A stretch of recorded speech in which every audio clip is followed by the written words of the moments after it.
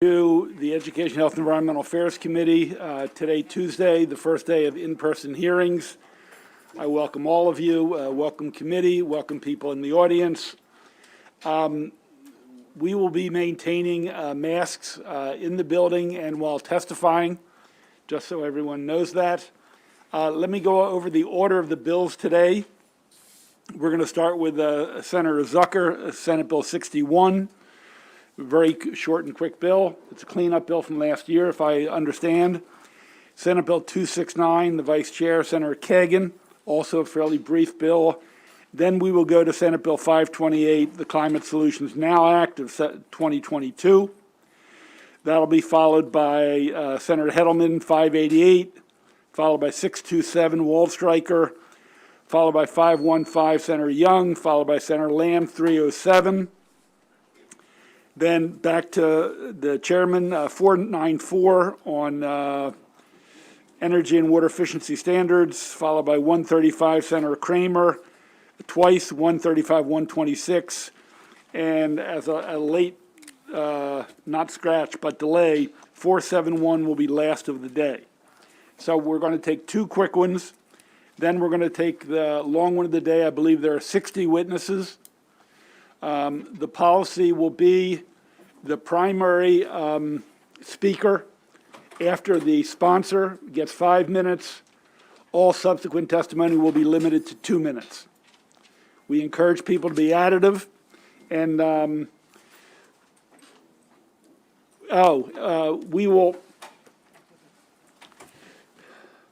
we'd like to keep two people at the desk. If you want 3, that's fine, but we will not have more than 3 at a time at the front desk just to keep some distance and space. Committee, any questions or comments? Vice Chair. Thank you, Mr. Chair. Before we get started today, I just want to thank everyone for showing up in person and participating in democracy. It's been a long couple years through COVID, and I'm thrilled. I suspect I speak for all of my colleagues. I'm thrilled that you're here to share your views. And the last thing that, because I'm a little bit known for this, I just want to remind you all to try not to use acronyms unless you define them so that we can listen to and understand what it is that you are seeking to persuade us to on the issues. So thank you and welcome. With that being said, we'll go to the first bill, Senate Bill 61. Senator Zucker, please welcome joining us. He will be followed by Brian Wivell and Josh Tolkien. And I believe they're the only witnesses today. So you can either bring a chair or sit behind and then move up when they're completed their testimony. Welcome, Senator Zucker. Thank you very much, Mr. Chairman. For the record, Senator Craig Zucker here in support of Senate Bill 61. The significance of this moment is not lost on me. This is the first time that we are back in person, and I am the first bill in front of this committee, so I will make sure I'm respectful of your time, respectful of the legislation in front of us, and also knowledgeable that I understand that I'm going to set a pace. So you all did the hard work last year with passing the Zero Emissions Bus Act that passed out of this committee unanimously. I want to salute and thank the Maryland Transit Administration, who's already moved to start procuring buses that are zero emission. The legislation in front of you does not impact or alter our zero emissions goal or timeline. All it does is set in protections for those state employees who are transitioning from the current bus fleet to the zero emissions. And it really does 4 things. It just makes sure that there's proper training. It establishes registered apprenticeships, ensures that current duties aren't contracted out, and requires that any entity that operates or maintains a zero-emission bus on behalf of MTA, which is the Maryland Transit Administration, to extend the same levels of protection for the workers and MTA as required to do so. This is just part of the just transition. The Maryland Transit Administration has already said that they plan to take this bill and once it's codified to apply it. I have those folks that run apprentice shops who can help toward the registered apprenticeships. But with that, this is just a cleanup bill, and in interest of time, I would ask if there's any questions. Otherwise, I'll turn it over to the witness, and I ask for a favorable report. Senator, do you mind if we hear your two witnesses and then take questions? Not at all. I'll Okay. follow your lead, Chairman. Brian Wavell, ATU. Thank you very much. Brian Wyville, Political and Communications Director from Amalgamated Transit Union Local 689.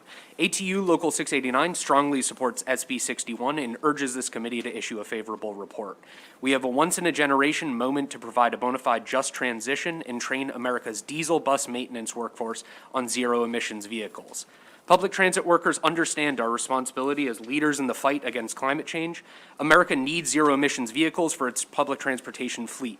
We must decarbonize and fast. But if we fail to consider all of the implications of a rapid transition, we could accidentally hurt the very people who have been most negatively impacted by diesel fumes in the past.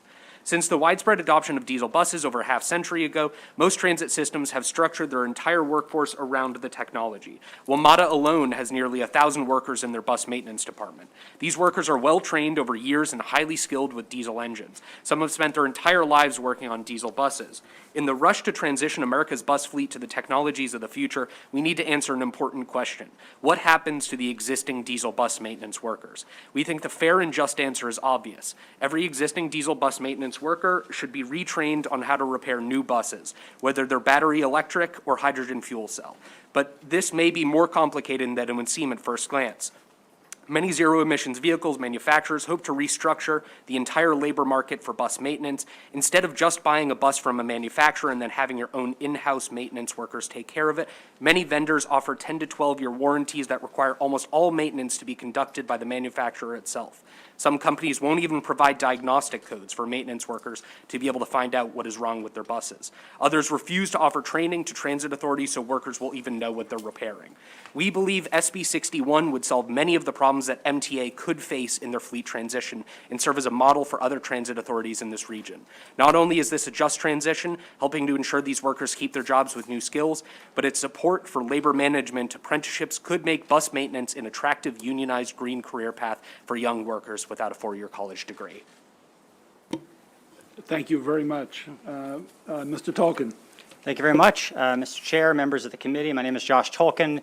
On behalf of Sierra Club's 70,000 members and supporters in the state of Maryland, we urge a favorable report, and it's a pleasure to be here. I wanted to thank Senator Zucker for introducing the bill, and thank you to ATU for being such an excellent partner and thought leader in shaping what this just transition looks like. I just have 2 quick points.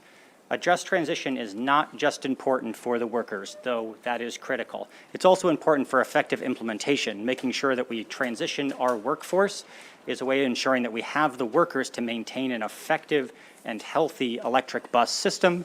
There have been lessons from several of the early adopting jurisdictions that one of the fault points is actually not having the most trained and up-to-speed workers. So this is good for workers. This is good for an effective transition to electric buses. I won't spend any time on why that's important, but you have our strong support, and we're pleased to endorse this bill. Thank you very much. Thank you for your clarity and brevity. Questions for the senator or the witnesses? The Vice Chair. Thank you. Just a reminder for anyone watching at home who may not know what WMATA is, when Mr. Wyville invoked it, that's the Washington Metropolitan Area Transit Authority, which is our Washington area metro system. Thank you for your testimony. Seeing no further questions and no opposition to the bill, thank you all. Thank you, Senator, for coming down. That concludes the hearing on Senate Bill 61. We will move to Senate Bill 269, Senator Kagan, and that is Application and Enhanced Requirements, Maryland State Agency Transparency Act. She'll be followed by Joanne Antoine, Rebecca Snyder, and Al Redmer. Senator. Thank you, Mr. Chair. For the record, Cheryl Kagan, very proud to be the senator for Gaithersburg and Rockville and to be back in person with a bill. This is going to be a super quick one, and this is another transparency bill. For the last several years, Delegate Corman and I and this legislature has increasingly sought to continue the transparency that we have been living with through COVID. So we have been live streaming, and people have been able to follow along at home. They haven't had to come to boards and commissions meetings. We started off with the State Board of Elections, and then each year we've added more and more agencies that oversee significant taxpayer money. We have allowed them to continue to go into executive session for personnel matters and sensitive issues to be discussed. And by doing it incrementally, we have been able to demonstrate the sky hasn't fallen, things work fine, and democracy works best in sunshine. To be specific, what this bill requires, as all of our others do, and for the agencies we've already covered, is that there will be live streaming of the meetings, that there will be posting meeting materials and agendas 48 hours in advance, and then within 2 business days after meeting minutes have been approved, that they would be posted on the website. It's really simple, and this is now a cleanup, adding some more agencies. Let me be clear, because I heard the chairman say that Mr. Redmer is here. Had a very good conversation with Mr. Redmer, and I do have 2 amendments for the committee. One of them would exempt MAIF, the Maryland Automobile Insurance Fund.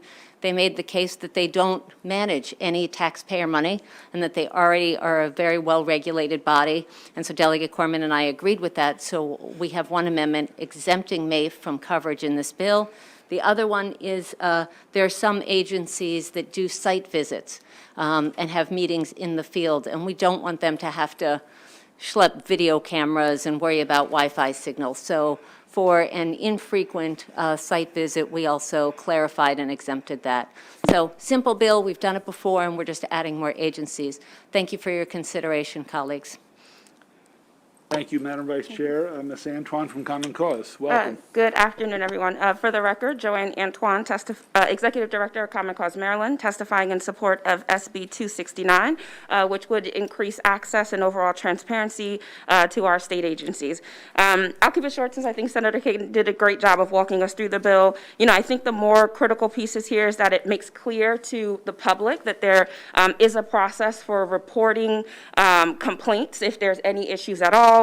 Let's say a agency does not post materials, right? They don't share an agenda and so forth.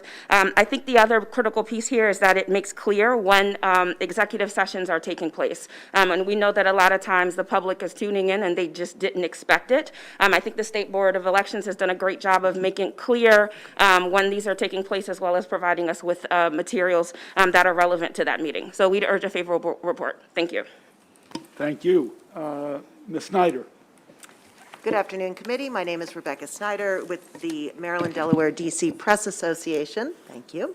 I don't have too much to add because Senator Kagan has very well explained the bill, and Joanne has added her perspective. For journalism, though, I think we have to recognize that our reporters are covering a wide variety of meetings, live streaming, making sure that materials are online and available ahead of the meetings, and that clarity of process, and kind of leveling the playing field for all of these agencies. So there's no bickering about, oh, am I, subject to this or am I not?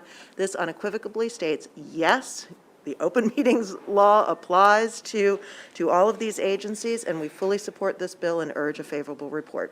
Thank you.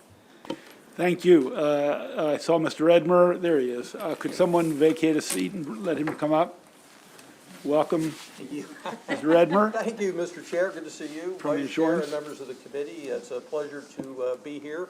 With me is Ann Ansel, the chair. Do me a favor, Al. Sit so the mic can pick up Okay. your voice. That's all. Thank you.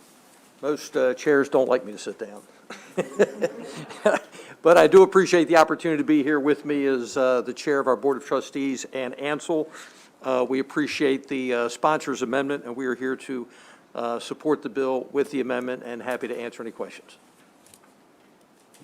Okay. There's no opposition. Questions for the panel? Senator Ellis. Thank you, Mr. Chairman. Thank you, Senator Kagan, for this bill.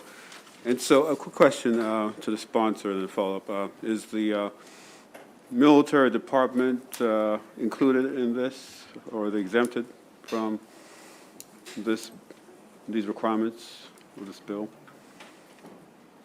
Good question. I don't believe they are on the list, but I can check and verify that. I'm not sure whether they have been covered yet. So there's a list of those There is. agencies that be exempt? Could you go through those exemptions? So not the list that's exempt, but there's a list that's, of those that are covered. Happy to read that. Whoops, I'm in the wrong bill, sorry. Let's see, Bainbridge Development Corporation, Canal Place Preservation and Development Corporation Authority. There's some of these you've never heard of. The Maryland 911 Board, the Maryland Agricultural and Resource-Based Industry Corporation, the Maryland Clean Energy Center, the Maryland Economic Development Corporation, Maryland Environmental Service, where there have been problems sometimes in the past. Maryland Food Center Authority, Maryland Health and Higher Education Facilities Authority, Maryland Industrial Development Financing Authority, the Maryland Stadium Authority, Maryland Transportation Authority, sorry. How long a list? Yeah, so I'm up to the end. There are more. Public So- Service Commission, the Boards of Elections, yes. So these are agencies, commissions that have to abide by Yes. the requirements of these meetings. Okay. And so I'm not sure why we would exempt anyone except maybe, say, folks dealing with security issues, and so a lot of confidential stuff. Right. So like with the one agency that's exempted is the insurance, Maryland Insurance. So So why would we exempt them I can from this great bill? I mean, it's very transparent, it's create openness. Why would they want to go back in the dark?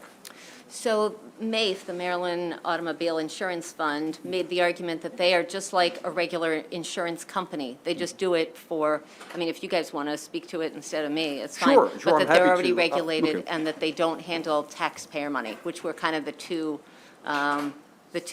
litmus tests that we were looking at. But Mr. Redmer, maybe you Yeah, want to do that? I'm happy to discuss it. I'll point you to our written testimony that points out in 2013, the General Assembly did a full deep dive of Maryland Auto at the time and made the determination that we should not be part of the Open Meetings Act for a variety of reasons.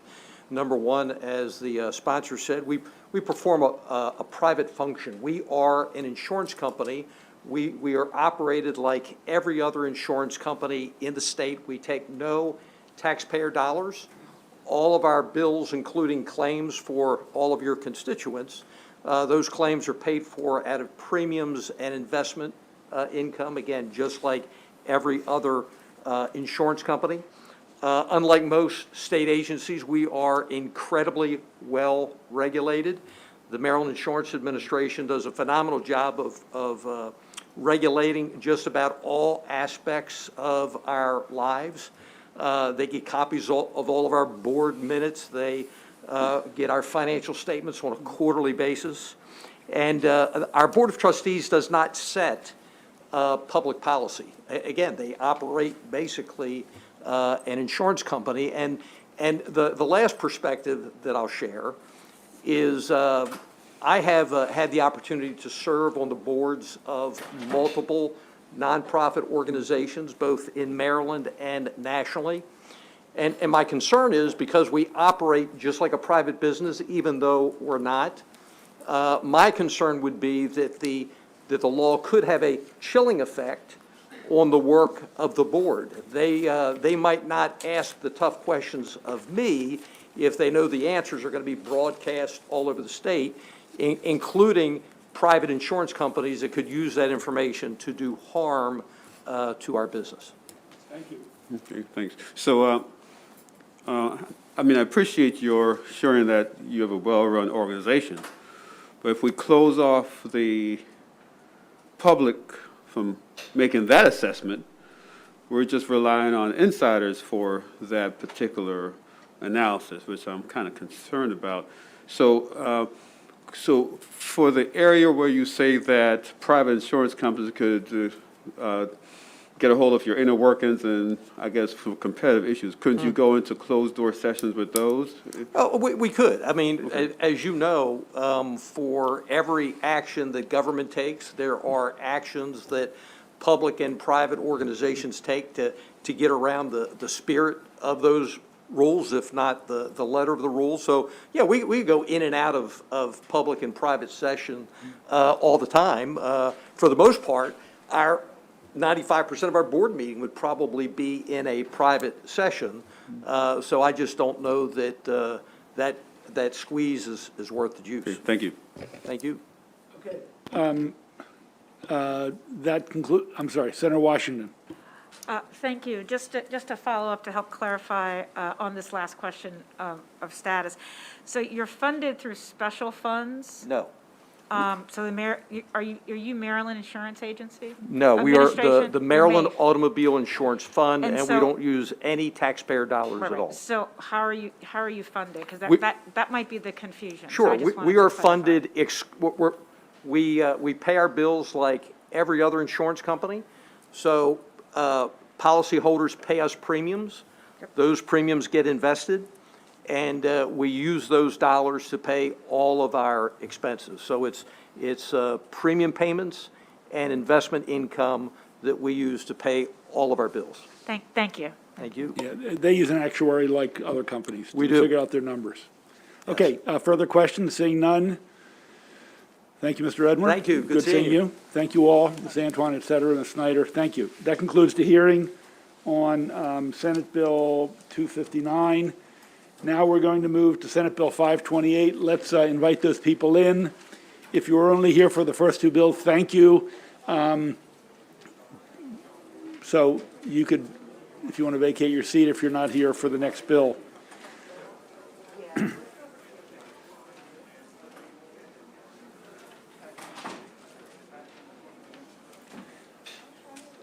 I want to wait till they come in to sort of set some ground rules.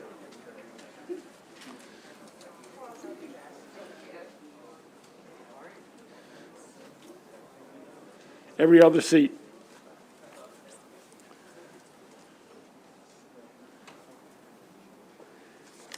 Witnesses on the first three panels are who we want.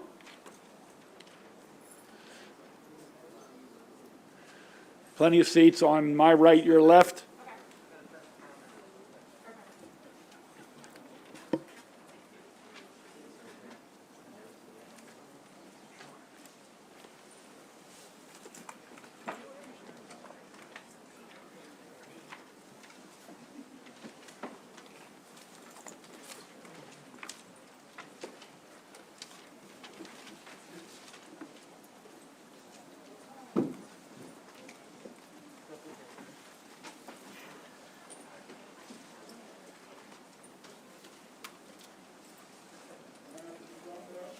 In the front row.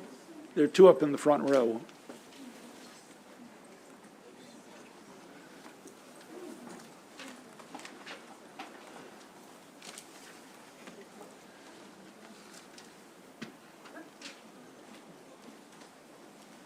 If we don't have room, we will call your name. We won't exclude you. But why don't you stay for now, because I want to list.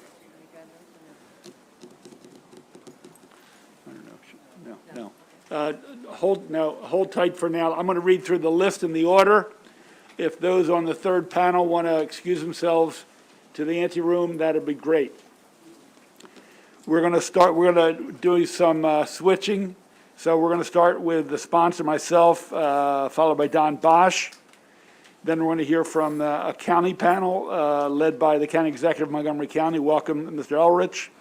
Andrea Crooms, Dominic Butchko, Matt Johnson. Then we're going to go to Chris Parts, Michael Hindle, Stacy Hartwell, Catherine Magruder, Josh Kurtz, Josh Tolkien, Peter Goodwin. Then we're going to go to unfavorable. I think that's about 12 or 13. Then we're going to go to unfavorable.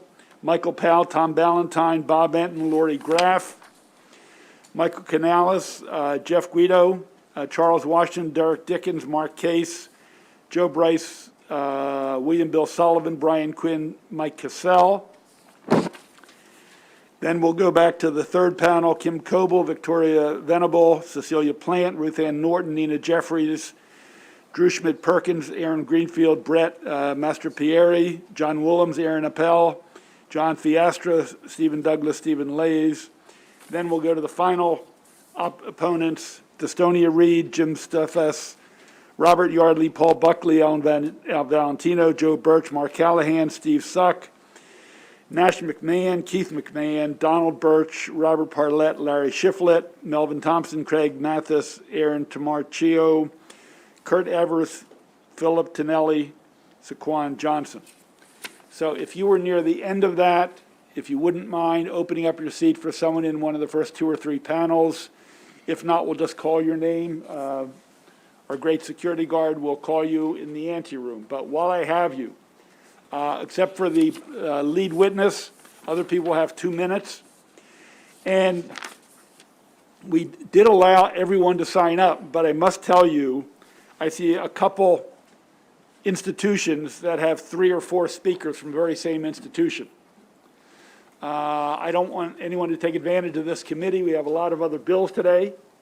I don't see the Sierra Club coming up with 4 speakers or the NAACP coming up with 4 speakers. So for those organizations that have signed up 3, 4, 5 people, let's temper it a little bit, okay? And let's be additive and not repetitive. So are we all clear where we are? Okay. For the first panel, I'm going to hand this off to the vice chair, and I'm going to take the bench with Mr. Don Bosch.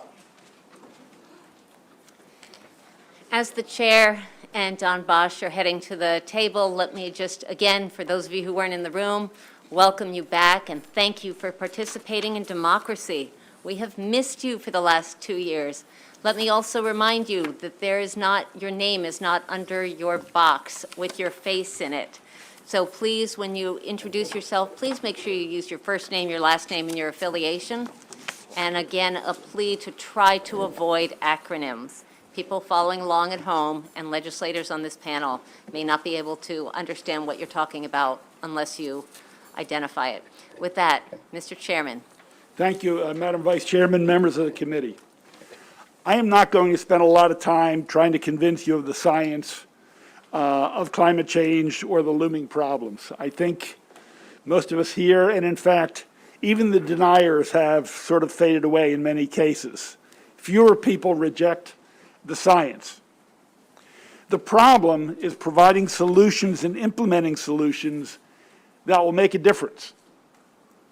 We have seen efforts to go after low-hanging fruits in the last 7.5 years. But to be honest, that's not enough. And you'll hear from other people who know the science better than I, starting with Dr. Bosch and Peter Goodwin in a moment. Going after the low-hanging fruit, if that's all we do, the flooding will intensify. The storms will become more severe. More cropland will be lost to saltwater intrusion. There'll be more fires and drought, and more people will lose their lives. We have seen far too many instances of not taking on the tough policies that will make a difference. And that's why this bill is before you. If there are 2 watchwords, which I've been using frequently in the last 4 to 6 weeks, they are urgency and boldness. And I want to repeat it, urgency and boldness. This legislation pushes the envelope. Let me admit that up front. But it is also conscious of the ability to implement what's in the bill. And if some of the things in the bill are absolutely impossible, I have told all of the people, advocates and opponents, it's a work in progress, and I want to hear their suggestions, and I want to hear evidence that something absolutely cannot work. And if we have to adjust dates, timelines, that's up for conversation, and we as a committee will take those up. Much of the foundation for this, was done by the mitigation work group and the subcommittee, the building work group of the Maryland Climate Commission, which I've been on for since its inception. And I can tell you that when the last vote on the recommendation from the Climate Commission was held, and it's not exactly this bill, but many of the foundations are included, although some of the dates could be different. the vote on the bill and those concepts was 24-2. 24-2. And on the building, which we'll talk about in a minute, electrification, the building work group approved it. So these are not foreign concepts. We might disagree on the actual implementation or the timeline or some of the interim goals, but the concepts in this bill, which we'll walk through, were approved by the administration, by Ben Grumbles, the Secretary of the Environment, Ellington Churchill's representative from DGS, from Greg Slater's representative, Earl Lewis, from Transportation, from Jeannie Hadaway-Riccio, from Joe Bartenfelder, Mark Belton, who now works for a county, who was formerly secretary, from the Farm Bureau. So the concepts, and I'm not saying they agree with everything here, but the framework, the foundations, the concepts have been widely embraced by a broad swath of our state. I've got about 8 slides. I'm going to do this very quickly. This, of course, we know is downtown Annapolis. Next. This, too, is Annapolis from a different view. This is Ellicott City, 2018. This is Route 50, which I still cannot believe, of 2020. Every time I see this picture, I drive it every day. It's just amazing. And this, I want to take a moment. This is from NASA. It starts in 1875, 1880, post the beginning of the Industrial Revolution, after 1850, 1860. And if you look from 1950 to 2020, that's essentially an unchanging, an unerring line going forward. And if you took out 1940, it would actually start in about 1910. That's not me, that's NASA, that's science. That's the temperature increase. Will there be a cold year? Absolutely. It doesn't mean it's going to be pure. But I believe 6 of the 7 or 7 of the last 8 years set records. We're the highest in the history of the recorded in the history of the United States. If we could go back even further, the line would go down, down, down, and I guess with half-life and other ways to record weather and temperature and history, we might have a better understanding, but this gives you an understanding of the last 140 years. That's science, ladies and gentlemen. Next. This just came out in a recent report.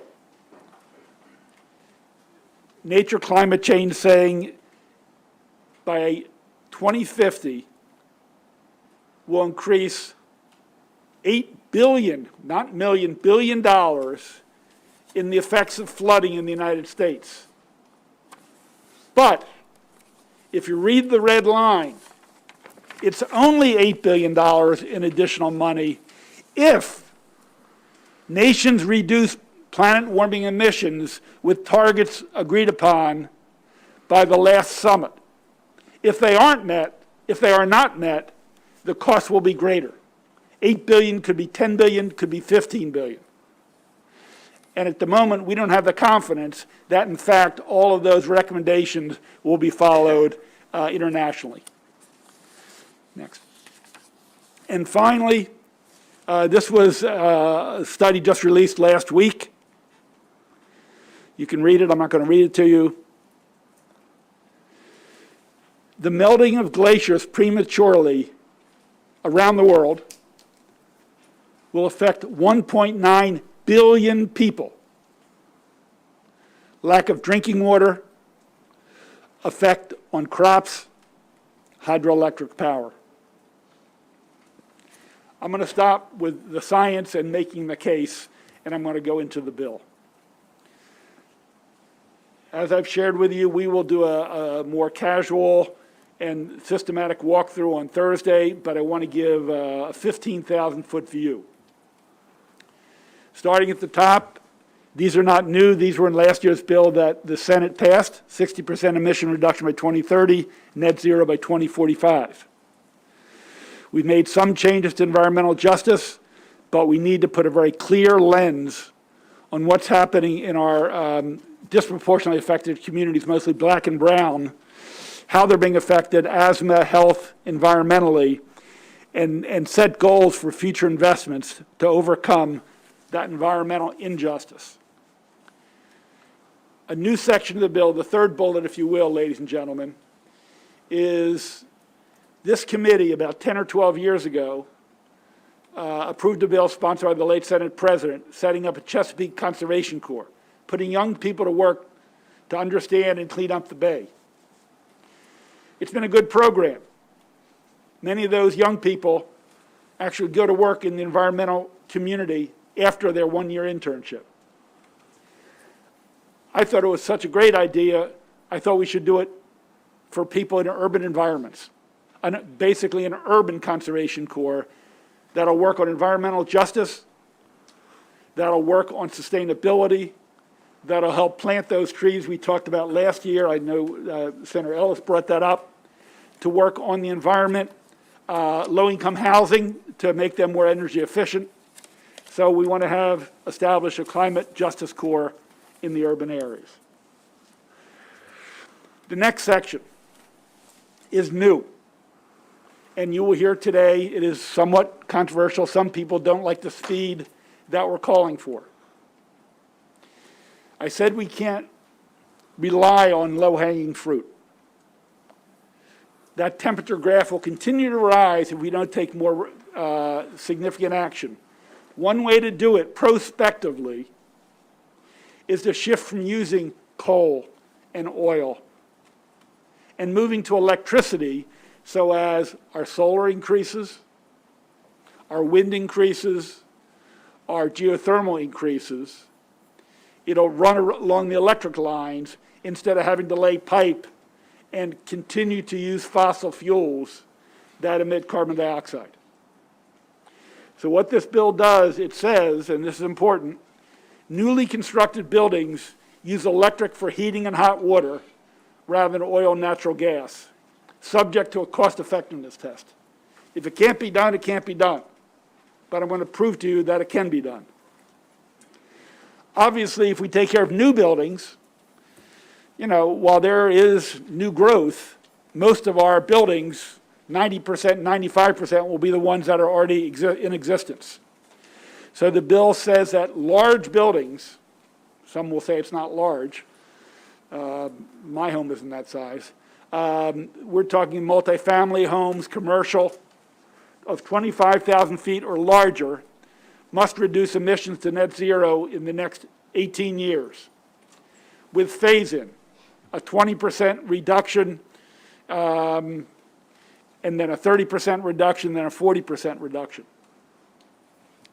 And we will create an energy transition task force that will recommend plans to assist building retrofit through tax credits, subsidies, or other state support.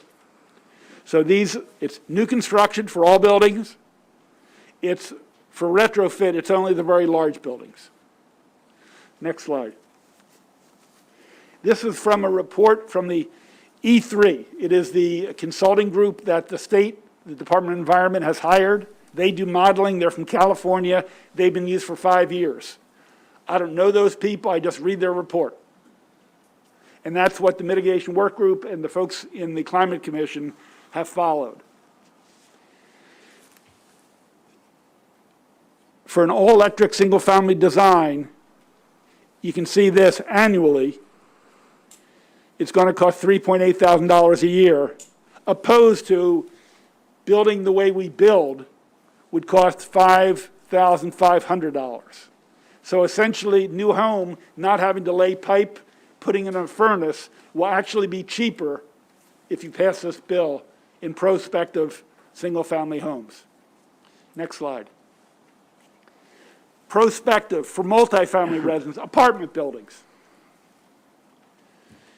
If they are made all electric would be using electric, not pipes, using heat pumps and other methods, solar, a lot of other factors. It's $3,400 versus $4,100. This is for large multifamily units. It is cheaper if you pass this bill. And finally, for commercial, you will see that the cost would be modestly less than it would if we follow our own predictable way of doing business, which, as I said, will result in a lot of emissions, harmful to our society, our planet. So going forward, to go all electric, what we call building electrification, will be cheaper for the building owners, for the apartment dwellers, for the people who live in detached homes or townhouses, whatever it might be. This is not a cost item, it is a cost savings. Now, the retrofit for those large buildings.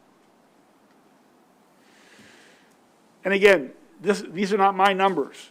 These are the numbers E3 gave to the commission. You will see that if they use electric and not a mixed fuel as they do now, it is cheaper for retrofitting multifamily apartments. And then if you go to large commercial and they use electric with fuel backup, the chart on the right, and we will make these available to you, it is cheaper than the mixed fuel on the far left.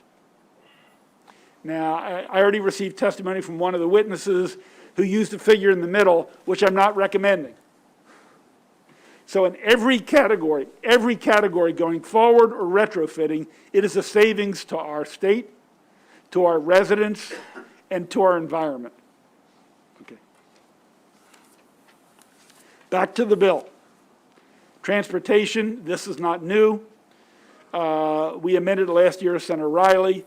Anytime the state's passenger car vehicles hit their life cycle, they're replaced with an electric vehicle, conditional on availability and other things we amended.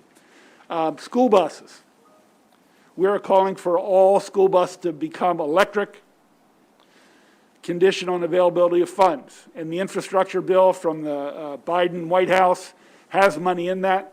So if that money is available and the technology is there, conditioned on the availability, we will shift our school buses to be electric.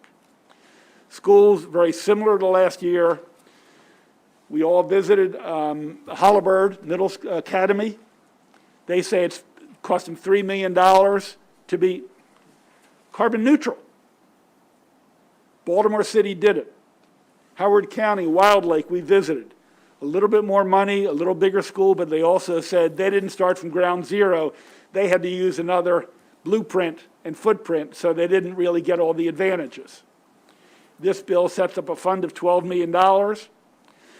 Every county that builds a school in the next 7 years, if there's money in that fund to utilize, they're to build a carbon neutral school. If money's not available, they get a free pass. We have this was from last year, stakeholders of just transition of how do we make sure people currently employed will have jobs in the future. We put unions at the table, we put the private sector, we put government at the table to figure out a plan to make this transition in a thoughtful way so people can pay mortgage and rent and for college, et cetera. That's from last year's bill. Leading by example, the state needs to build clean buildings going forward and retrofit their buildings. And I'm almost done. This is new. We create a green bank that can leverage private money to invest in clean energy. Empower is the same as last year. Community solar is the same as last year. We create a climate transition clean energy hub, an office of a couple people who are an office to work as a cop, if you will, to move things in certain directions, tell people where to get the expertise, whether it be architects or whatever, in plans. And we also address methane like we did in last year's bill. Is that it? Okay, that's the bill, ladies and gentlemen. We have witnesses who will talk about different aspects of the bill, and we will walk through the bill more slowly later in the week. Let's take well, we can either take questions for me, or we can wait for Mr. Bosch, Dr. Bosch. Before we go to Dr. Bosch, Mr. Chair, I appreciate that you are trying to respect everyone's time, but this is one of the biggest bills of the year, I would venture to say, and somebody who's listening and watching for the first time, you referenced Empower Community Solar and Methane as the same as last year, and I wonder if you want to just give a sentence or two on each of those for somebody who's seeing it for the first time before we go to Dr. Bosch. Okay, Empower says each year, programs have to increase in efficiency. Right now, the number is 2% a year. This would phase it up to 2.7% increase of efficiency across the Maryland universe. This is a bill that historically, in some ways, had been in finance. But last year, when we talked with Pepco, some of the energy companies, they said it's reasonable, it's fair, we can do it. Community solar is when you can't build solar on your own rooftop. It's a separate operation, but that people should be able to come together and put an aggregated solar that you get credit for. So it's not like a certain industry that will put it on a Walmart roof, nor is it you who will put it on your own roof. But it's called community solar, and this would focus on particularly low and moderate income customers.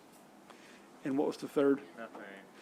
Methane is a serious emission. It is 50 to 80 times worse than carbon dioxide. It leaks. It leaks in pipes. It leaks from landfills. It has been underestimated for years. We change how it is calculated. We say that landfills who do on-ground monitoring that we found are unreliable. There have been flyovers where they take picture of the plumes and have a much higher reading. That's got to be done right. And we also call on the department to come up with a standard that, whether it's a landfill, has to meet. We can't leave it unregulated because it's so dangerous. If we could go to Dr. Bosch, and then either one of us will take questions. Thank you, Dr. Bosch. Welcome to EHE. It's great to have you here, and thank you for your leadership over the decades on environmental issues. Vice Chairwoman Kagan, it's really good to see you again, and Senator Pinsky, thanks for inviting me to talk. And members of the committee, I'm delighted to be before you. This committee, once again, over my career, for 27 years, ending in 2017, I served you as the president of the University of Maryland Center for Environmental Science. And so I was a member of the Maryland Climate Change Commission from its inception, seen how we've evolved and worked through our Solutions Act and Climate Change, Greenhouse Gas Reductions Act, and so on. And so that's my experience, but I'm speaking to you as an individual, as a citizen scientist at this point, no longer on your payroll, if you will. Maryland has already committed to addressing this problem. You've passed 2 Greenhouse Gas Reductions Act, setting tougher goals, tighter timelines as we've gone on. So you don't need to be convinced about the risks and the danger involved. I'd like to briefly explain why there's, as Senator Pinsky said, why is there such urgency, and why does science telling you now that the time is almost up? We have to act, and act boldly, as Senator Pinsky said, now. In addition to setting new timeframes, Maryland must enable bolder mechanisms. It must have the capacity and the means to achieve these reductions, rather than just set goals. In other words, we must act with both urgency and agency. And in my opinion, Senate Bill 528 does just that. Now, the opinion of scientists has changed over time, mainly because we are losing time. Back into the 1980s, climate scientists were predicting the very warming trends and patterns that we have seen. Even Exxon's scientists did this back into the 70s. So it's doing what science thought it's happening the way science thought it was. Now there's some twists and turns. So for example, Senator Pinsky mentioned things like glaciers melting and wildfires are happening faster. And these are the kinds of unexpected challenges that we'd expect to have. But virtually no scientist, no climate scientist today would disagree that there is a truly urgent need to rapidly reduce our greenhouse gas emissions. And as I said, the main reason is not because we've found out that that's more dangerous than we thought, that it's some new discoveries about how the climate is changing, but basically because we've used up the time. We are running out of time, and the window is closing. We must face this rapidly closing window in which we must eliminate emissions. I mean, eliminate net emissions. We have to be able to get to the point where we're not releasing more greenhouse gases, CO2 and methane and other greenhouse gases than the environment is taking back out. And to do that, we need to do that in order to avoid really dangerous thresholds. And this is not me. This is the scientific consensus by the Intergovernmental Panel on Climate Change, multiple reports, but in particular, after the Paris Agreement, they were asked to judge what would it take to limit warming to no more than 1.5 degrees. They said we need to get to net zero by 2050. This is being reaffirmed by the IPC assessment just last year. And to do that requires that we need to have a pathway. And that pathway goes through 60% by 2030, which is the goal that is set in this bill. Now, we had commitments. In 2009, we set 25% by 2020. In 2016, we said 30% by 40% by 2040. So we've wasted time, and so we need to kind of up the ante. Maryland does not have a legislative policy to get to net zero. So that's one of the things this bill actually does as well. And so this is what it's in this bill. These goals are very consistent with the Paris Agreement, with the IPCC assessments, with the national targets set by President Obama and commitments made by California, New York, and other states. So there are a couple of figures in my testimony. I'd urge you to take some time to look at them. They're taken from the Maryland Climate Action Plan, and it basically confirms what I said in terms of the timelines. So just in closing, the bill not only toughens appropriately the timelines we need to set, but also provides mechanisms to deal with the issues that we're not dealing with now, don't have the mechanisms, and they are primarily in buildings, in commercial and residential buildings, and in transportation systems. Great. So you can see in the plan, we don't get there without these additions. Thank you so much, Dr. Bosch. So a lot of folks aren't used to hearing a ding here when we're in Zoom rooms, but so that we are not in the midnight hour of hearings today, we are going to try to hold to the clock. So Dr. Bosch, thank you for your testimony, thank you for your presence, and again, thank you for your career. With that, are there questions for the chair or for Dr. Bosch? Senator Gallion. Thank you, Madam Vice Chair. Thank you, Mr. Chair, Dr. Bosch. A few questions. We heard about retrofitting. It's my understanding, really, those numbers spoke to what the annual cost savings would be. Right. What are the potential costs to actually of the retrofitting itself to get it to that point? Has that been looked at? Do you have numbers on that? It's my understanding, and we didn't bring someone from E3 here.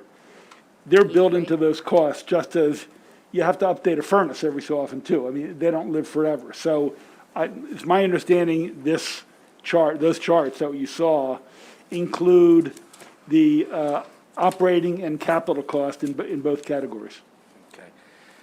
Would, following up on the 25,000 square feet number, would multifamily residential buildings that exceed that number include condominium units that are connected through shared walls? I believe so. So that could be possibly like lower income apartments and stuff like that that could end up leading to higher rent costs that could negatively affect those citizens potentially? Well, the numbers E3 have worked out show that the cost won't be higher, that they'll in fact be lower. Okay. Has an analysis been done that shows how this policy may impact the demand for electricity, given the additional demand?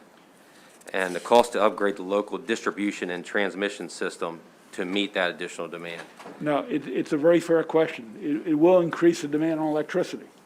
And, you know, we passed a law, all of us, or many of us, saying the renewable portfolio has to be increased to 50%. So we're hopefully going to have that additional capacity. At some time in the future, the electric lines might have to be bolstered. And that's a cost that the state has been looking at anyway. I mean, that's an ongoing situation. Obviously, getting rid of pipes is going to shift over time to the electric grid. So, yes, that is a question. Okay. Is it possible that emissions may actually increase in the generation sector as a result of this bill requiring more electricity?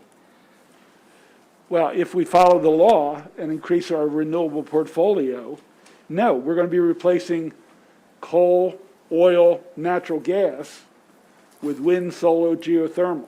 I mean, we saw in Baltimore, they put geothermal in the ground. It actually keeps the temperature at 55 degrees. If you put that with a heat pump and put solar, you don't need to build pipe, you don't need to pay for oil or natural gas, which is expected to go up in cost. Expected to go up. So it's not going to raise the price, it's going to lower the price. And will it result in the need for additional imports from power plants in neighboring states? I can't answer that. Okay. The bill says new buildings must meet water and space heating demand without the use of fossil fuels. Are agriculture buildings exempt from those requirements? For example, if a new pig barn, poultry house, or dairy parlor is built, would it and the water be required to be heated by electricity rather than propane? Yeah, I don't think we meant to cover that, but I'm open to suggestions and amendments for that, Senator. Okay. I mean, this is a work in progress. So if we can make it better, which I think we did last year in the amendment process in this committee, and look, I've told people behind us, even people who oppose it, I want to have conversation because I think we can get to where we need to get. And if we have to make some adjustments, we'll make adjustments. Great. And just one final kind of Sure. follow-up. I know colleagues have questions. Will we be able to build offshore wind, solar, and solar storage in sufficient quantities in a relatively short period of time as required to replace the fossil fuel generation? Well, two things. First of all, the bill for new construction says it has to be all electric. It doesn't mean it has to be all clean energy. So in other words, if in a new building, we don't have to lay pipe or put in a furnace, and we put a heat pump that's running electric, in the short term, it may actually, that electric might be created by natural gas. But as we get more solar and wind and heat pumps, that will be replaced. The difference is, if you lay pipe, then you've built an infrastructure to continue to use natural gas and oil. So in other words, going to electric doesn't mean tomorrow they have to only use clean energy. So in other words, two things are happening at once. We're increasing the clean energy in our state, and hopefully we'll get more offshore wind. It's taken a long damn time to get it. And we'll have more solar, which has taken a long darn time to get that too, because we have 18 projects in the queue that haven't been built yet. And more people shifting to heat pumps. So going to all electric prospectively in 24 or 25 doesn't mean it's all going to be clean energy in 24 or 25. So we're not putting natural gas out of business. We're not putting oil out of business. But over time, because of the vote of this body 3 years ago, we've already made a commitment to changing our balance of energy. But it doesn't mean it's going to happen overnight. Right. And with the solar, the one concern, and we spoke a little bit about this in the past, and maybe you can address this concern I have. You know, we only have a certain amount of what I would call prime and productive farm or ag ground in the state. And as there's more pressure to put solar on more acres, I worry about prime and productive land being taken out of that production and the possible how it could increase food costs and lead to food insecurity. So is that addressed anywhere here? No, this bill doesn't touch that. The renewable portfolio dealt with that issue. And Senator, I agree with you. I don't want to put it on prime ag land. I absolutely do not want to. If you talk to the solar advocates, and I'm going to use the Eastern Shore for an example, they say they only need 5 or 7% of the land on the Eastern Shore to take care of their 18 solar projects or whatever is needed. So I agree with you. I want to keep farmers farming. But I believe there's a plenty of land that is not prime agricultural land that can be used for solar, but this bill doesn't touch that. Okay, thanks. Thank you, Senator Galley. And Senator O'Reilly. Very much, Madam Vice Chair. Just making my last couple notes.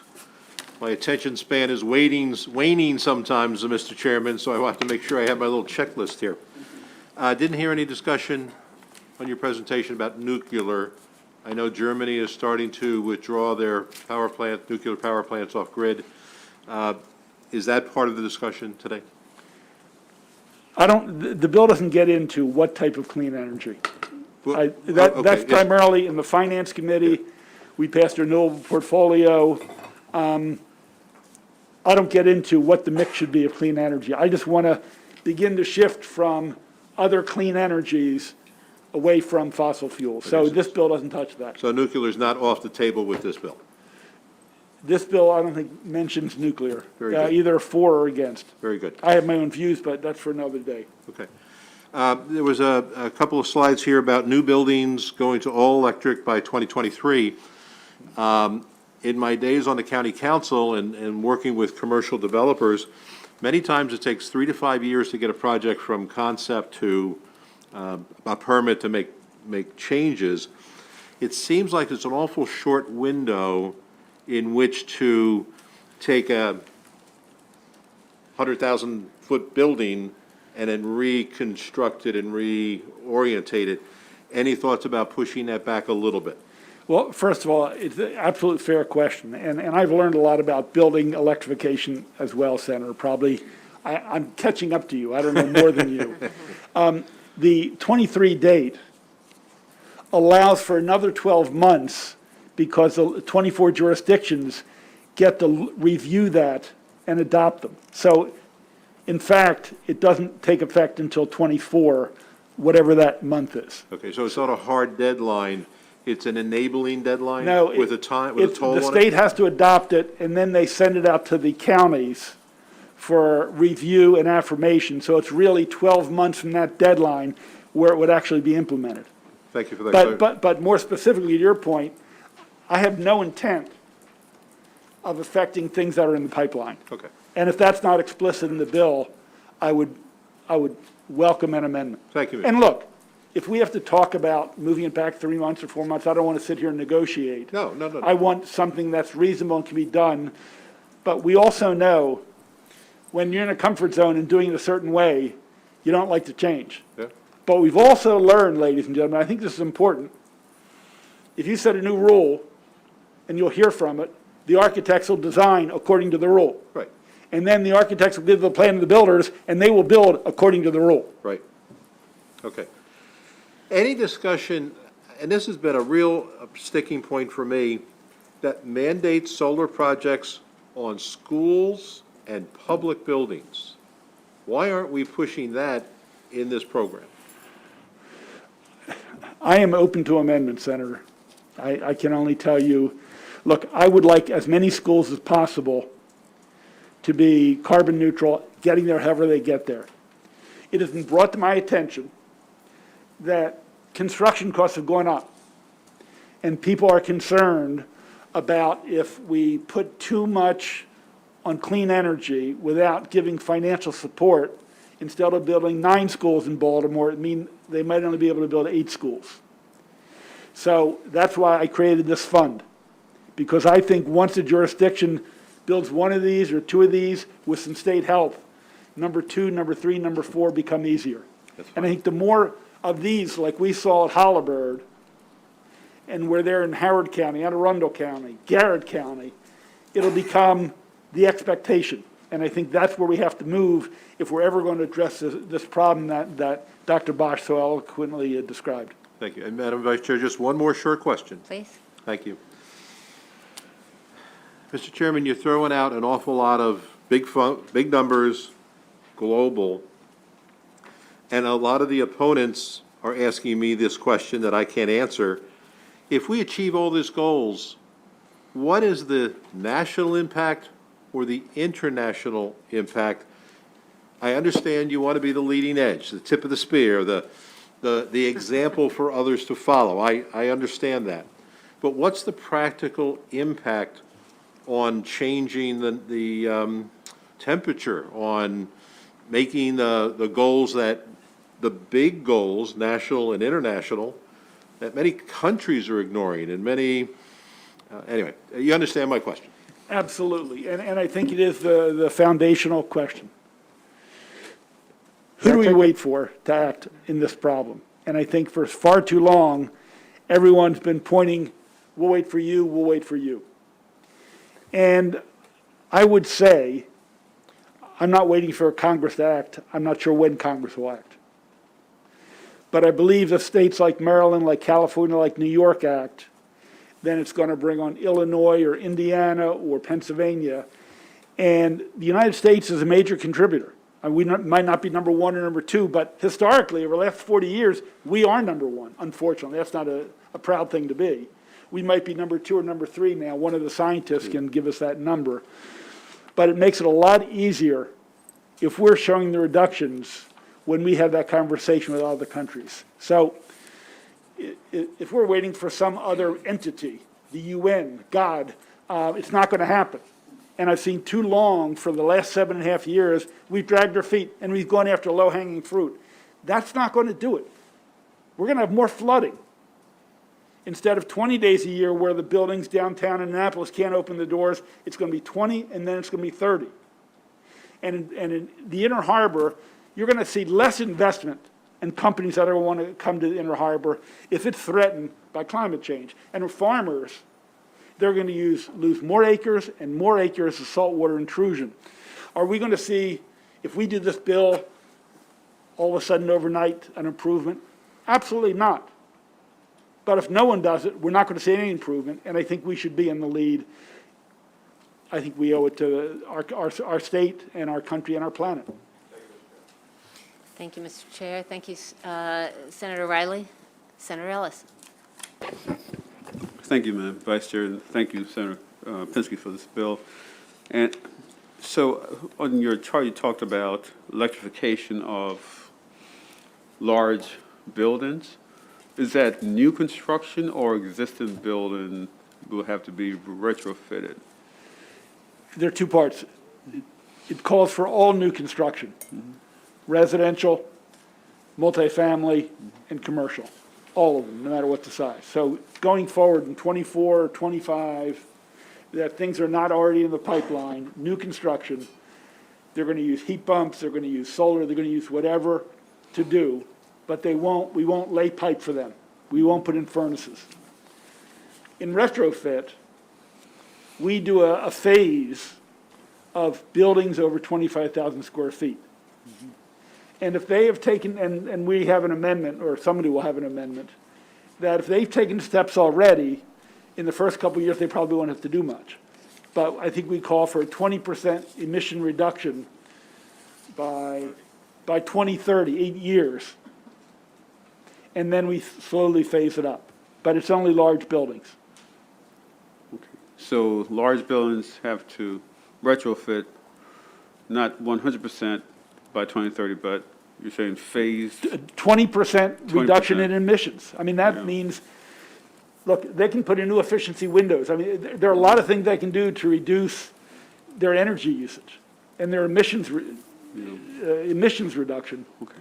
You know, if, look, their furnace goes down and they had to replace it anyway, they can consider heat pumps, for example. Okay. Yeah, and I agree with that.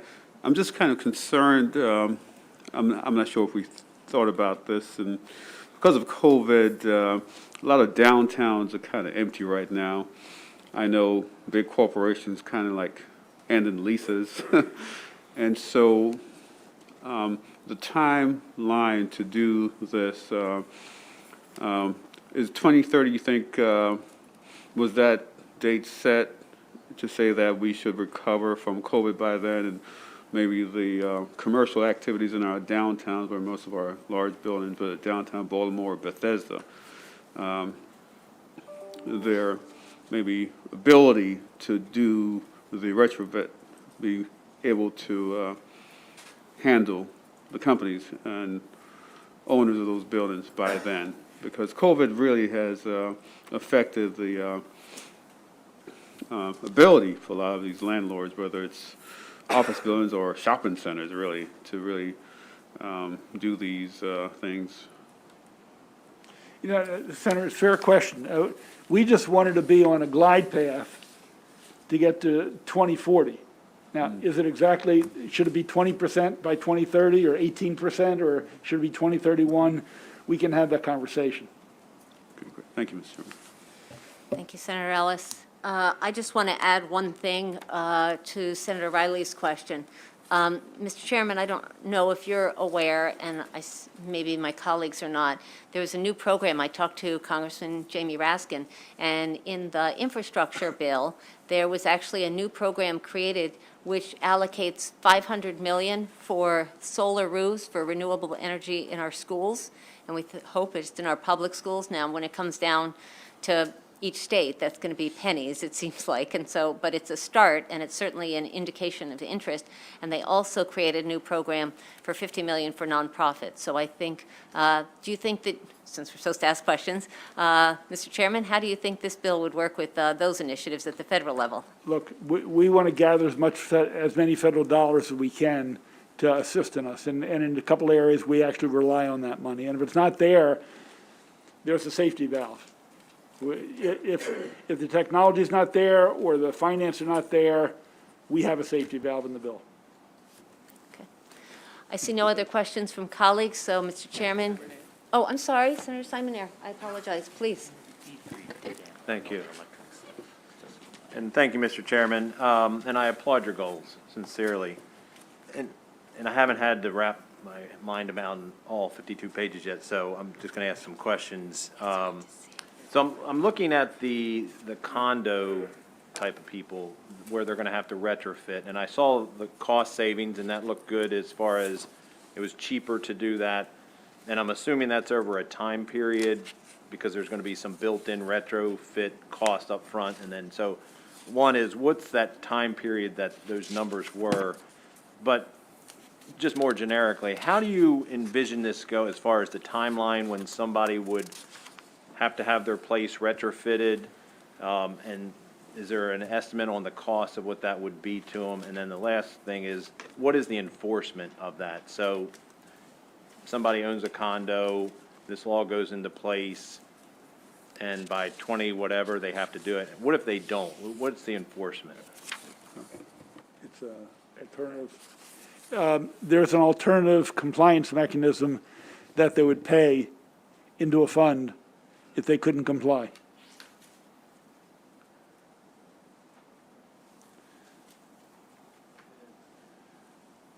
Sorry. And then to the first part, how long do they have before they have to retrofit? So say this bill passes this year, how long would a condo, what is the time in the bill that says they have to be retrofitted by? Well, ultimately, fully retrofitted by 2040, 18 years. But we have set a 20% emissions reduction by 2030, so there's 8 years to reduce by 20%. Okay. So Now, look, every 5 or 10 years, a lot of these buildings are going through changes anyway. So the question would be, when you go through changes, do it where it reduces your emissions. And if it also reduces your utilization of oil or gas, it's a savings. right, so somebody who has gas and electric in their condo, they wouldn't necessarily have to do anything for 8 years, is that what I'm hearing? Yeah, even longer. I mean, they don't have to get rid of their gas in 8 years. We're saying they have to reduce their emissions. There's a lot of ways to reduce your emissions. Gotcha. Okay. I mean, they could add solar to their roof. I mean, there's not So there's one no way. requirement to do a retrofit, it's more based on the emissions? Yes. Okay. I mean, we use the term retrofit to apply to existing buildings, but they have to reduce their emissions by 20%. How they do it, you know, I shared last year with you, the Empire State Building did hundreds of millions of dollars of retrofit, and they've actually made their money back of what it cost for the extra cost in 4, 5, 6 years.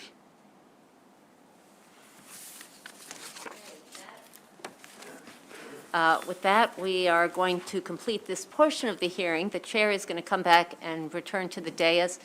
Just a reminder to anyone watching at home or those in the audience, several of us have bills in other committees, and now that's not as easy as switching to another Zoom room.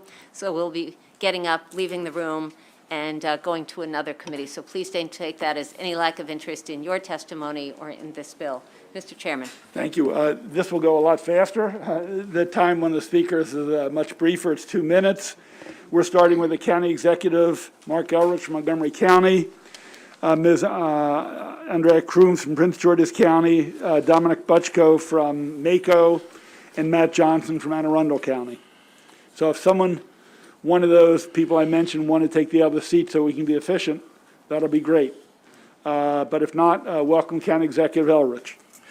Thank you, and I want to thank the committee for this hearing today, and my greetings to Chair Pinsky and Vice Chair Kagan. This is really important legislation, and I listened rapidly to what you had to say. For the record, I'm Mark Elrich, County Executive of Montgomery County, and I'm very pleased to be here in person for the first time since March of 2020 to express my strong support for Senate Bill 528, the Climate Solutions Act of 2022. The bill updates Maryland climate goals to match the Paris Climate Accord and establishes foundational programs to achieve these goals. It demonstrates Maryland's commitment to be a part of the solution to the global challenge. And counties have to work with the state if we're going to achieve these goals. Montgomery County, as some of you may know, has very aggressive climate goals, 80% reduction by 2027, 100% reduction by 2035. I will not tell you this is an easy road to walk, but it's the road we need to walk, and we're trying to move ourselves as quickly as possible. Climate Solutions Now Act provides exemptions for county and municipal property tax for community solar equipment in certain areas, supporting a majority of lower moderate income customers. I'm actually willing to forego property taxes on solar installations, period, because what we need is solar, and the price of installing it shouldn't get in the way of getting the solar installed. So I'm not making money on these installations since they don't exist. I don't need to make money on them. What I need is the solar energy coming from them. So I'd be happy to have local authority to forgive as much of the taxes on that as we possibly could. Equity's got to be a focus of what we're doing. We have large numbers of people. Some of you have raised the issue of what happens in apartment buildings and what's going to be the impact on people. We need the funds to help do that. We've got this front and center. I think the first chapter of our climate plan focused on racial equity because we know what the impediments are going to be. Did I go through 2 minutes that quickly? Wow. So I just want to say that a couple of things that strike me as important. One is an amendment that makes sure the county doesn't get preempted by this, because if we want to travel on a faster path, we'd like to do that. Second, it would be good to look at requirements for power companies, how much they have to uptake. It's a major obstacle. You know, Montgomery County went through all this kerfuffle about solar in the ag reserve. Potomac Edison, over the next 3 years, has to absorb a whopping 7 megawatts of community solar, a little over 2 megawatts a year for 3 years. So we're not going to do anything significant, and none of the 8 projects on the waiting list are even Montgomery County projects. So that's important. The other thing is, if you can move the timeline to a clean grid to 2035, it would free up capital at our end. If I'm trying to build solar to provide a green grid, and the energy companies lift that burden. I can take that same money, we can invest it in businesses and residents who need to make the transition for their buildings. So I'll stop there. Thank you very much. Mr. County Executive, if you can wait a couple of minutes and we get through the other 2 or 3 people on the panel, we'll take questions. There may or may not be any. Sure. But, okay, let's go to Ms. Crooms from Prince George's County. Good afternoon. My name is Andrea Crooms. I'm a climate scientist. I'm a resource economist. I'm an environmental attorney. I am also the director of the Prince George's Department of Environment. I'm a small business owner, and I am an active farmer in Prince George's County. I am proud to say on behalf of my county executive that Prince George's County strongly supports the Climate Solutions Now Act of 2022. It should have been the Climate Solutions Now Act of 30 years ago, when I was in front of this body in a blue polka dot dress at 12 years old, begging for you all to do something about the climate. But the best time to plant a tree was 20 years ago. The second best time to plant a tree is now. This is not a perfect bill, but we have already had conversations with the chair. He is open to discussing it. Other members that have put the bill forward are open to discussing it. There are costs to the county that I cannot undertake on the back of residential taxpayers. Those include the cost to retrofit a landfill to California standards. I believe that $285 million is not a good investment in the landfill looking backwards, and the better investment is the food scraps program that we have rolled out to every resident in the Prince George's County, where they can take their household food scraps, put them into a bin, and we will take them and we will compost them instead of putting them in the landfill.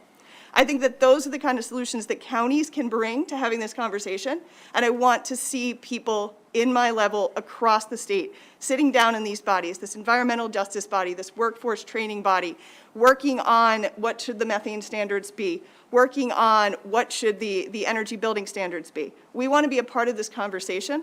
The climate leaders across the state have gotten together and started to build our own drum roll as to what we can do together. And so the only thing that I ask in this bill is that we take the time and the input of counties, and also that we think about how we're going to get the funds to do this, whether it's funds at the state level, whether it's the tremendous funding that's available under the infrastructure bill, whether it is a contribution, a fair contribution from the counties. But I think there are opportunities to meet these high-level goals. We are extremely supportive of them, and we look forward to working together to come onto a bill where we all can come together and have these solutions be actions. Thank you. I'm going to ask you to just step back for a moment, and let's have Mr. Butchko and then Mr. Johnson come up, and then we'll offer questions for any of you four.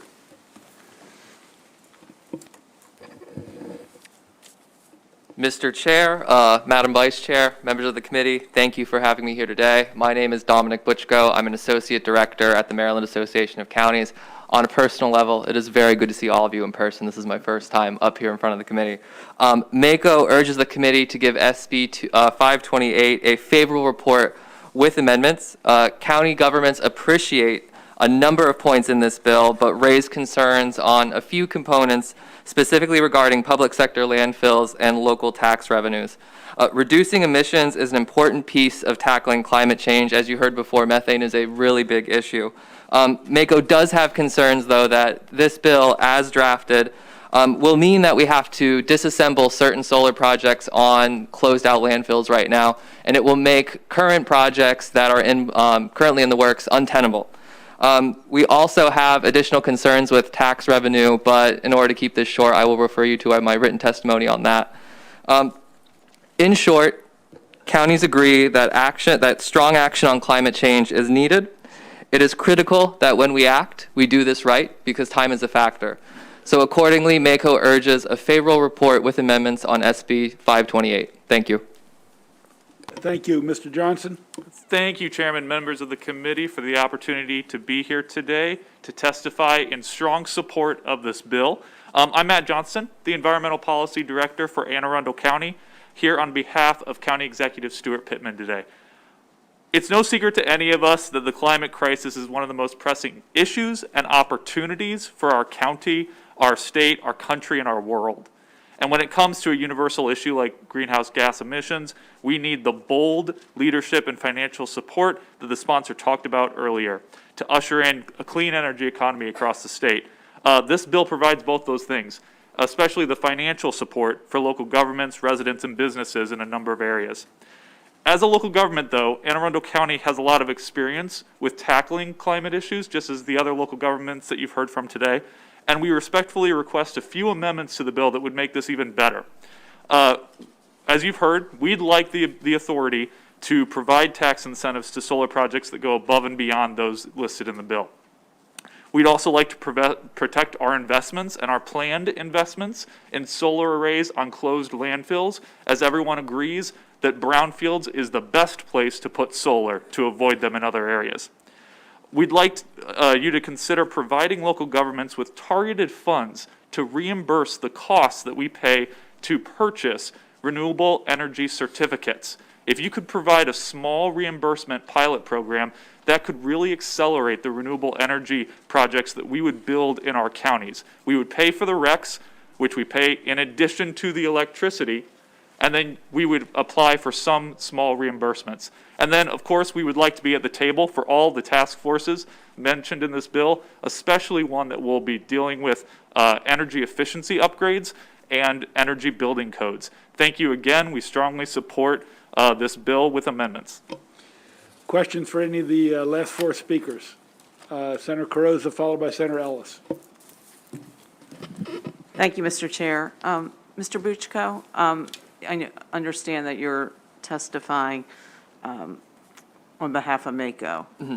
And I just wanted to know if you had talked directly to Somerset County Commissioner President Craig Mathias, who has written a strong letter of opposition focusing on the fact that the ban on natural gas would prevent, really impact the new natural gas line that we've worked on for over 25 years in partnership with UMES and moving forward, which would be, of course, a huge economic driver for Somerset County.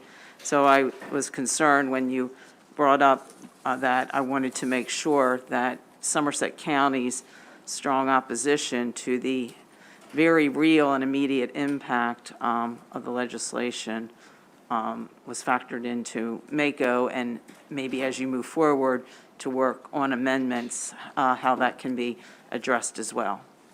We will definitely look into that. Thank you. And did you talk to the Somerset County Commission President before your testimony? I did not specifically speak to the commission president, but all counties are represented on our legislative committee, and this was a collective decision of the committee.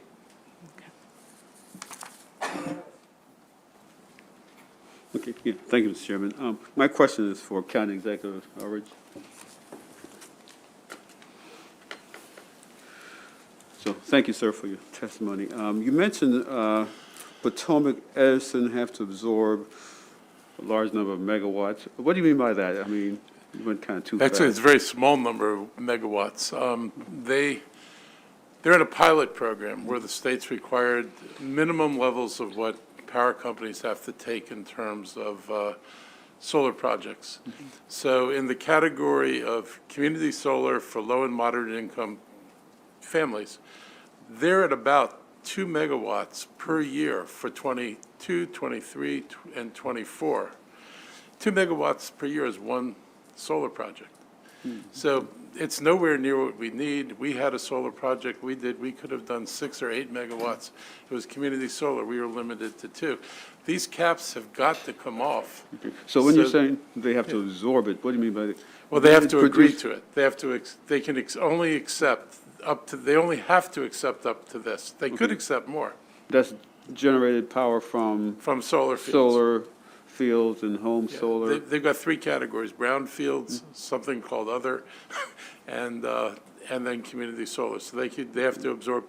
It works out that if you put all 3 together, it's something like 6.5, 7.5, and 8.5 megawatts per year for the next 3 years. So it's not even much if you take all 3 together. Okay. And the county doesn't have a single project on the wait list. They've already got 8 projects on the wait list. So you're saying that's a problem as far as? I can't do anything. Okay.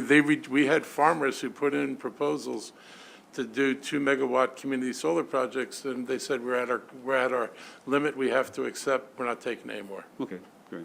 Thank you. Senator Frey Hester.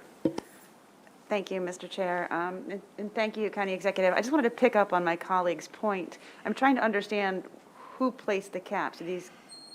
I believe it's the Public Service Commission, and who may have been acting on guidance from the legislature. It's not clear how that got set. I've talked with Delegate Charkoudian about expectations that cap get lifted, but it's got to be lifted substantially if anything meaningful is going to happen. Okay, maybe we can talk offline about that. Yes. Thank you so much.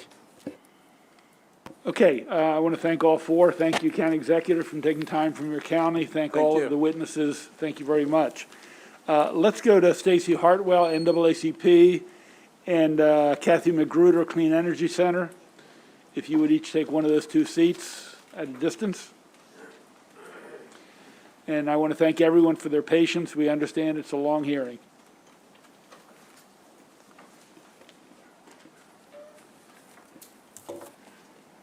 Welcome, both of you. Thank you, Senator. Thank you. Hi, good afternoon, Mr. Chairman, committee members, and colleagues. My name is Stacy Hartwell. I'm the chair of the NAACP Maryland State Conference Environmental and Climate Justice Committee. We represent the environmental and climate equity interests of our members and BIPOC residents in Maryland. 72% of our population lives in coastal portions of the state with over 3,000 miles of shoreline. Our citizens, their homes, and livelihoods are at greater risk from climate change. This exposure could potentially impact $277 billion of gross domestic product. With more frequent and intense storms and rising temperatures, Maryland, unlike most landlocked states, is at ground zero for the worst impacts of climate crisis. Climate Solutions Now builds a strong foundation for our state to take bold action to tackle the climate crisis. It also starts to pave the way for more equitable climate policy. Low-income and communities of color in Maryland bear the brunt of climate impacts, from being overburdened with polluting sources to having to spend more while earning less for everyday expenses like heating, cooling, and transport from volatile fossil fuel prices. Over the last 2 years, the COVID-19 pandemic highlighted how environmental racism has impacted our state. Years of governmental indifference, disinvestments, and industry in BIPOC communities caused for many communities of color to be overexposed to pollutants that led to increased deaths from COVID. This bill works to undo some of the impacts of environmental racism, and it also ensures that all future climate legislation addresses inequities. The Climate Solutions Now Act requires the Maryland Department of Environment to define environmental justice communities and to develop a plan to address the harms of those most impacted by climate change. The voters of Maryland entrusted you with the power to make a positive difference, and we hope you are bold enough to step into that power to give a favorable report on Climate Solutions Now. Thank you. Good afternoon, Mr. Chair, Madam Vice Chair, and distinguished members of the committee. For the record, I'm Kathy Magruder, the Executive Director of the Maryland Clean Energy Center. Senate Bill 528 is a full policy package, including the creation and implementation of a climate catalytic capital fund, we're calling this C3 fund, to be managed by the Maryland Clean Energy Center. My testimony this afternoon is offered with a primary focus on this piece of the bill. The purpose of the C3 fund is to promote environmental justice and to leverage increased private capital investment in technology development and deployment to address the challenges of climate change in our state. The bill specifies the types of investments that can be facilitated with the fund and directs MCEC to administer the fund. The key messages I would like to leave with you this afternoon are that in order to achieve the vision for implementation of this bill, there will always be more need for investment to commercialize and implement advanced clean energy infrastructure and climate mitigation measures than public funds alone can address. The proposed C3 fund seeks to crowd in greater amounts of private capital for projects to address related challenges. If I told you that I could take one of these and make it look like one of these, you would think that was a good investment of public money. This is an efficient and strategic investment of limited public funds. Operating as a statewide green bank, MCEC is well positioned to help with this. We have a track record of leveraging 10 to 1 for every dollar invested in the center.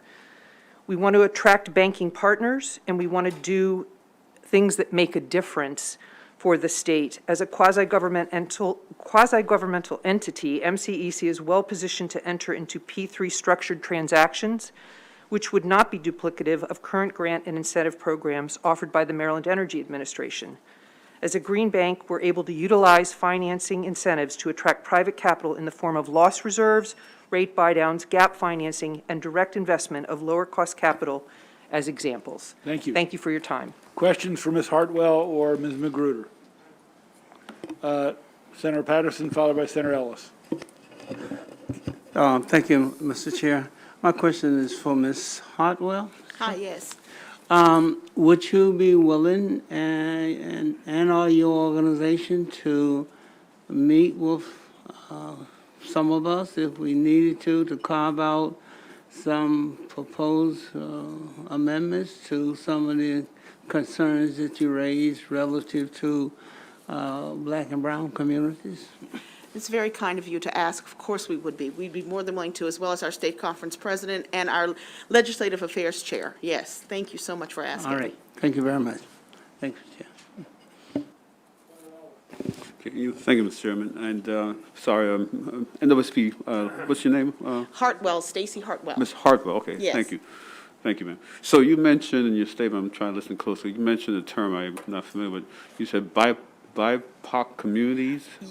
What? Oh, shame on me for using an acronym after I was asked not to. It's Black, Indigenous, and People of Color. Black, Yeah. Indigenous, and people of color. Yes, and thank so you. your point was these environmental degradations are most impactful on that community, or those communities. Well, it happens to be that where you have the majority of polluting and cumulative impacts and polluting resources tend to be where people of color live. Mm-hmm. So yes, and thereby it's more impactful to them because they're exposed to it more readily than other communities. Yeah. Do you have any specific example I can put in my brain of a issue of a pollutant in a community that you just described, or? Wow, this is like softball. Thank you so much. And this is my first time testifying too ever. And you do a great job, so I thought it was a hardball question, Oh, but no. I'm glad you consider this You soft. know what? At the NAACP, we refer to them as hot spots, and I don't know what they call them in bigger communities, but you look at Prince George's County, in Brandywine in particular, they have not only, within a 13-mile radius, they have not one, not two, not three, not four, but 5 coal and gas-fired power plants. They are at the convergence of 3 major highways, and 2 of those highways are referred to as diesel death rows. They have the highest rates of ozone levels in the entire state. So that would be one example. And then South Baltimore, in less than a mile radius, they have over 200 polluting sources there. And that's where, Baltimore has the highest rates of death related to air quality in the country. So those are 2 examples. I can go over the bridge to Wycomico County, where CAFOS impact is you know what, and it's not just the health impacts, but it's also the impacts to people's housing values. It just cuts across a number of different areas. Yeah, thank you. Thank you. So, you mentioned the Brandywine area, so that's right. Well, part of Charles County, and I represent this in Charles County. Yes. Part of that is, Brandywine is partially in Charles County also. We have some Brandywine areas. But the area and the power plants you mentioned are right across the border from Charles County, right downwind or up from Waldorf, which is the 4th largest city in Maryland.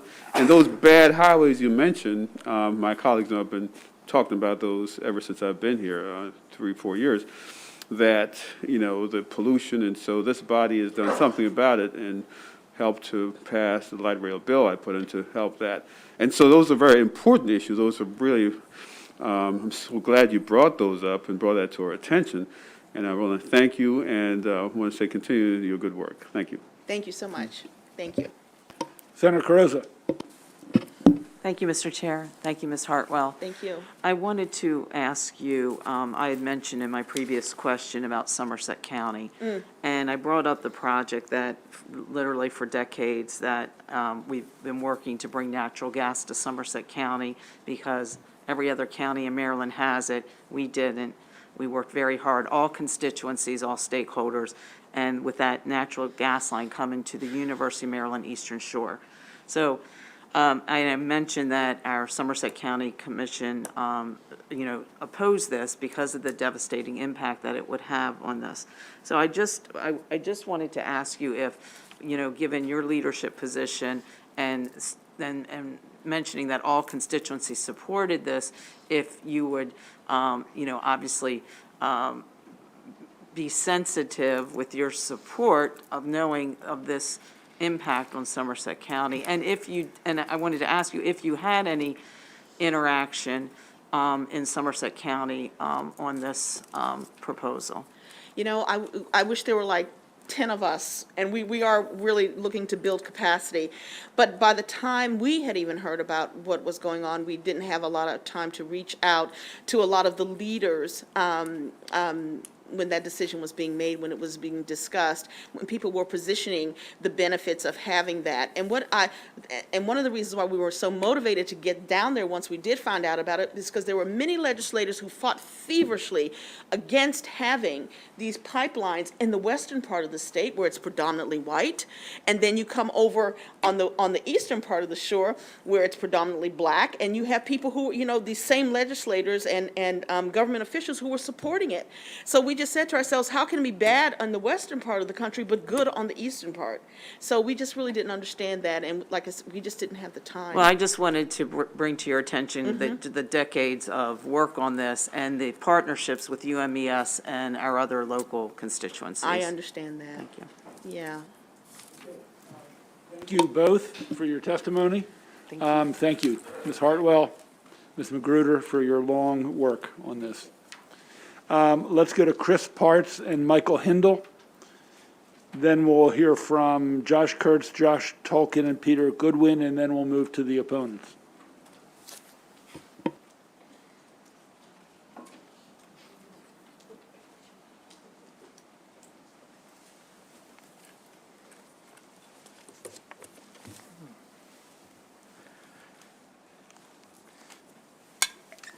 Good afternoon, Mr. Chairman, members of the committee. I'm Chris Parts with AIA Maryland, here representing about 2,000 architects. Tell the committee what AIA Maryland is, please. American Institute of Architects, 2,000 architects across the state of Maryland, our professional organization. And we're here to support the bill and ready to further collaborate to help Maryland meet the climate targets and diminish the effects of climate change. I'm here to share thoughts on three aspects of the bill that I think are really important to the building industry. First of all, the goals. 60% emission reduction by 2030, familiar and achievable. This aligns with AIA 2030 challenge that many of our architect members have signed on to and been reporting for about 10 years now. It also aligns with the Baltimore City standards that were introduced in January and are very aligned with this bill. It works towards the Paris Climate Agreement targets. So these are goals that we're familiar with and are working towards now. Secondly, in terms of scope, the bill rightfully looks at new and existing structures, and it asks the state to lead by example. The standards established do both to diminish existing use and move away from fossil fuels. We have many members who are designing single-family, multifamily, education, and commercial spaces that align with these standards. This bill moves such that all of us will be designing to these standards. Incremental work to make steps with existing buildings is something very important. Documenting use, sharing best practices, and charting a path towards getting there is really important. And then finally, transparency. The building's emission performance standards, I think, are a really important part of benchmarking where we are, setting a baseline, and measuring improvements. And that's really the only way to get there, is if we're documenting where we are and moving towards a better end. And finally, we think the equity and inclusion aspects of this bill are really important to the underserved communities and a large part of what many of our members do. I have Michael Hindle with me here, who's an expert that's been working on similar projects for the past 10 years. Mr. Hindle. Hi, thank you for having us. My name is Michael Hindle. I'm a passive house consultant. I have a company called Passive to Positive. I co-own Common Ecology with my wife, who's an architect and permaculture designer, and I've recently been asked to join the University of Maryland REACT think tank. And so I'm just here to support the bill strenuously and to say that I know that with respect to buildings, the buildings aspects of this bill, it is possible and cost effective. Since 2010, I have done nothing but zero energy ready to positive energy buildings, including single family, large and small multifamily, all affordable projects, deep energy retrofits from the 1850s to 1923 synagogue in Pittsburgh to a 1950 Hebrew school adjacent, historic retrofits, small commercial projects, all the way to an 1,100 unit affordable housing total neighborhood redevelopment in Barry Farm in Washington, D.C., which is all going to be passive house plus solar energy. And finally, a high school in Pittsburgh as well. So a number of these projects are on the board and in the works. There's one project that's happening in Maryland, and it's because a local developer decided that it was the right thing to do on North Ave in Baltimore to create workforce housing with zero energy bills, and that's why we're doing it there. That's the only time we've been approached in Maryland. Now, it turns out that this is all of our work is from Washington, D.C., where there are incentives in place, up to New Hampshire. And these are all state-run incentives and voluntary challenges within housing authorities, et cetera, to provide small amounts of incentives, and it has unleashed an incredible wave of innovation and competition. So we've seen that it is cost neutral. In Pennsylvania, it was 2% less expensive to build zero energy ready affordable housing. And over 3 years, the costs have continued to come down. So I know this can happen. I do it every day. And anyone in the industry who says it can't, I think it probably means that they don't want to have to change their processes. Questions for either the two speakers? Thank you very much. Mr. Hindle, where are you located? In Catonsville, Maryland, sir. Okay, thank you. Thank you both. Thank you. And the final group panel on the first group of proponents, Josh Kurtz, Josh Tolkien, and Dr. Peter Goodwin from UMCES. Yeah, I'll get to it when he gets up.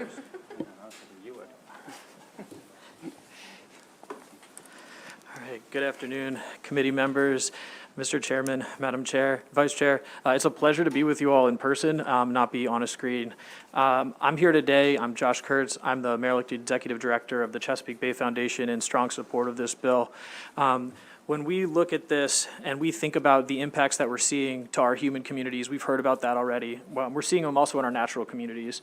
Flooding, increased precipitation, heat. It's also having negative impact on our natural resources. We're seeing spikes in nitrogen that we haven't seen before. It's making bay restoration far more challenging. There's many provisions of this bill that are actionable that are going to reduce the emissions that we need to quell some of these dangers and to really help us maintain our incredible natural resources here in Maryland. But there's one thing I wanted to touch on that has been discussed that CBF has had a lot of experience with, and that's on building retrofits, and specifically our office. So we have a 30,000 square foot office, and we have put on a green roof. We've done building weatherization. We have a solar hot water heater. And what we've been able to do in that 30,000 square feet is reduce our emissions by 57% compared to an equal-sized office space.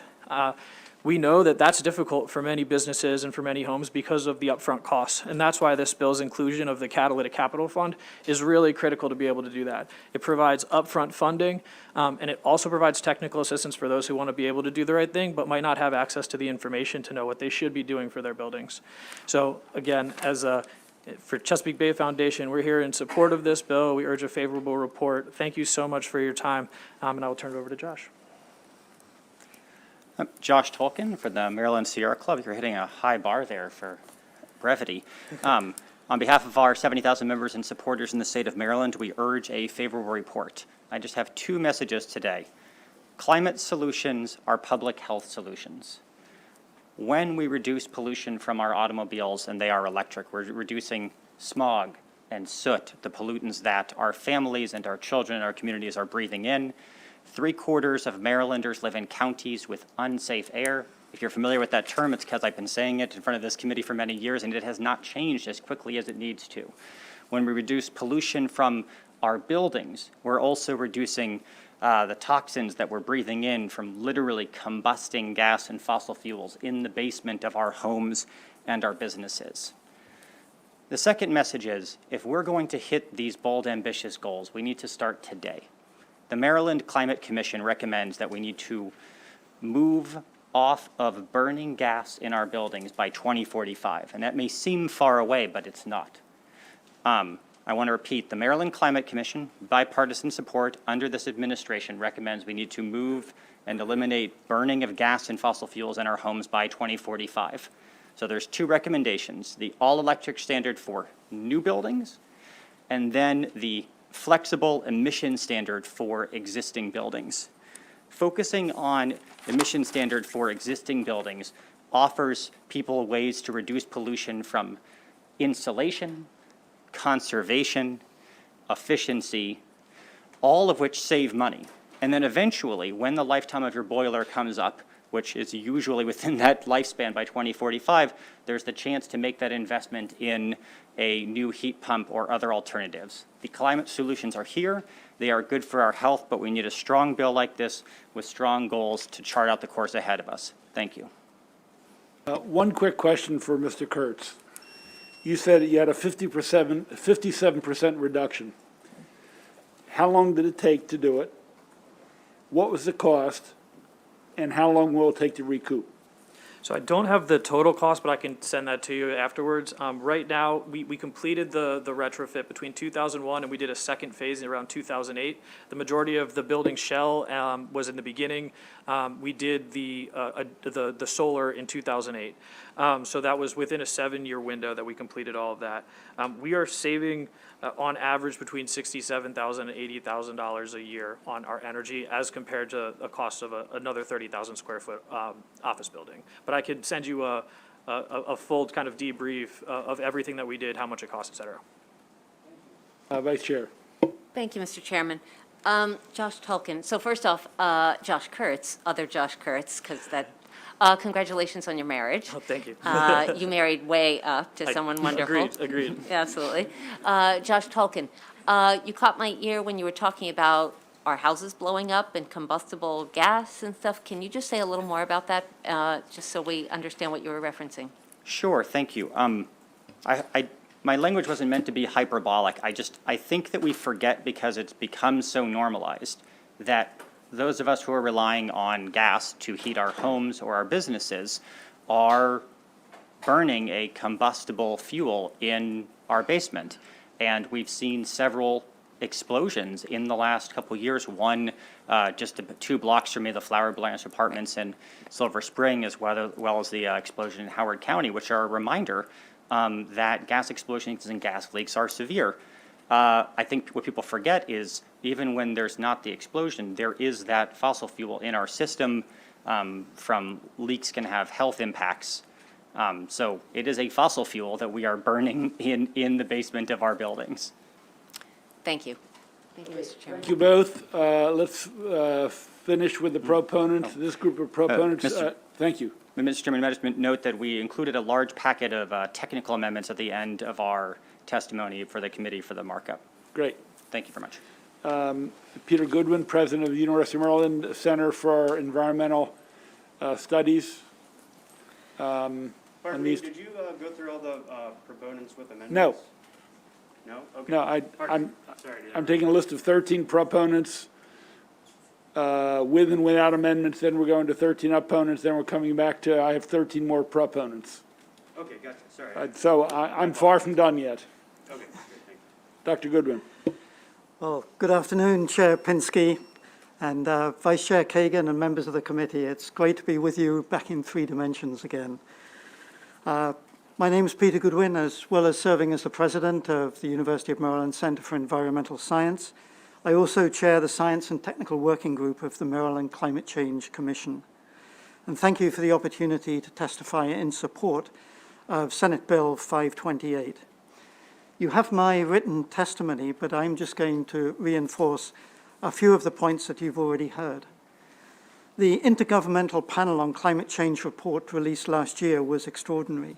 6 years of effort, over 800 scientists across the world contributed, more than 14,000 peer-reviewed papers and studies, synthesized a report of more than 4,000 rigorously reviewed page report. And this report had some disturbing conclusions. With this 1.5 degrees Celsius target, if we go beyond that, all bets are off. And we're likely to see far more serious change. If we continue at the 2020 level of emissions, we will pass this threshold somewhere between 10 and 15 years. So the urgency that you heard mentioned earlier today, now is the time for action. Secondly, I'd like to highlight the proposed Climate Transition and Clean Energy Hub as a clearinghouse for information and experience. This could be a great showcase for Maryland technology and architectural innovation, as well as reducing the time of implementation. And finally, I'd like to make a comment about the Maryland Commission on Climate Change. And as Chair Pinsky is very aware, there's significant efforts invested by our agencies and representatives of all aspects of Maryland life. Literally thousands of hours are expended each year, and I would strongly recommend that the implementation of the Commission recommendations should be given significant consideration, either through the executive branch or state legislative activities. So thank you for the opportunity to comment this afternoon. Thank you, Dr. Goodwin, and your service. Thank you very much. Thank you. Okay, we're going to move to the opponents. We're going to start with Michael Powell and Tom Ballantyne from NIAP. They will be followed by Bob Enton and Lori Graff from the Builders.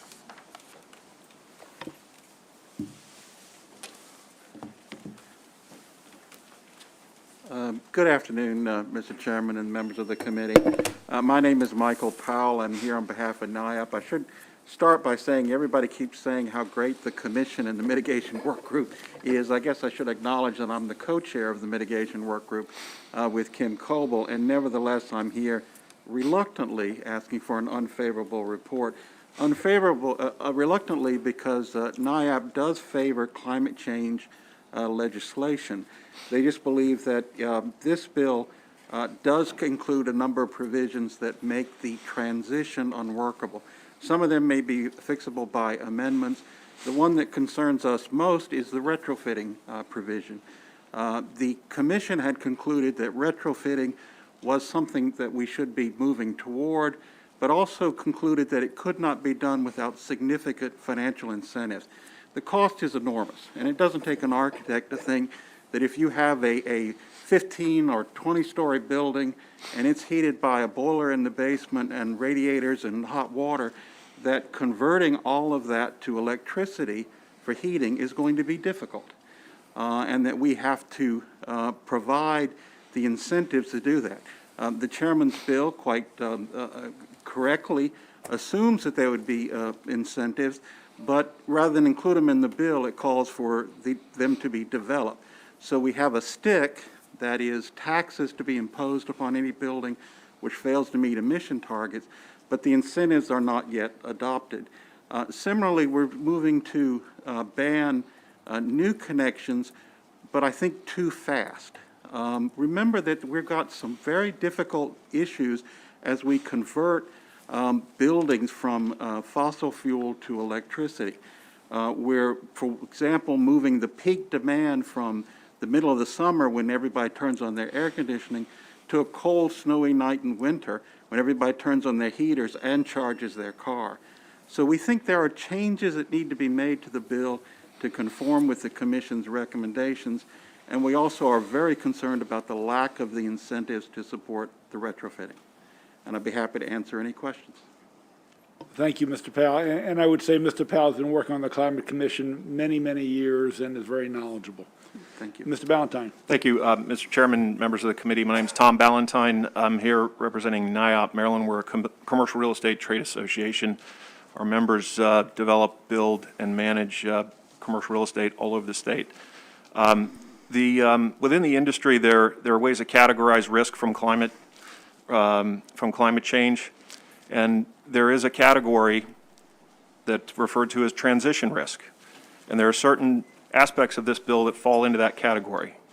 Very abrupt, fast changes in policy that aren't really supported by other financial incentives or related policy areas that can enable that to happen.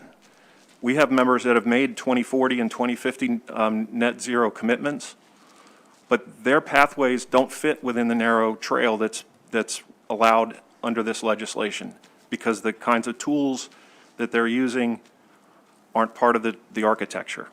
The cost estimates that you presented, Mr. Chairman, weren't current year cost estimates.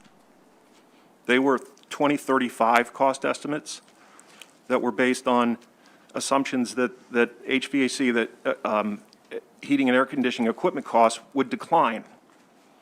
They used an $8 a square foot equipment cost. Our members are paying $30, and that is rising rapidly at the moment. So even if those costs are correct, there's a need to bridge over that. That's well after the implementation dates for this bill.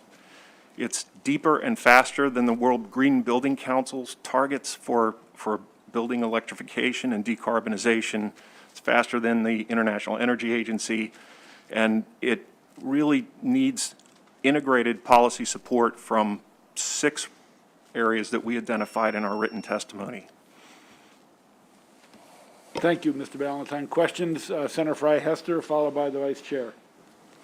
Thank you, Mr. Chair.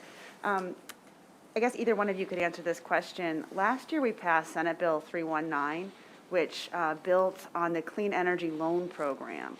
And that program currently provides the upfront cost for energy efficiency improvements, and then we expanded it to environmental remediation projects and also resiliency projects. And I'm just curious, have either of you tried to use that program and found it hasn't worked for you? Because it seems like that program in combination with this bill would work really well together.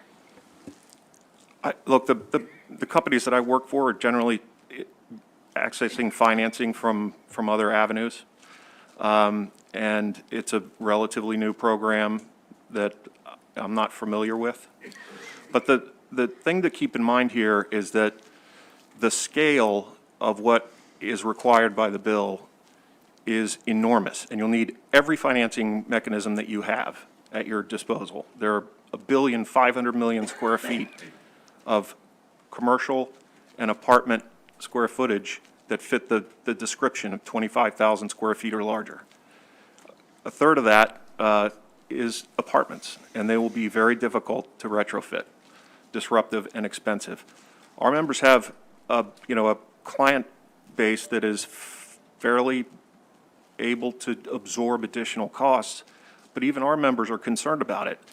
And the forward-thinking members in our organization are looking at their building portfolios to look at disposing of buildings that won't be able to meet future performance criteria. Senator Carrozza. I'm sorry, I apologize. Madam Vice Chair, followed by Senator Carrozza. Thank you, Mr. Chairman.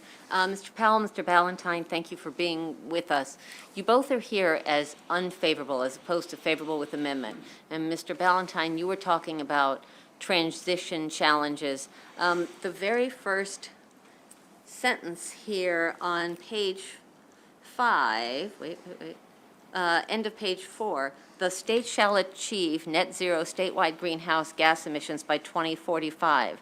That strikes me as hard to imagine that that's tough, and the chair also indicated that he would be flexible on dates if any dates were possible. So I'm curious if you could tell us what's the barrier for you?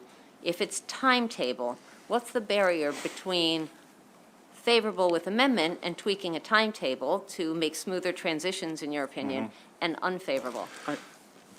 I think there are some places where it is a timetable issue. In my written testimony, you can see that I had an issue with the 2030 deadline, which differs from that recommended by the commission. But retrofitting and meeting the 2045 is not easy. We're talking about billions of dollars, not millions, billions of dollars on the retrofitting. So this will be difficult. One of the things the commission stresses, and I think the chairman made it quite succinctly, we've done with the low-hanging fruit. Right. The changes now have to happen where people live and people work and in between. And it's going to be very difficult to meet even the next 10% reduction, much less getting to the point where it's a net zero. So our concern is that some of the projects we think don't have sufficient carrots to go with the stick. If we're talking about a building tax forcing a retrofitting of the building and not, as the commission recommended, embedding in the same bill a set of incentives to help make that transition, I don't think we are going to get there without enormous pain. We do have to remember it's important for us to do our part on climate change, but it's not as if meeting a number by 2045 versus 2040 is going to make a difference in the level of sea rise or in the centigrade. We're too small a state to affect global warming. We're not going to stop global warming. But we've got to do our part, but we've got to do it in a responsible way that doesn't harm the economy. And that's really what our written testimony is designed to say. These are pieces that are missing, and we just felt that they were such significant pieces that we were not prepared to talk about amendments on this when we need this much incentive. I have talked with the chairman who reached out to me and said, can we talk and see, and we are certainly available. And if you see, there are large parts of this bill that we have no criticism on at all, and we would certainly be happy to engage in that dialogue. My answer, Mr. Chairman. So one thing to keep in mind is that the bill isn't targeted in its transition. It's all buildings above that 25,000 square foot target number, right? So there are classes of buildings that have performance characteristics that can electrify at lower cost, perhaps less cost than their current heating systems. But there are many that won't, and there's a reference in our written testimony to American Council for an Energy Efficient Economy study that was done in October of 2020, and 27% of nationwide commercial real estate floor area was found to be suitable for conversion in a situation that would return a simple payback of 10 years or less. So there are cost challenges with what's in the bill, and there are technological advancements that are really necessary to use the kinds of technologies that can work in your house, in an office building, or a warehouse. Just to follow up on that. Please. What was that category, Mr. Valentine, that was more suitable? I missed how you described them. I think the literature suggests that smaller residential, low-rise multifamily, and commercial buildings that have the same characteristics are more suitable for electrification now. There is need for performance and price improvements in the equipment before larger buildings are going to be able to do this at the scale and the speed that is required in the bill. Okay, thank you. I think I had Senator Carrizo followed by Senator Simon Ayer. Thank you, Mr. Chair. My questions to Mr. Valentine. I was listening to you talk about your concerns about the scale, and I wanted to better understand, with the commercial real estate industry, the impact on COVID and the long-term economic recovery with the scale issues you raise. And what I'm asking is, from my conversations with constituents, we just had the local realtors in earlier today, and for the most part, they're doing fine. But when you start talking about commercial, that's when I'm hearing the concerns about the long-term economic recovery, and then I hear you raise questions about the scale.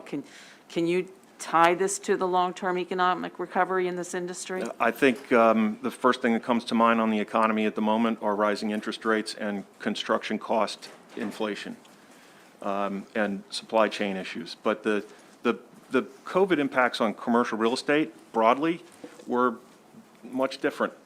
You know, warehouses probably did better and are leasing at higher rates. I don't think many of our office building owners really understand what their tenant mix looks like, or maybe even what their buildings are worth at the moment, because they don't know what the return to office is going to eventually be, right? So there's a lot of uncertainty on the economic side. I think those are transitory. I don't want to sound like the Fed chairman, but it's those will work themselves out. The bigger barriers are the cost and the technologies to run big buildings with heat pump systems. So that goes to your scale question. Okay. And, well, the scale is also on the turnover, right? I mean, the largest building that was studied by the MDE's consultant was 50,000 square feet. And the consultant's assumption was that every building would renovate and switch fuels at the end of the life of the equipment. So that means that there's time for the naturally turnover. And I don't see that in the deadlines that are in the bill. Senator Simon Ayer. Thank you, and I'll be brief. Just trying to understand from both sides here. So the main objection, it sounds like there's not enough financial incentives in here to help you go through the cost of doing the rehabs. If the money was there, would you be okay with the bill? I don't think you can afford it on the timetable, to be honest. Okay. So There are deeply negative numbers on a net present value for many of the things that need to happen. And the relationship between reducing carbon in a building and saving money is much weaker than the relationship between reducing energy use, kilowatts, and saving money on your electric bill. okay, and just real briefly, I heard you mention it was 1.5 billion, one of you, 1.5 billion square feet that have to be rehabbed, and that was going to cost billions of dollars. Who's going to pick up that tab? And I mean, somebody's got to pay for it. If the state's not paying for it, who is it hitting? It's a pass-through to building occupants and renters. And the corporations will absorb what they can. But there are things that provide a return on investment that commercial real estate considers to be kind of regular business practice. Because if you lower the operating expenses of a building, you increase its value.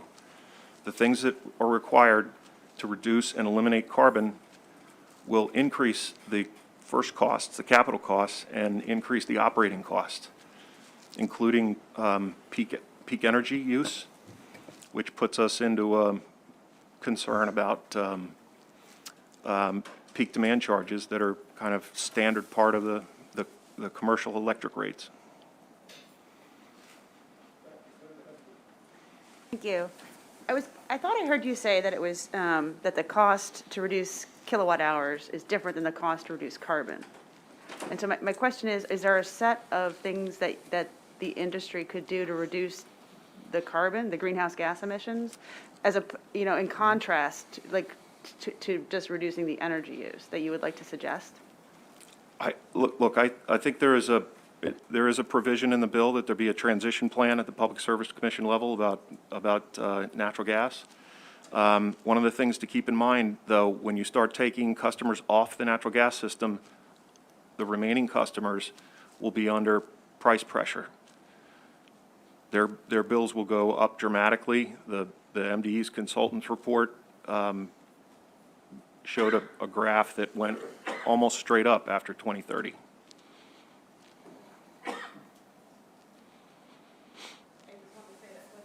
Answer to my question, but maybe we can follow up offline. Well, there are, yes, and I think to try and be more direct if I can, I apologize. The energy efficiency practices in this transition should focus on carbon-related practices, right? Instead of generally, in the past, we've looked at energy conservation broadly without looking at as closely at what the carbon impacts are. But Mr. Valentine, on the same issue, energy efficiency does translate to carbon reductions to some degree, doesn't it, in most cases? It does, but it's indirect, and as the grid gets greener, it becomes less and less direct.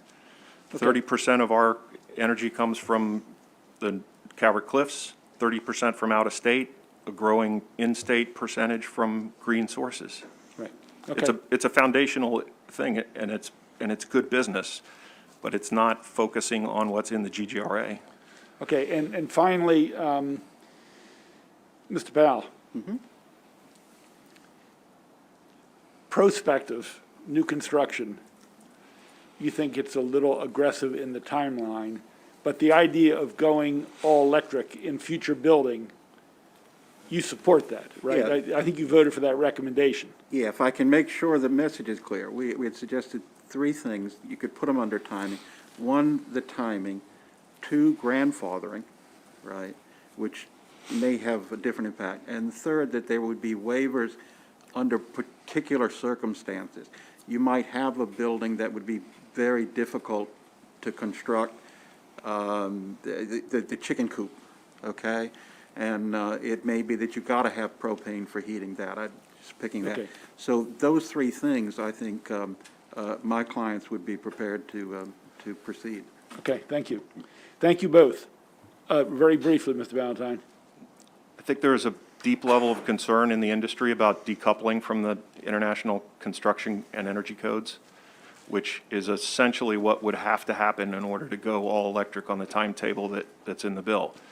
That code writing body is developing low carbon and zero carbon code pathways, but those are avenues and construction techniques that we can be very confident in and are worth waiting for. Thank you both, and we'll be in touch to continue conversation. Thank you. Thank you. Let's go to Mr. Anton and Ms. Graff, please, from the builders.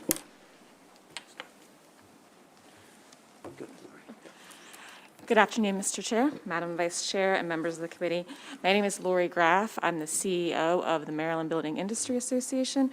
We represent over 100,000 employees in residential construction, primarily. I'm here also to respectfully oppose Senate Bill 528 for a lot of the same reasons you just heard from NAAP, so I'm not going to go into too much more detail. I did want to touch on 2 pieces of legislation of the industry, that impact the industry. Briefly, obviously, we have some concerns about the timing as well, especially with the new construction. Sorry, it's the mask. The new construction piece of it is concerning us. 2024 is right around the corner. Most of our projects take 3 to 5 to even 7 years to get into the ground, so that is very concerning to us. We also, Maryland is in a housing affordability crisis. I'm sure you've heard a lot about that. And we do have data that says that this is more expensive in new construction. National Association of Home Builders did a study using the Baltimore region, because remember, heat pumps work differently in different climates. That's an important piece of the puzzle. And the National Association studies show that it would be between $3,000 and $20,000 more in new construction, and that just ends up driving up the price of housing. So we are concerned about that. We also are concerned about the covered buildings piece. I spoke to one of our members. He just built an apartment building. It is mixed use. It has some restaurants and some retail on the first floor, apartment buildings, moderate income, apartment buildings on the top. He hasn't even leased it up yet. It's all gas. I asked him, why did you do gas? And he said, well, the restaurants and the first floor wanted gas, and it's just more efficient in our climate to do gas. So we did gas. So he has all new equipment. in order to retrofit by 2030 is going to be astronomically expensive for him, and at the end of the day, will get passed on to the tenants. So we really have a lot of concerns about the timing on that. And then lastly, you already heard about the incentives. I know Massachusetts recently did some legislation on this, and they have $3 billion worth of incentives into the program. So it's very costly. So we ask that you really take a look at all of that as well as the time frame. And with that, we ask for an unfavorable report. However, we, of course, are always willing to look at amendments. Thank you. Thank you, Mr. Chairman, members of the committee. Robert Enton on behalf of the Maryland Building Industry Association. I've represented the State Builders Association, I guess, for about 15, 20 years at this point, together with my law partner, Michael Powell, who you just heard from. We share many of the concerns raised by Mr. Powell and by Mr. Ballantyne. I want to focus for a bit on the fact that we're setting these dates, and I don't think we really at this point necessarily have a feel for whether they're going to be achievable and what the cost of achievement will be. And I think that's such a critical issue for the people that we sell our products to, many of whom end up living in apartment buildings and other facilities such as that, condominiums, more affordable housing, and what will the costs be? And that's a major concern for us. I mean, it just seems to me that if we're going to make this a priority and we're going to set pretty strict deadlines for what has to happen going forward, but also for what has to happen with existing buildings, there's got to be some type of incentive out there. And I know your bill calls for a study on incentives, but it just seems to me, Ms. Graff mentioned Massachusetts. So Massachusetts has about 2.9 million homeowners. We have about 2.6 million homeowners in the state of Maryland, according to the U.S. Census Bureau. And I think we just got to be very careful that whatever we do, we make it affordable. Right now, knock on wood, I know we've got it, you'll hear this time and time again, we're sitting on a huge surplus, biggest surplus in all the years I've been coming down here, and that's plenty. But I think we need to make sure that we set aside, and I would do it, say, legislatively, funding for compliance with this if we're going to stick to hard and fast deadlines as to what has to happen. So that's our concern, Mr. Chairman. Thank you. Questions? Senator Simon-Ayer? Just real briefly, Laura, you mentioned Massachusetts had roughly $3 billion in incentive. How did they get, was that just surplus in their budget, or did they set aside for some program to raise that money? I think they legislated it. I think they just set it aside. I can get more information for you. Okay, We have a if whole, you we would. have all the research on it, so we can get that to you. Thank you. Thank you both for your testimony. We appreciate it. Thank you. Let's move to Jeff Guido and Michael Canales from the building trades and the plumbers and pipe fitters.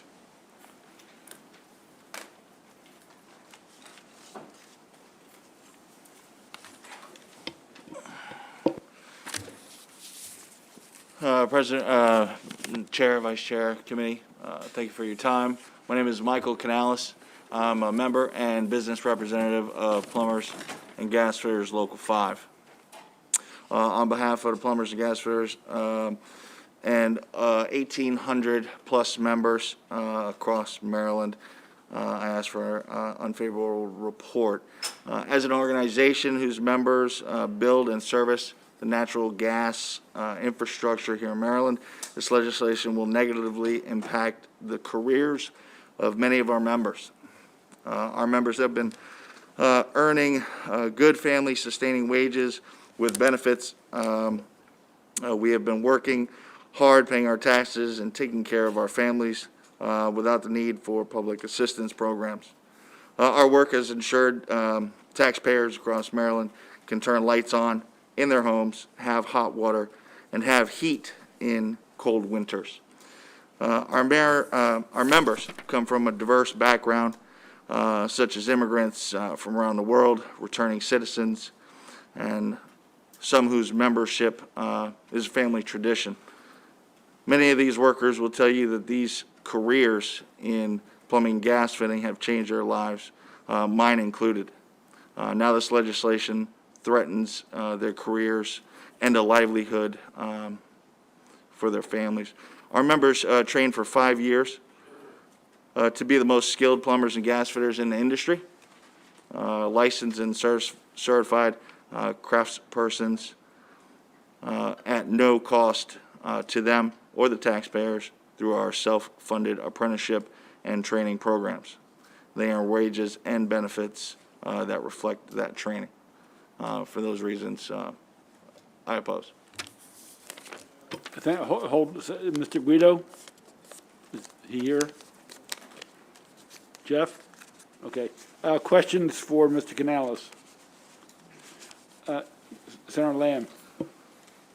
Yeah, thank you, Mr. Chairman. A question for you, since you have members that seemingly are concerned about, their jobs and livelihood and such, but given the provisions in the bill, if it were enacted, isn't there going to be a need for retrofitting of buildings, for new buildings to be created that meet these standards, and thus additional jobs that would be created for your members to be able to continue their livelihoods?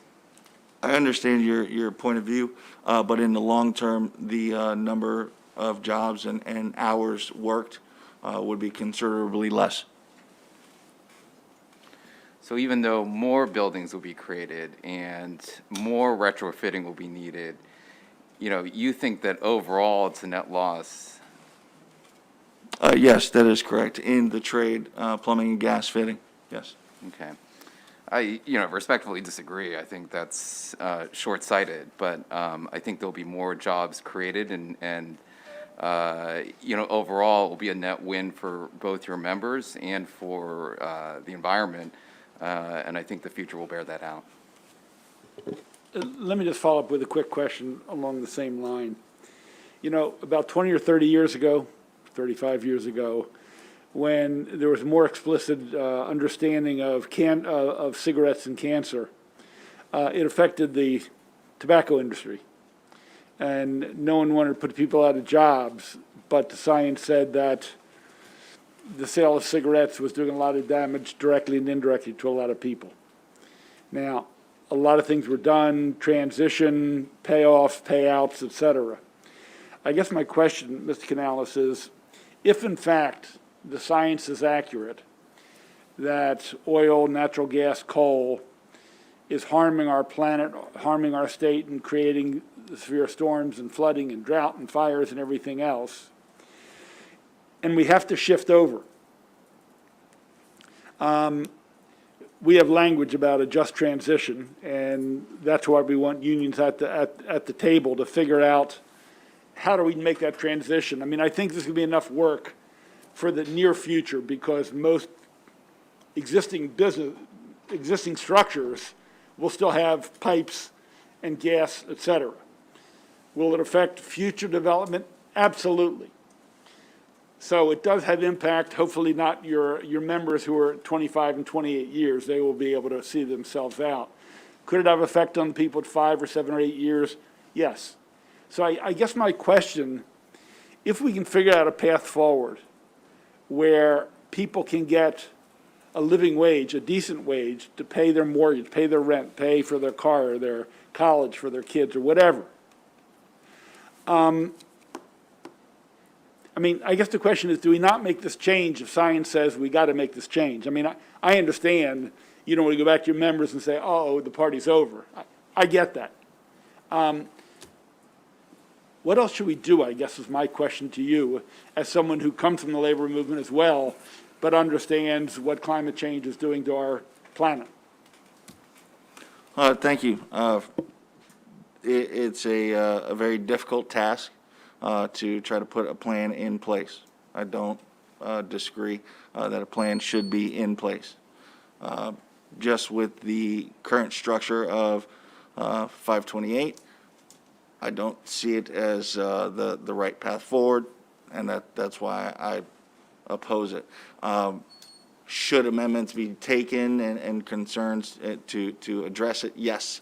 What those exactly are and what they look like, I would be more than happy to help,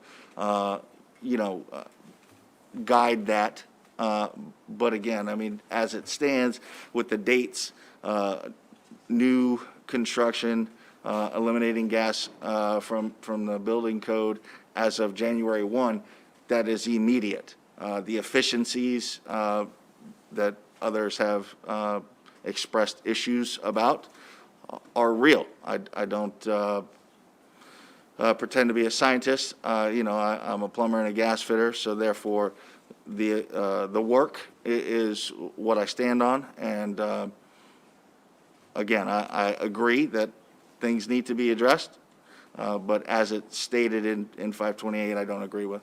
So that's why I oppose. Thank you for your response and your honesty. Okay, thank you, sir. Thank you. Let's go, I'm sorry, Senator Ellis. Mr. Canales, please. Yeah. Yeah, thank you, Mr. Chairman. Mr. Canales, okay, so I'm very empathetic to your concern. So I'm trying to wrap my brain around the entire plumbing and pipe fitted. So if you could educate me, us, please. So are all plumbers considered pipe fitters also, or are there two separate training certification? As far as that's concerned, there are plumbing permits that need to be pulled for gas work. So yes, they should be licensed plumbers to pull those permits to do that work. Okay. So I'm thinking, okay, so, in construction and buildings, residential, commercial, you have all the regular plumbing, kitchen, bathrooms, and the like. And so I'm wondering what percentage of, say, the entire profession's workload is, say, have to do with gas, pipes, and installing repairs and the like. Because I know that, everyone who have homes or plumbing gets stopped up and have to call a plumber, and that was kind of very complicated. So I know there's a lot of work there. There will continue to be work in that area. So what percentage do you foresee if 528 passes as is, would your profession be impacted? The numbers are just a guess, but just from trends of work hours done in the past, projecting forward could be as much as 25%. Again, those are just estimations, so I'm not putting a real number on that. But moving forward, it impacts a large portion, but to put a number on it, I don't want to put a number on it without verifying the numbers. Well, you did. You just put my brain 25%. That's an estimate. That's an estimate? Just a rough estimate that I've heard from others looking at the numbers. Right. Okay. Again, that's I don't have anything to put towards that. Okay. But So could you get back to me if you can with a number that I can hold you to for us to see what we have to work with? certainly, I will do my best to work with my organization to get those numbers for you. Thank you. But first of all, thank you for that question and answer. But there's a separate plumbers local, right? Like Local 5 in the DC area, they're not affiliated with pipe fitters, right? Pipe fitters are different. Or the gas filter? But Local 5 is plumbing and gas fitting. There is a Local 602, which is a steam fitting, also pipe fitting. We do piping systems. Okay. And there are other locals. When you get the answer back to the senator, if you can break that down in terms of your members, that would be great. Yeah. Thank you. Thank you very much. Let's go to Charles Washington, Derek Dickens, and Mark Case from BG&E.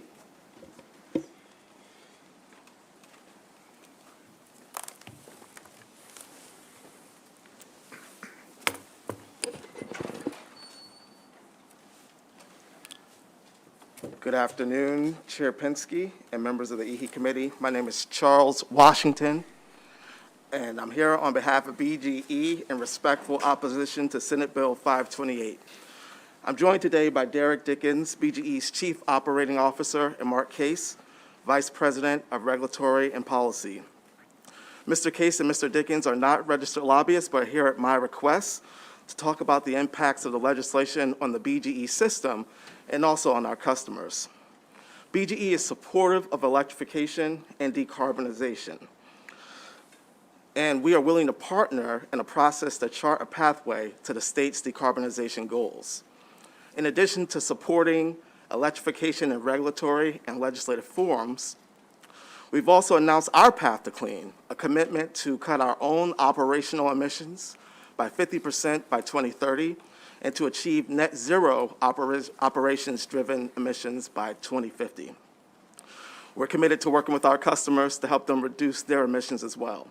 But the truth is that no state in the country has adopted a statewide building code that shifts from natural gas on such an aggressive timeline.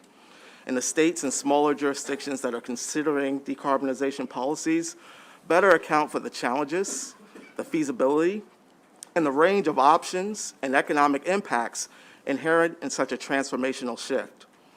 This bill goes too far too fast, with too few voices consulted as part of this work product. The bill supersedes anything you've seen before this committee. It's not the same bill as 2021 or 2020 or 2019.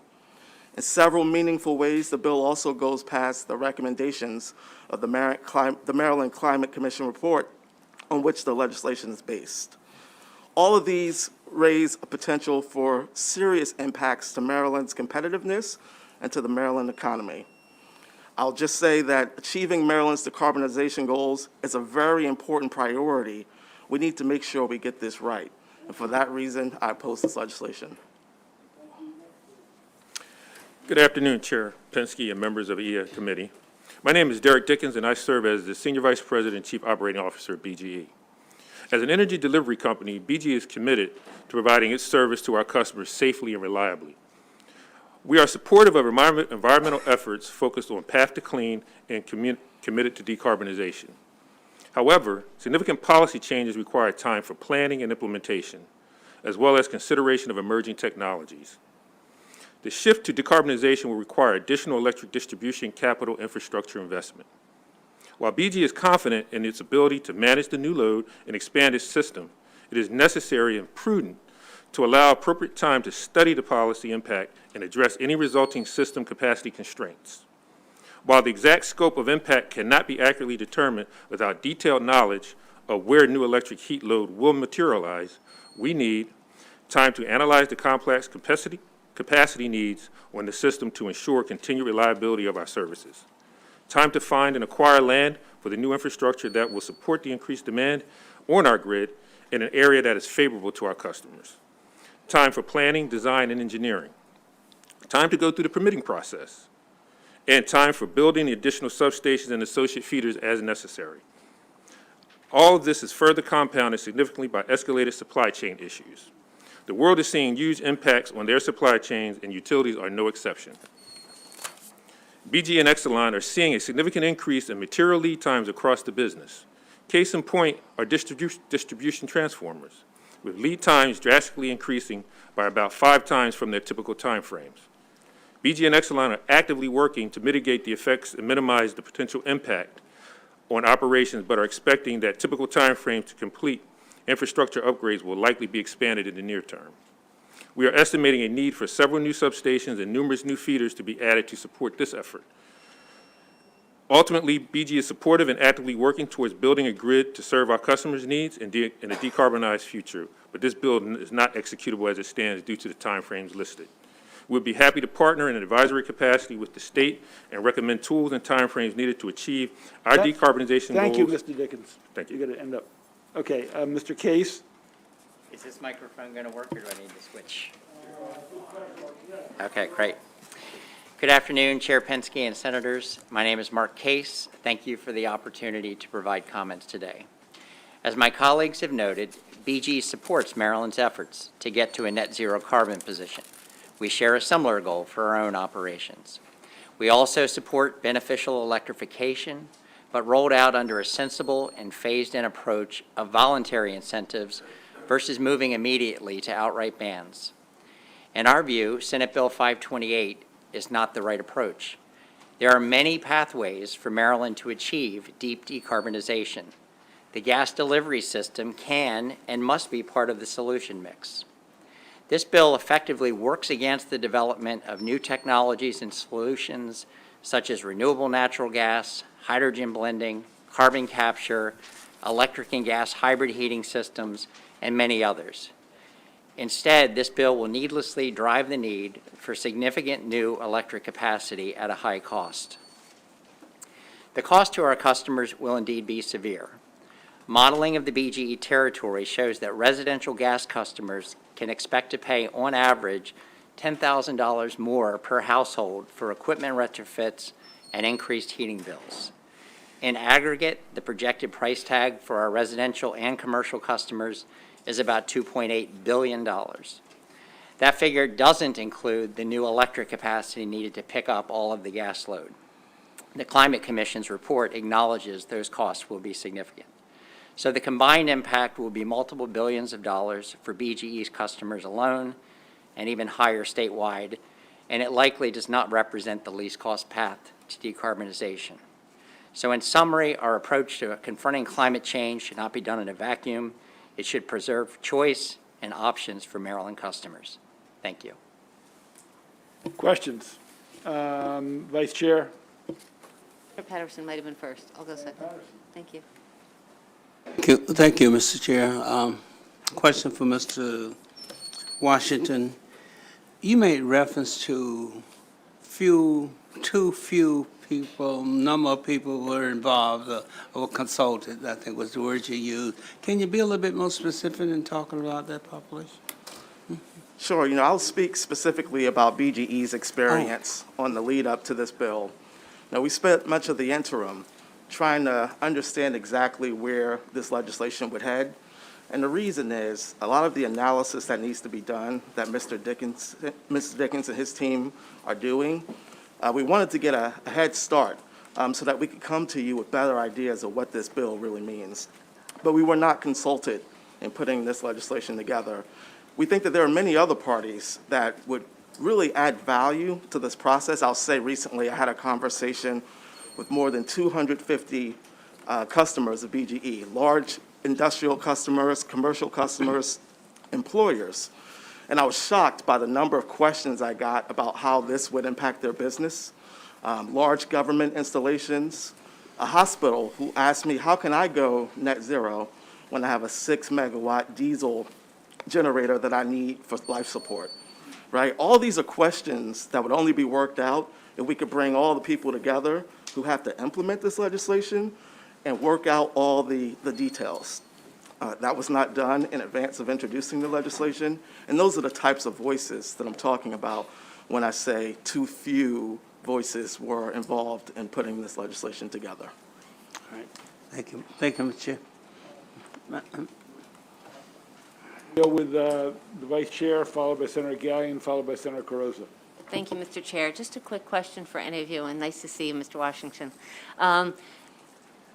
PEPCO has been shifting towards clean energy and trying to get that portion of the market for a lot of years. And I'm not as familiar because I don't live in the BGE, service area. I wonder if you can talk about how much of your energy, how much of your profits, how much of your customer base and all that work in the clean energy field, and is that a possible answer so that you can continue to flourish and thrive while doing the right thing for our planet? Let me interrupt before you answer the question.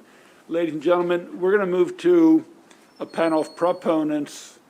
We have one more group of opponents, Mr. Bryce, Mr. Sullivan, Quinn, and Cassell from Chesapeake Utilities and PEPCO and DeMarva.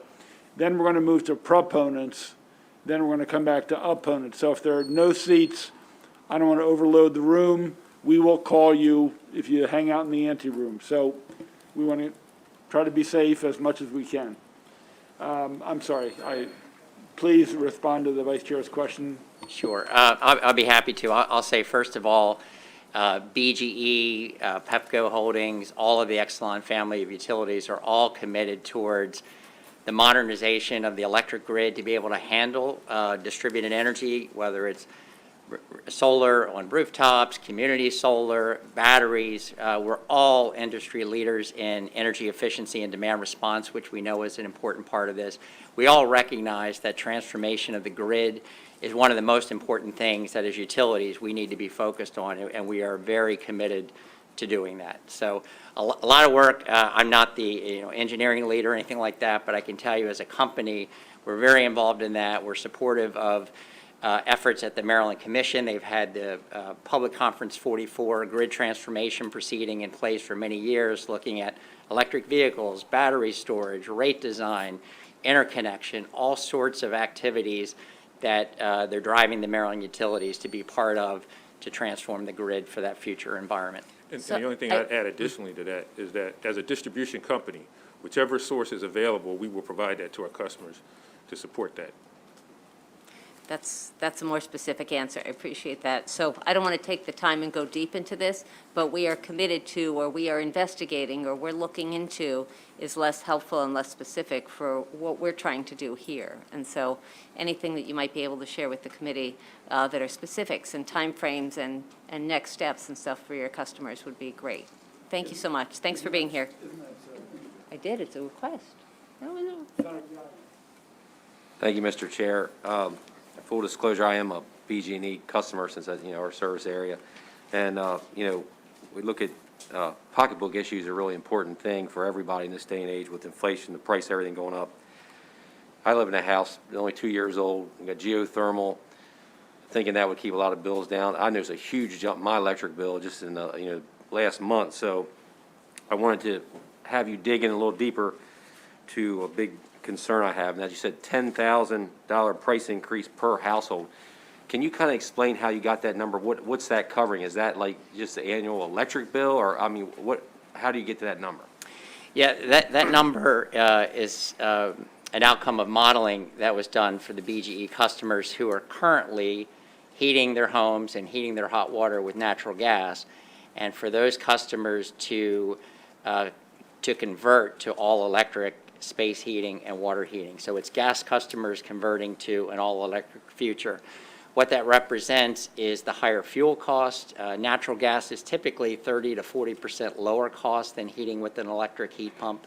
So they've got that price tag to pay for electric heat rather than gas heat. And then secondly, it's the cost of converting the equipment, in some cases even electric system panel box upgrades that are required to make that transition to electric.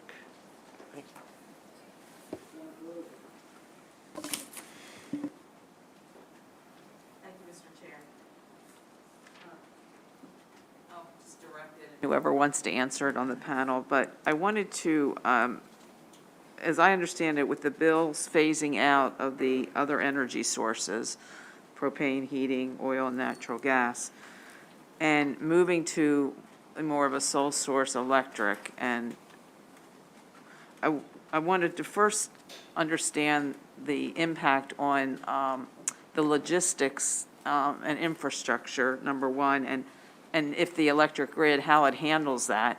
And also, I wanted to know, this committee's been concerned about cybersecurity, and with the reliance on one source as opposed to multiple, any vulnerabilities with cyber attacks. So from an electric grid perspective, yes, the question on how do we handle that increased load. So we look at it at load profiling every year to determine what do we need to do and how do we need to enhance our system to maintain safe and reliable service. As this load shifts, we'll need to do continued analysis on our system, and it's somewhat complex to really understand where those loads are, what do we need to do to incorporate the new feeders, new substations, indoor technology to support that. And that just really takes time for us to be able to get the right information to do that safe and reliably. And the cyber attacks? From a cyber perspective, we follow, XLI follows a strict cybersecurity process, and we look at all vulnerabilities, and we try to shore that up on a regular basis and evaluate any threats and make adjustments accordingly. If I could add to that, I think, part of your question was perhaps, is there a value in diversity of energy supply? And we would say absolutely there is, that's one of the things as a combined utility, we're able to integrate the gas and electric systems and look for ways to optimize that. But Clearly, we would say putting all of our eggs in one basket as a state, that carries a risk associated with it. I think there is a resiliency and reliability benefit that comes along with the natural gas distribution system, and that's one of the important reasons why that should be part of our future planning. Thank you.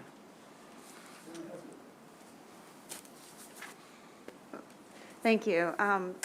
My question is about, I'm trying to recall last year's hearing, and I thought that there was a comment made that you were going to look at this and study it, over the past year, and now you're talking about, models.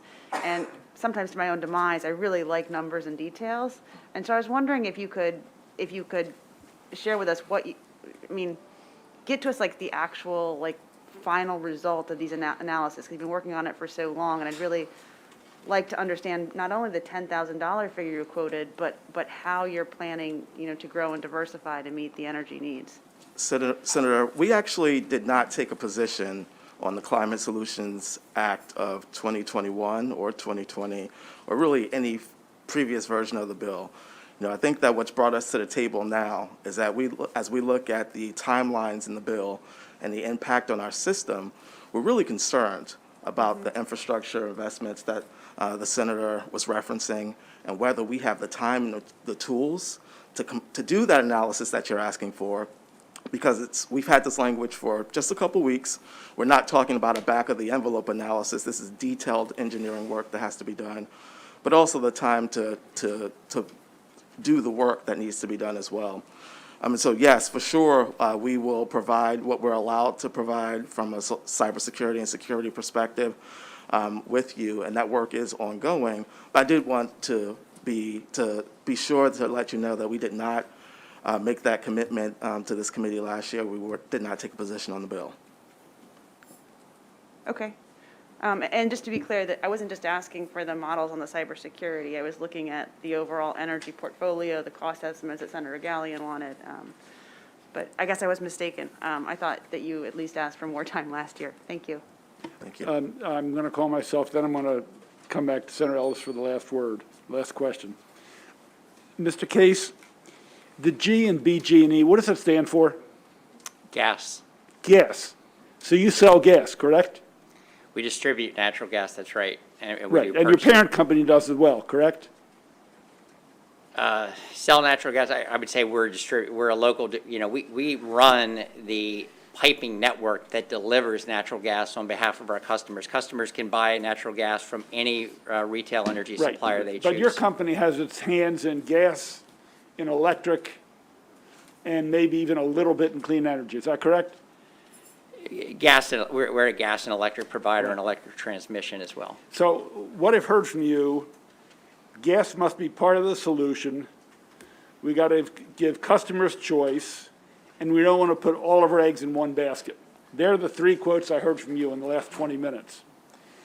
Now, the science tells us, not that we want to rely on science, that we have to move to clean energy, or our planet faces some very big challenges, and we face big challenges here in Maryland.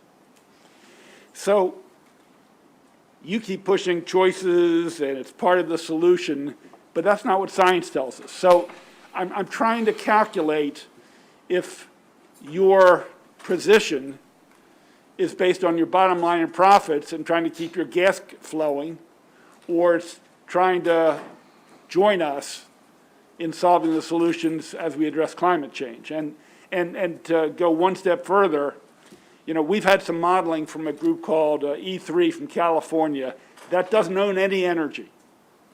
They don't own gas, they don't own oil, they don't own solar. They're an econometrics company that does modeling, that the state of Maryland hired. And they've come up with a model that shows the cost a lot lower. But what a shock, the model that BG&E has created has the numbers thousands and thousands of dollars. So I'm trying to understand why we should trust you, your modeling or your position, when you have a financial interest in keeping the status quo and are less committed to the science and moving to the 21st century than relying on what we did in the 19th and 20th century. Isn't that so? No. Senator Penske, thank Convince you me- for the question. Convince me why not. Yeah, with all due respect, at the very outset, we've said, and I'm going to reiterate again, we do not disagree with your goals or the state of Maryland's goals to decarbonize our economy. We support that. I think the first key difference in sort of our view of the world and perhaps your view of the world is it seems as though your view of the world is that there's one path that can get us there, and it's electrify everything. And there's a lot of information that says that isn't the only path, and that may not be the most cost-effective path. So all we're saying is let's not lock and load that the only way we can do this is to ban natural gas, electrify everything. You're discounting hydrogen, you're discounting renewable natural gas, you're discounting carbon capture and storage, you're discounting hybrid heating systems where electric heat pumps are doing 95% of the heating, and the natural gas moves to a backup fuel for those days where the heat pump can't keep up. Think about last night. Anyone in this room that had a heat pump, their heat wasn't coming from the heat pump. It was coming from some other supplemental heat. And our point is there's a more cost-effective way to do this than going to electric resistance heat when the heat pump gets to that point. So our motivation is to come up with the best answer for our customers. And there are multiple ways to do it, and we should pick the path that's the most cost-effective. There's a big cost to this bill. So if we're building a new home, that's going to be 95% run by a heat pump, who knows, maybe even geothermal, but through the electric system, we should invest money in building a pipe for a backup for that home? I mean, is that what you're suggesting, that we should, I think your words were, give a customer choice? I'm trying to understand this. Yeah, I'm saying it's not a foregone conclusion that we cannot achieve our climate goals while still maintaining a natural gas system. We do not accept that that's the only way to get there. Well, I'm saying, And there's but you're plenty saying of not only pathways. existing, but prospectively. I'm sorry. But you're saying for existing and prospective. So you don't think going forward, we should change our practices and behaviors? Even NIOP thinks we should go towards decarbonization prospective. They're concerned about rehab or retrofit. But what I hear you saying is even going forward with new construction, we should have it all. No, I'm not trying to say that there may never come the time where that becomes the right pathway forward for Maryland. I'm saying we don't know that at this point in time, that is the only path forward, that we should move immediately 10 months from now to a ban on natural gas. That doesn't make sense to us. It's not clear cut that that's the only path forward or even the best path. And we're saying that, there are lots of options that we should be looking at and take a little time to get all that stakeholder input and come to agreement on what the best path is. Senator Ellis. Mr. Chairman, gentlemen, listening to, I have a takeaway from your testimony. It was that this bill is written doesn't give us enough time to complete the objectives. And so the question is, have you weighed in with what your suggestion is, the time frame we should implement to get to the objectives that are brought forth in this bill? And secondly, you mentioned the costs. Actually, not the cost, but well, answer that question first, and I'll come back with my second report, please. When we talk about the time frame, what it is for us, we, as indicated, we don't have the information of where new load's going to be. And so for us to be able to understand that and see where that's at, then we can layer in the time it takes for us to design, to develop what that new looks like, what those new loads, decide if it's a new substation, new feeders, anything of that nature, to go through that process. Then we can overlay that time frame to say, here's the time for us to implement that strategy that's out there. So you said you don't have what? That's something. What don't you have? We don't have the information where new electric load would be with the elimination of the fossil fuel gas. Where are those new constructions and buildings going to be that are going to require this new additional load? Once we know that, then we can do an analysis to say, does the current infrastructure support that, or do we need to make enhancements to do that? And understanding what those loads are, And those enhancements then take time to evaluate and then to construct. Yeah. So that knowledge, knowing the load, would be projections, because these principles are not implemented yet. So would your company have, or some group you're part of, be able to do those projections? You know what the goal is. Would be able to do the projections to have an idea what it would take over time to do the transitions? Once, as Mr. Washington indicated, we've only seen this for a couple of weeks. So once we know if that's if going forward path, we have to then reach out to the community, to the builders, and kind of get an estimate of what do we feel that forecast is going to be.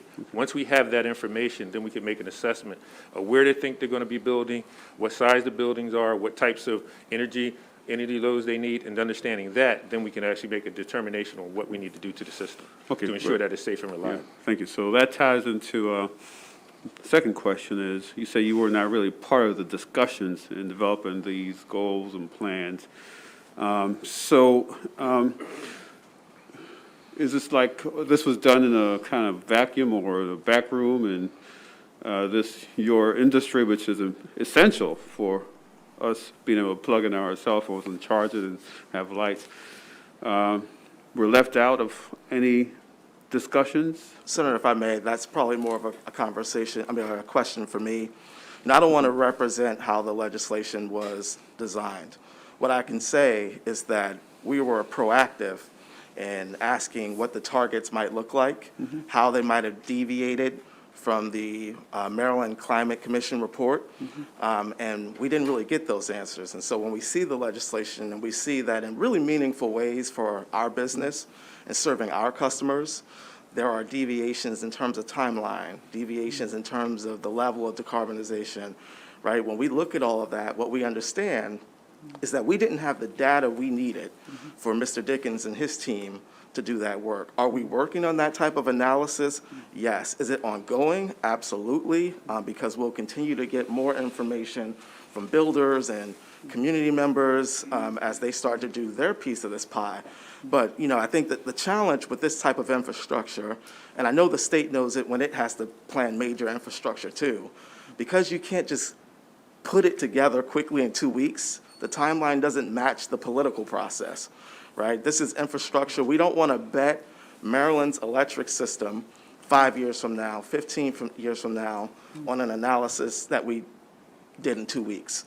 So we're working on that. Understand. And so you're working on it. So have you reached out to like members of this panel, and the folks who are working in this space to really, in a proactive way, to reach out to us to help to solve this issue, to get an important solution like this done? Have you reached out? Because I haven't heard from anyone in your industry, really. And so if we're considering these things, I hear that you don't have enough time and you got 2 weeks' notice. But, what are you all doing to reach out to us to really be part of the solution instead of just saying, hey, no one talked to us, we don't know this? I don't understand. That doesn't sound too, how should I say, That's a really fair question, Senator.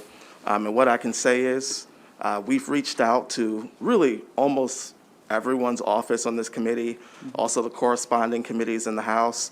If we don't have a date on the books, then we will have one with your office soon. But many of your committee mates we've already talked to about this, and we're committed. We've said from the outset, we support electrification. There was a question about whether we're a gas company. Yes, we're also an electric company. And so we want to make sure we get this right so that 5 years from now, 10 years from now, you hit that light switch and you have confidence about what's going to happen. Yeah, and we have to get it right. But what I'm saying is, as a sitting senator, I haven't heard from anyone on your side. I've heard from the folks on the other side continually. I know their names, right? I can tell you their names. But from your side, nothing at all. So, I just want to say that we need to get this done. We don't want to do a product that is not sensible for constituents, because when the lights go out, if we pass this bill, they'll blame us. So you're part of the solution. But I just think that you are not really being proactive enough, reaching out to every member here. I can speak for myself. I haven't heard from you guys. So thank you, Mr. Chairman. Yeah, Senator Washington, that's Senator Washington. Mr. Washington. That's a promotion. Depends who you talk to. You know, I have to take issue that you only knew about this for 2 weeks. The Climate Commission's been working on this for a year and a half. 3 months ago, they voted prospectively to have full decarbonization. I mean, this isn't a new concept. And what I'm hearing today is going forward, you want mixed use. You want a mix. And whether this goes on for the implementation date prospectively is 23 or 25 or 24 or 26, which is clearly what the Climate Commission, that have been grappling this with a long time, have been discussing. This is not a new issue. And I think to portray to the Senator Ellis that they only knew about this 2 weeks ago, it's not intellectually honest. And we've heard from other speakers who even oppose this bill, who support the decarbonization, not a mix like you're proposing. They might not like 23 and they might like 25. But the testimony I'm hearing from BG&E today is customer choice, gas is part of the solution. That debate's been going on for a year and a half. So to say this bill has been there for 2 weeks, this bill is built, not exactly, but at least conceptually, on what happened in the Climate Commission, which passed 24-2. Mr. Chairman, I mean, we agree with that, and I guess what I would say to you is that the concepts are not necessarily what we took issue with. Those timelines that are very different, those are important, and Yeah, they are a but that's not what I've distinction. heard today. I have heard explicitly, gas must be part of the mix, and that we must allow for customer choice. That is not the same. You can't have it both ways. Either you support decarbonization of future construction, whether we start in 23 or 25, or unless you want to start in 2035 so you can continue to sell gas, which is what I'm hearing here, sub rosa. But to say you didn't know about this, I just think Perhaps it- defies our logic, and there are people here who've been in conversations on the Climate Commission that can share that this has been a debatable issue for a long time. Mr. Chair, I know that you and I have spoken about this as we've set up meetings with the committee, we've talked to you. Perhaps it would be more productive if we could come to you with what those other pathways that Mr. Case was talking about look like, because we do believe that there are additional ways to achieve decarbonization. We don't think that it's different from the general goal of the state. Thank you all for your testimony. In the final opposition group for the first sets of panel, Joe Bryce, William Sullivan, Brian Quinn, and Mike Cassell. We'll start with Mr. Bryce and Mr. Sullivan. Then we will be going back to the proponents, Kim Coble, Victoria Venable, Cecilia Plant, and the rest of the group. Thank you, Mr. Mr. Bryce, Chairman, welcome members to of the committee. Annapolis and the EHE. Thank you. It's very, very good to be back here in person, Mr. Chairman. Joe Bryce, representing PEPCO. With me is Bill Sullivan, the Vice President of Technical Services for PEPCO. He's not a registered lobbyist. He's appearing today on my behalf, and in the interest of time, I will turn it over to him. Yeah, good afternoon, Mr. Chair and members of the committee. I am Bill Sullivan. I'm the Vice President of Technical Services for PEPCO and Delmarva Power. PEPCO supports decarbonization, and we support efforts to mitigate climate change. We're prioritizing efforts within our own company to combat climate change and help the state reach its decarbonization goals through a path to clean that reduces our carbon footprint in Maryland. We want to partner with our customers, communities, the state, and the counties we're privileged to serve to achieve these goals in a way that makes sense and is equitable and affordable for residential and commercial businesses in Maryland. We are here today to emphasize that efforts to decrease gas usage will impact the entirety of the distribution system in Maryland, not just the gas system. Reduced gas usage will increase electric usage. Our distribution system will need to be carefully and responsibly planned to address reliability and capacity issues while considering equity and affordability. Increased electric system usage, depending on where and how quickly it happens, will require upgrades to our systems and in some cases may accelerate the need to upgrade or add new substations or distribution circuits to our system. These upgrades will take time and need to be planned carefully. And we will need to consider the availability of recent federal funding to support these upgrades. We also need to consider electric vehicles, distributed energy resource penetration rates, impact of energy efficiency, and additional load coming online. This will be complicated and time-intensive analysis. All of the utilities in Maryland, whether gas, electric, or a combination of both, need to work with key stakeholders, including you, the PSC, and others, to create a smart, integrated plan for the distribution system to achieve the decarbonization goals. Thank you, Mr. Sullivan. I just have one question. And first of all, I welcome your wanting to participate. Thank you. Thank you. I have one bit of confusion.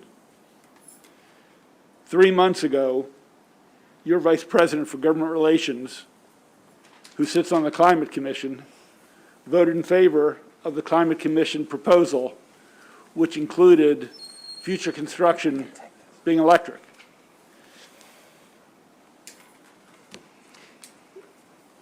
Was that vote when it was talk, and now here's a concrete bill, and now PEPCO has decided it's a bad idea?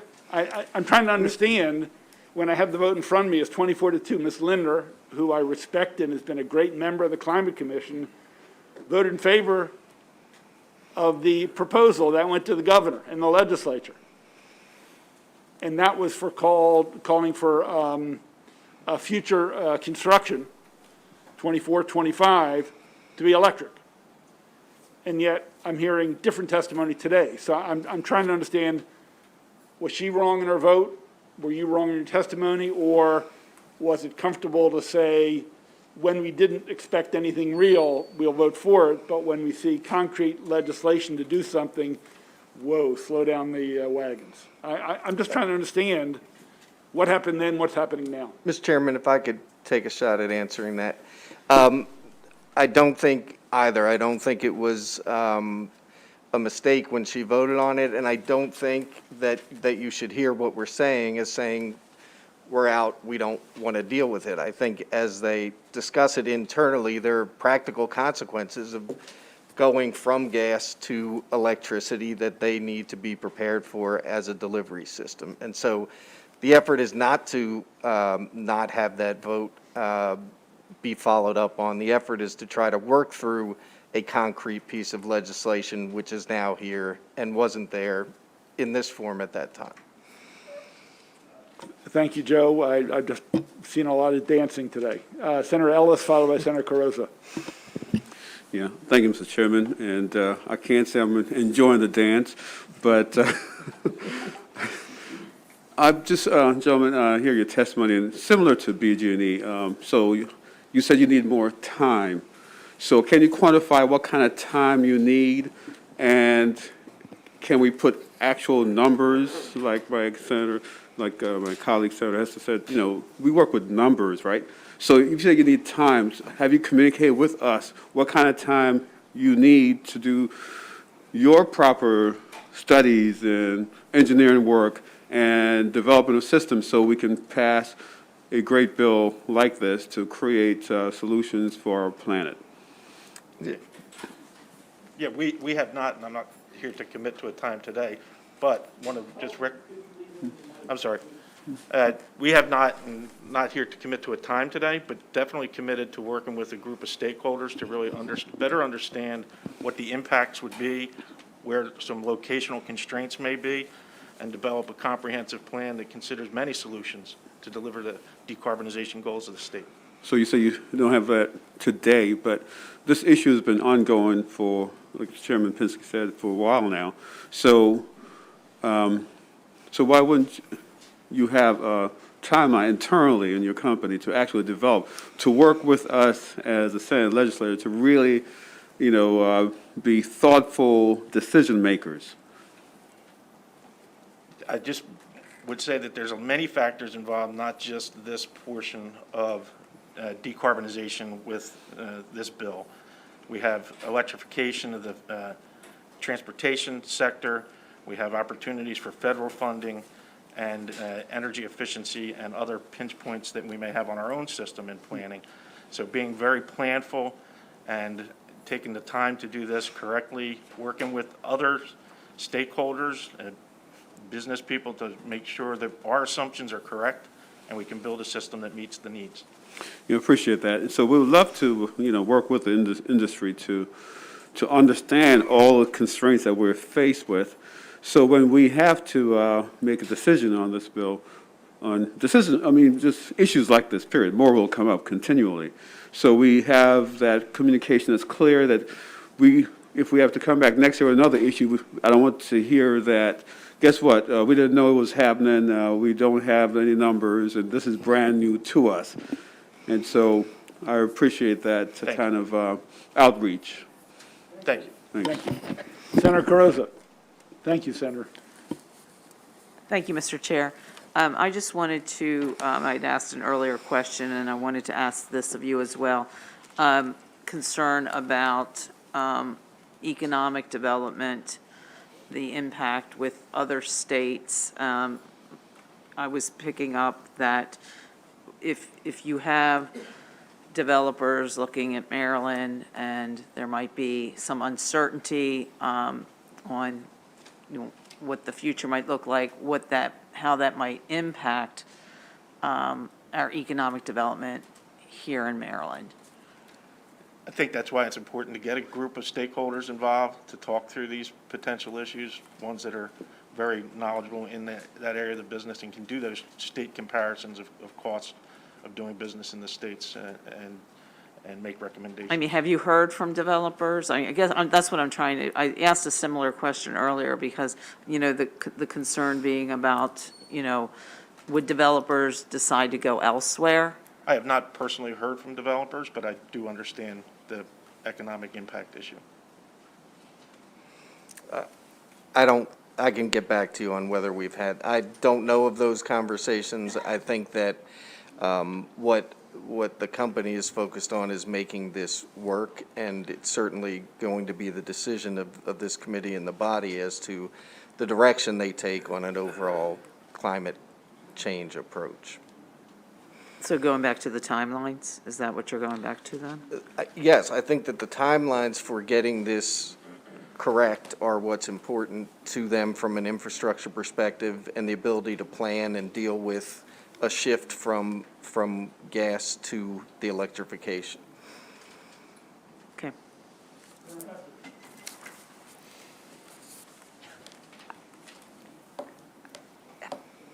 I'm just sitting over here. Don't you actually have a member in the Climate Change Coalition? And haven't you guys been working on this?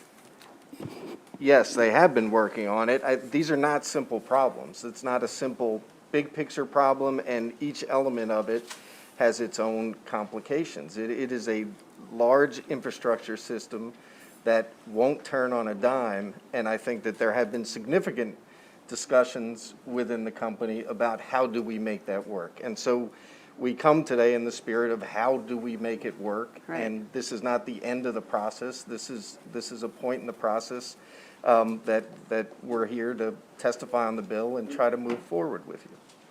No, I appreciate that. I think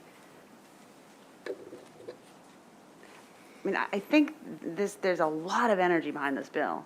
And if you guys could, instead of just asking for more time, come up with some really specific, amendments, if the bill should pass, that you would like to see, that might be helpful because, anyways. Yes, we're happy to go back. As I said, I don't view this as the end of the process, and I certainly understand the need to work through those issues. Thank you, Mr. Chairman. Let's go with Mr. Quinn and Mr. Cassell from Chesapeake Utilities.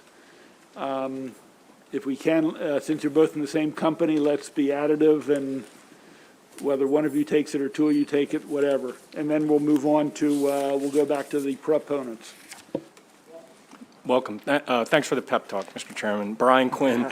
I'm here today representing Chesapeake Utilities. Vice President Mike Cassell is here at my request. He's not a regulated lobbyist. We are a gas company. We're the gas company that serves Maryland's Eastern Shore, and we're very respectfully here in opposition to SB 528, to the provisions you've already heard about today. I'll try to be brief. Chesapeake opposes the bill because of the extraordinary uncertainty and cost it will impose on Maryland utility ratepayers. You've heard a lot about the E3 report and the Climate Change Commission. Everything we're saying here today is consistent with that report. That report recognizes there are going to be billions of dollars of costs in different buckets. Those costs include costs to retrofit homes, and then more importantly, the cost to upgrade and strengthen the electric grid necessary to bring the electricity into Maryland if you ban natural gas. That's what we're saying is consistent with that report. I think what you've heard from the electric utilities is maybe there should have been more input in that report and to the inputs that were entered into that report. But everything I'm saying to you today is consistent with that report. Again, Mr. Chairman, I don't want to repeat, but it does seem to put all our eggs in one delivery basket. And what we're saying is perhaps if the goal of the legislation is to reduce GHG emissions, we need to keep all options on the table, including the existing gas delivery system. Mr. Chairman, I've listened very carefully to what you said in talking about the science. And we have to consider the science, but we also need to consider the science of engineering and physics. And that's physics of electricity and the engineering of an electric grid to make sure that if we move in this direction, it's a very expensive and time-consuming process that you need to consider physics and you need to consider engineering in addition to climate science. Thank you very much. Thank you. And, sir, please. Thank you, Chairman and committee. I appreciate the time. I'm Mike Castle from Chesapeake Utilities. What I thought I would do is just quickly share with you just a couple of the numerous projects Chesapeake has been able to accomplish or is in the process of accomplishing in our service territory, which is your Eastern Shore here in Maryland. For one, we have encouraged the development of renewable natural gas, which I know you've heard of today. We refer to it as RNG. And on the Eastern Shore, we've taken a very specific position to help the poultry farms. As a matter of fact, we're working with Clean Bay on a project that will bring an anaerobic digester to the Somerset County area. It'll take that it'll take that chicken litter, that waste product that is emitting into the atmosphere as it is, and turn it into renewable natural gas. That stream, as it exists today, will take approximately 1,800 car equivalents of carbon out of our atmosphere. We're also partnering with a company by the name of Planet Found to put a digester in the Princess Anne Industrial Park. That produces the RNG, but it also gives us an ultra-absorbent potting soil as well as a farm field amendment. These are products that come out of the existing litter that is present in those farming practices. This is instrumental for Somerset. It's instrumental for a number of farming communities. We have existing waste streams that we can do something with in the interim. This leads us into the infrastructure that we currently have that will take hydrogen as well as that RNG. These are steps to a cleaner future. We are very serious about how we help our partners as well. I'll mention a project that we're doing with the Regional Medical Center, the Peninsula Regional Medical.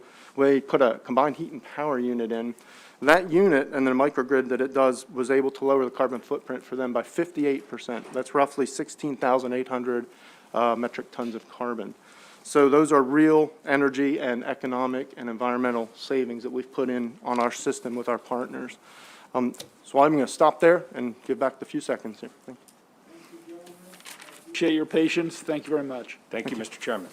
Okay, we're going to shift back to proponents, Kim Coble, Vicki Venable, and Cecilia Plant, who will be followed by Ruth Ann Norton, Nina Jeffries, Drew Schmidt-Perkins, then followed by Aaron Greenfield, Brett Mastropieri, followed by John Willems and Aaron Appel, then John Fiastra, Stefan Dodge, and Stephen Lees.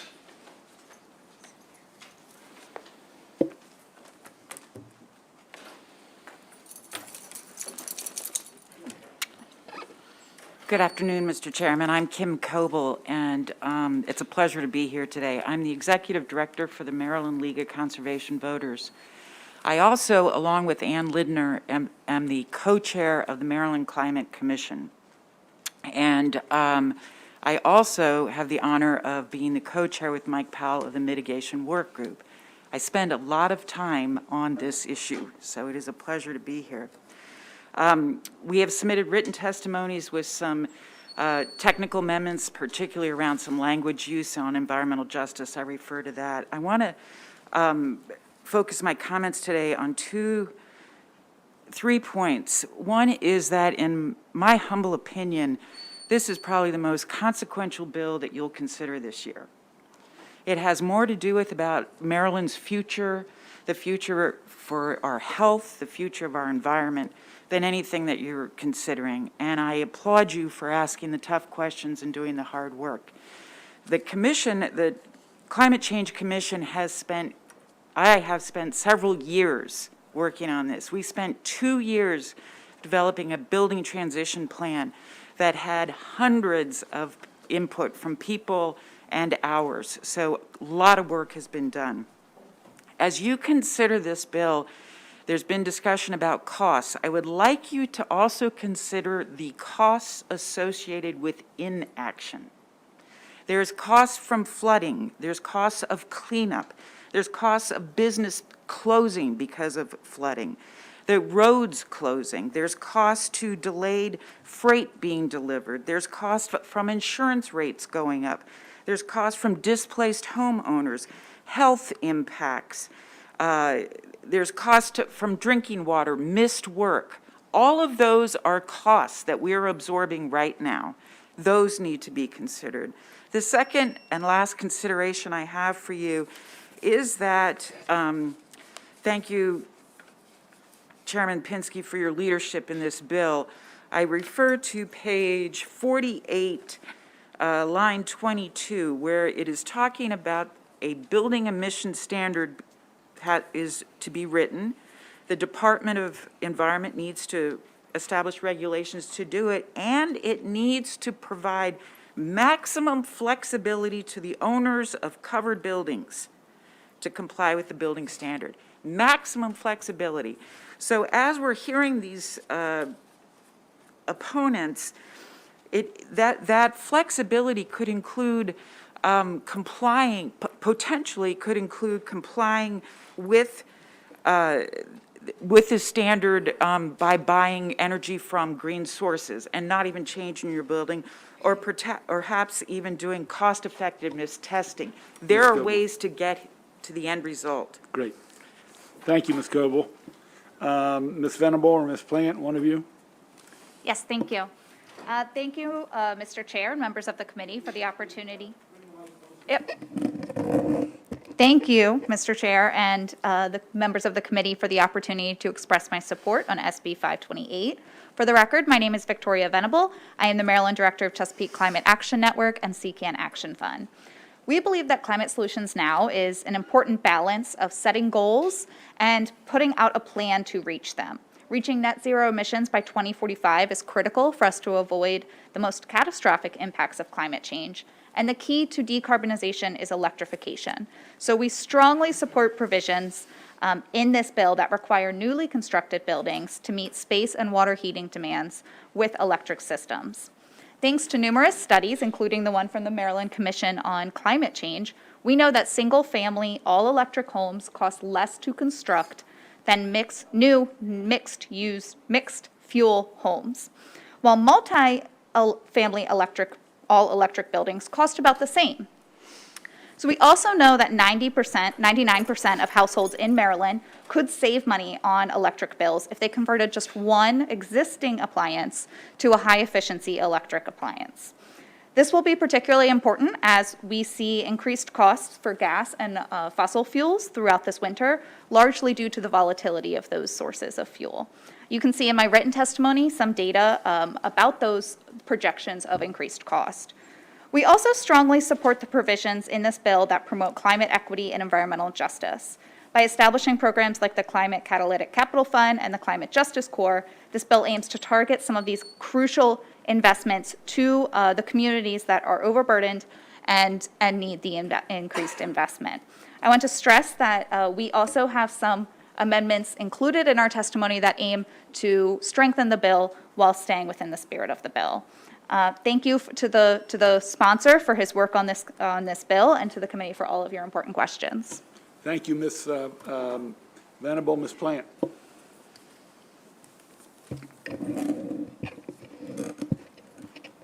Good afternoon, members of the committee. My name is Cecilia Plant, and I am the co-chair of the Maryland Legislative Coalition, and I am also representing the Climate Justice Wing. I want to say right up front that we love this bill, and we are very grateful for Senator Pinsky for bringing this bill back again this year. We believe it is a bold, comprehensive attack on the climate crisis and a recognition that we must have a multi-pronged approach if we are ever to get to net zero emissions. We are impressed with all the sectors of greenhouse gases that it targets: transportation, buildings, and energy. We love the aggressiveness of the new greenhouse gas reduction targets and the change in methane accounting. However, we are especially impressed with the provisions that deal specifically with climate justice, because we feel that you must lead with equity and take care of the people who will be most disadvantaged by the transition that we must make to have a cleaner future. There is much to like in this bill. We applaud the building decarbonization focus of the bill, and we believe that it is very important to decarbonize as much as possible, as quickly as possible. We would like to see more in the area of building net zero schools. The bill calls for building only one net zero school in each district between 2023 and 2033. And we believe that with the Build to Learn Act funding that's available, and the fact that we are about to make the biggest investment in schools that we have made in decades, that we should not be building or upgrading schools with fossil fuel technology. We also understand that the Maryland Commission on Climate Change has estimated that gas prices will be 2 to 5 times higher than current levels within 10 years. Additionally, as we switch to electrification, fuel infrastructure will be harder to maintain and replace. With that in mind, we have a friendly amendment to have more schools go to net zero, and we appreciate this bill, and we are in very strong support. Thank you. Well, I also want to say, while I appreciate the accolades of sponsor, a lot of people worked on this bill, a lot of experts, scientists, advocates. I put it under my name, but there are a lot of people who deserve credit for this. For these folks, yes, Senator Hester. Thank you. I'd just like to thank you all for being here, and especially to Kim. Thank you for your leadership. If there's, you've been in charge of this for so long, and my previous question was to the utility folks, like, they've been on the commission, like, why don't they have their plan ready? I mean, if there's anything that you've seen in the past couple of years that might help us to understand what they're saying now at this late date, it would be helpful. All right, thank you. Thank you, Senator. And obviously the patience of everyone in the audience. Okay, let's go with Ruth Ann Norton, Nina Jeffries, and Drew Schmidt-Perkins.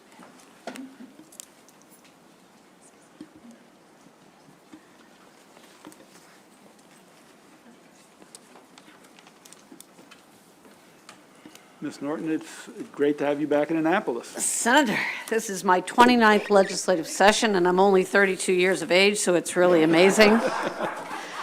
For those people, Ms. Norton has worked on lead paint in Baltimore City decades to try to protect poor folks who are in apartments with peeling paint. And a lot of the efforts that have gone on in Baltimore are because of her many, many years of hard work. And I'm not in Baltimore, but I know it's had implications across the state, so thank you. Well, thank you, Senator, for those kind words and for the committee's purpose. I am Ruth Ann Norton. I'm the president and CEO of the Green and Healthy Homes Initiative, which grew out of the work of the Coalition to End Childhood Lead Poisoning. GHHI is an established partnership started by a partnership with President Barack Obama and then Vice President Biden in an effort to better align, braid, and coordinate resources to create healthier housing in the United States. GHHI is probably the premier organization in evaluating for the healthcare sector and government the impacts of unhealthy housing and its cost to our Medicaid systems, to our governments, and to our communities. I want to commend you, Senator, for this bill, and I think it is one of the greatest opportunities for transformational and tangible impact on health and racial equity. Climate is a public health issue. It has severe impacts on asthma, on cardiac health, and on long-term mortality. By implementing this bill, we will be looking at tens of millions of dollars of savings annually in the state of Maryland in Medicaid costs, and I think that's an important factor to look at here. We also have the opportunity to invest in community in well-paying jobs to advance energy efficiency. And energy efficiency is one of the most underfunded aspects in low-income communities, unstable and unhealthy communities. And while we can address things like lead paint and structural defects, until we address energy efficiency in low-income housing, we will continue to grapple with all of these issues, a drain on wealth and a drain on stability. We have the opportunity here to improve those outcomes, to improve school attendance and performance, and to improve generational wealth transfer. Happy to talk about the Medicaid savings or any other aspect in questions. Thank you. Thank you, Ms. Norton. Ms. Jeffries? Good afternoon, Chairman Pinsky and members of the committee. My name is Nina Jeffries. I'm a native Marylander and student at the University of Maryland representing the Maryburg Student Climate Action Coalition, or MSCAC. I'm here to express our support for the bill. Climate change is terrifying. I've just turned 22 in December, and I can already experience the effects of climate change in my lifetime. Maryland is the 15th most at-risk state for heat impacts from climate change, and by 2050, we will average almost 6 times more heat index days as compared to 2000. I can attest to this heat danger. Since starting college, I've worked seasonally in agricultural jobs, first on campus in our Arboretum, and most recently managing a small urban farm in Temple Hills. Each summer, I experience heat-related illness no matter how much water I'm drinking, or how early I start work, or how I pace myself. It's simply sometimes too hot to work safely outdoors. On multiple occasions this summer while working alone, I felt so woozy that I couldn't make it back to my car. I had to crawl into the shade and wait for the dizziness and weakness to pass. And I'm young and healthy. Heat impacts will be the biggest causes of death associated from climate change. For older folks, children, or those with pre-existing health conditions, the heat increase will be deadly. We need to reduce greenhouse gas emissions, we need to provide young people with high quality and high impact jobs, and we need to support environmental and economic justice. The Climate Solutions Now Act can do all of these things. My coalition, MSCAC, exists because climate change is hijacking the lives of youth. We, as a full-time coalition of college students, wrote a bill that you will see later today, if we get there, because we are experiencing the effects of climate change. We are growing up watching our homes flood, watching our shores rise, and watching others do nothing about it. You need more time, but we need action now. You need to move faster. We urge a favorable report on the bill and remind you all that climate action cannot stop here. Thank you. Good afternoon, Chairman, Vice Chairman, members of the committee. Drew Schmidt-Perkins, representing the Clean Air Task Force in support of SB 528. The Clean Air Task Force is a nonprofit working to safeguard against the worst impacts of climate change through the adoption of low-carbon energy technologies. You know, Maryland's in good company considering this bill. 9 other states have adopted similar ones. 21% of electric use is in states that have already committed to fully decarbonization by late mid-century. And just last year, 3 other states, Illinois, North Carolina, and Oregon, took strong action. So we're not going alone. We're going in good company.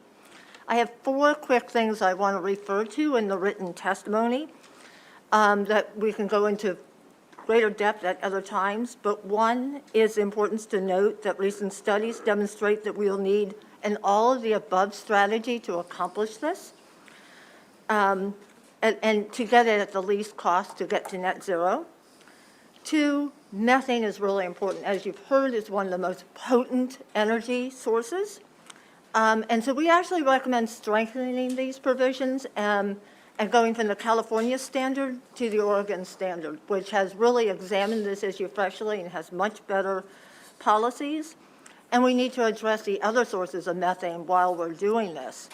And then finally, on methane and the other natural gases, they all need to be accounted for differently, not lumped into one, so that we don't play these different gases off one another. The written testimony also acknowledges how important carbon capture done right is, especially with the hard-to-manage industries like cement and other places which are so energy intensive. So thank you. We're eager to work with this committee and others to resolve these issues and move forward with a strong bill. Thank you. Great, thank you so much for your testimony. Do any members have questions for these witnesses? Okay, thank you very much. Thank you. Next, Aaron Greenfield, of Multi-Housing Administration, Brett Mastropiari, I think, and John Willems and John Fiastro.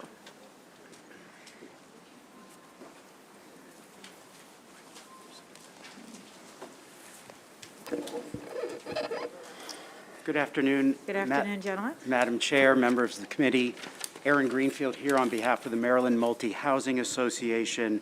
You have our written testimony. We are here, favorable. We do have some concerns.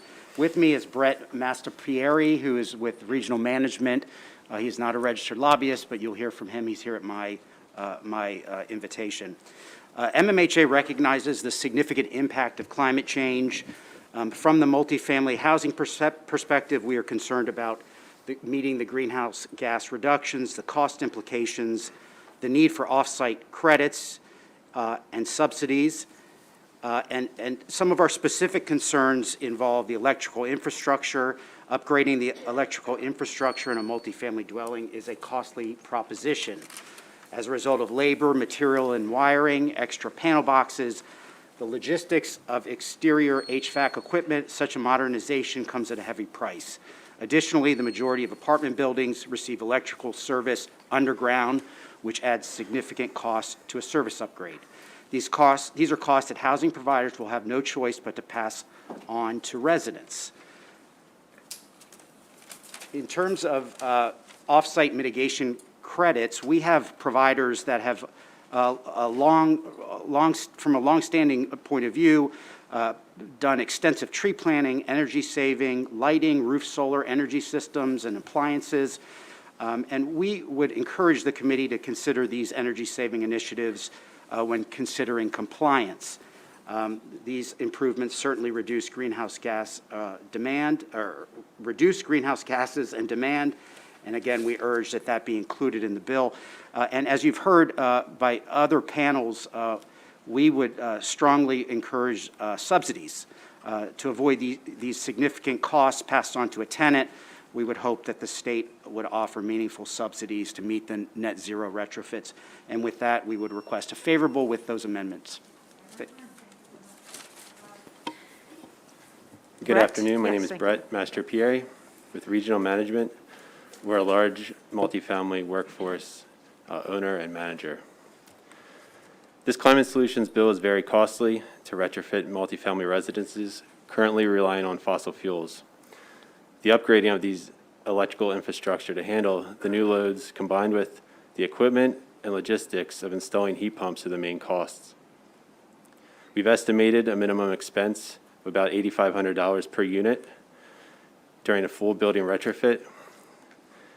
This yields a $150 to $200 increase per unit per month of rent, which includes mortgage interest, vacancy, delinquency costs, inflation, depreciation, management costs.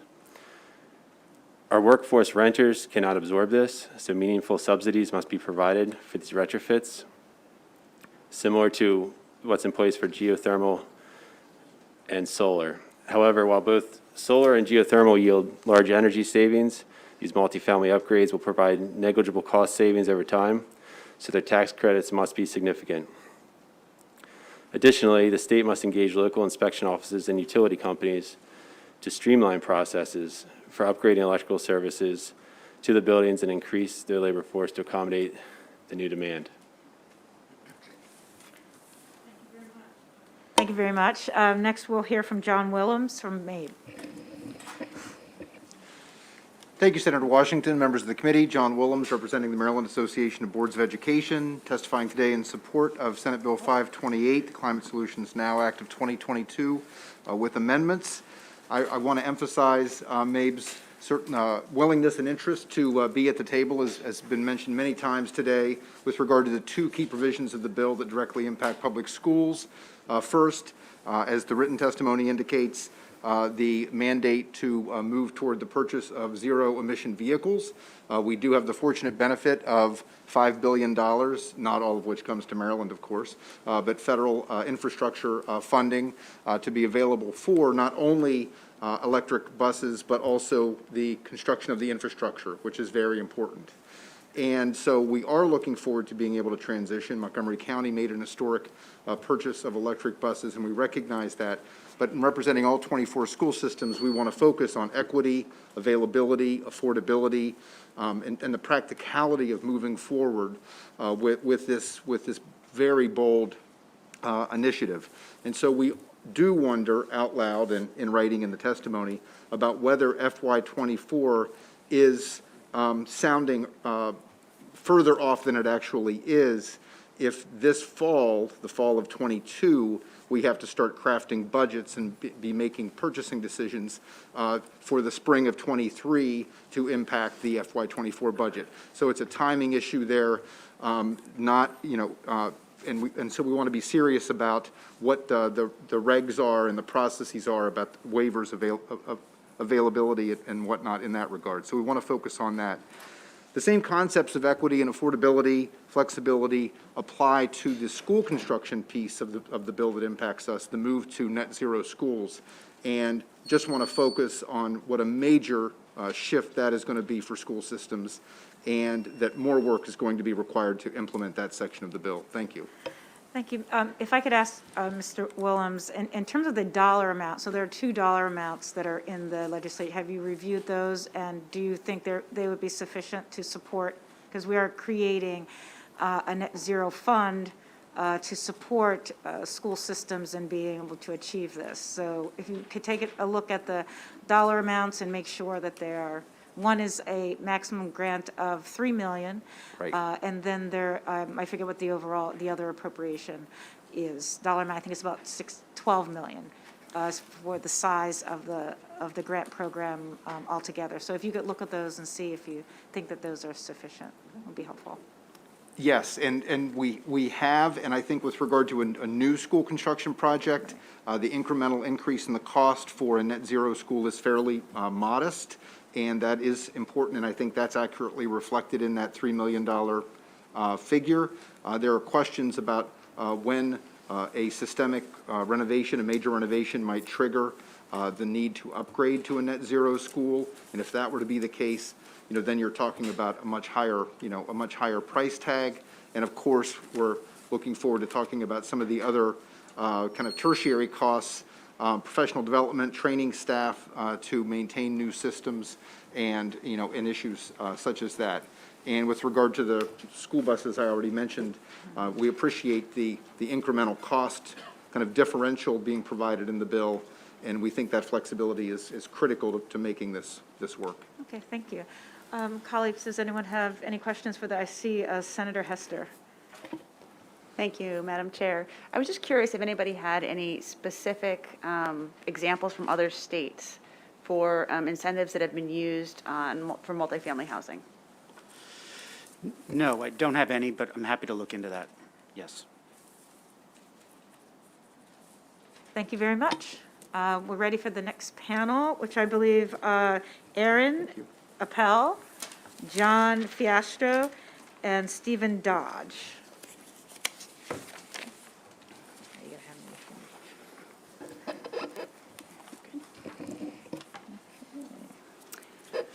Thank you, Madam Chair. Erin Appel on behalf of the Maryland School Bus Contractors Association, which is comprised of the private companies that own and operate school buses in Maryland under contract with local school boards. The school bus contractors respect the goals of this bill and fully acknowledge the transition to electric vehicles will happen over time, including with school buses. They do have very significant concerns as to how the bill currently as drafted would impact their contracts with the local school boards and their existing fleets of diesel buses. The bill before you prohibits, beginning in 2024, a local school board from entering into a new contract for the purchase or use of any school bus that is not a zero-emission vehicle. Their contracts with the school boards vary greatly from county to county, as do the terms of those contracts. Some renew year to year. Some contracts are for 6 or 12 years. By law, the school buses they purchase and operate may run for up to 15 years. Many school bus contractors have already placed orders for new diesel buses for the next school year. By prohibiting a school board from entering into a contract for the use of a diesel bus beginning in 2024, this bill would in essence be rendering huge portions of their school bus fleets worthless. Accordingly, they ask that you honor the 15-year life of the vehicles already in their fleets beginning in 2024 and base the trigger for transitioning out diesel buses as the date the vehicle is placed in service. I've attached proposed amendment language to my written testimony. I've had several conversations with the office of the chairman, and I appreciate the indicated willingness to work with us on this amendment. The contractors do have some broader concerns related to electric buses coming online, mostly with regard to the additional weight. They can be up to 2 tons more, and the infrastructure, charging stations and things like that. But as far as the immediate bill before you goes, they're just asking for this amendment that respects their current fleets. Thank you. And thank you very much, and particularly thank you for identifying a problem and working with us towards a solution. Appreciate that. Thank you. Mr. Dodge. Am I around here? No, sorry, Fiastro. Yep. Thank you, Madam Chair. John Fiastro on behalf of Vicinity Energy.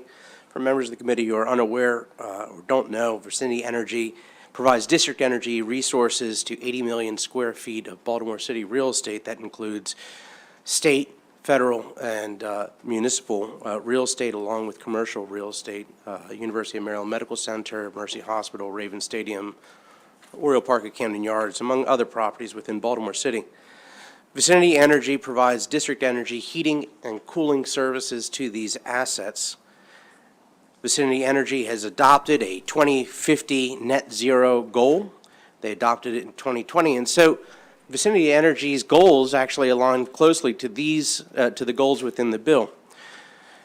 District heating, district energy is viewed as a mitigation and decarbonization tool. It's been recognized by the U.S. Green Building Council, which is the drafter of LEED certification rules. It is recognized by the Green Buildings Initiative, which is the drafter of the Green Globes certifications.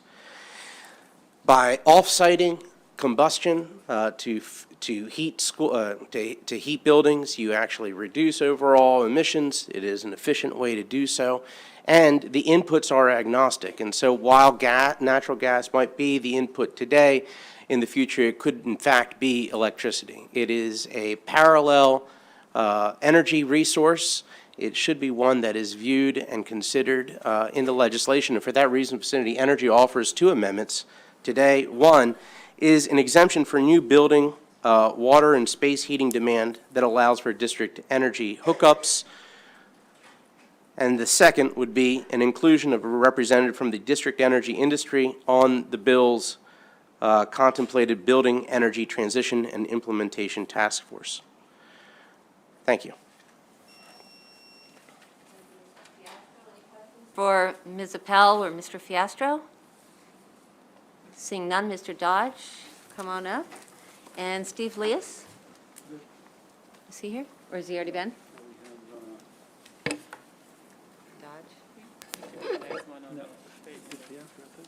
Yeah, that was Fiastro. Yeah. So is Steve Leas here? I'm sorry, Mr. Dodge, give us 1 second. Okay, if not, and Did we miss anybody who had signed up as a proponent on the list? Please, proceed. Thank you, Mr. Chairman. For the record, my name is Stephen Dodge. I'm Director of State Regulatory Affairs for Clean Fuels Alliance America. Clean Fuels represents the farmers, the producers, the distributors, and the end users for all of our products our members and the U.S. industry are producing, which includes biodiesel, renewable diesel, sustainable aviation fuel, bioheat fuel for thermal space heating, as well as maritime and railroad fuels. Clean Fuels supports the aggressive carbon reduction mandates established in Senate Bill 528, but we are disappointed that no biodiesel pathways are established in this bill for either the thermal heat sector, the medium and heavy-duty transportation sector, nor the electricity generation sector. Made from an increasingly diverse mix of resources such as recycled cooking oil, soybean oil, and animal fats, biodiesel and renewable diesel are better, cleaner fuels that are available now for use in existing diesel engines and heating furnaces and boilers without modification. Nationwide, some 3 billion gallons was consumed last year, and we project use will exceed 6 billion gallons by 2030, eliminating only 35 million metric tons of CO2 equivalent greenhouse gas emissions annually. With advancements in feedstock use, will reach 15 billion gallons by 2050. And as referenced earlier at the beginning of this testimony, the IPCC's sixth assessment, released last summer, provided us with a stark warning. It said, quote, "It is unequivocal that human influence has warmed the atmosphere, ocean, and land. From a physical science perspective, limiting human-induced global warming to a specific level requires limiting cumulative CO2 emissions, reaching at least net zero CO2 emissions along with strong reductions in other greenhouse gas emissions," end quote. Simply put, reducing carbon emissions now is more valuable than reducing the same amount of emissions later. It's the same principle we learned in high school. A dollar invested now is worth more than a dollar invested 20 years from now. And we know that the increased use of biodiesel in both home and commercial heating applications can achieve other environmental benefits as well. And I'll just point out lastly that there's been a lot of questions raised, Mr. Chairman, in the previous testimony today about the cost and practicality of full electrification in new construction and retrofits, also with school buses and medium and heavy-duty transportation. Biodiesel, we feel, may be a solution in these applications, and we're happy to work with the committee and the staff. Thank you. And that concludes the proponents. We'll move back to the opponents. We will start with Destonia Reed, Jim Stefas, Robert Yardley, and Paul Buckley, all of Washington Gas. I'm going to remind you, it's having 4 speakers from one company. Let's be additive. You know, we have heard from other energy companies, so please give us additional information we don't know. But unfortunately, don't abuse your time. And sir, you can wait you can sit behind. I want to be careful health-wise. Please.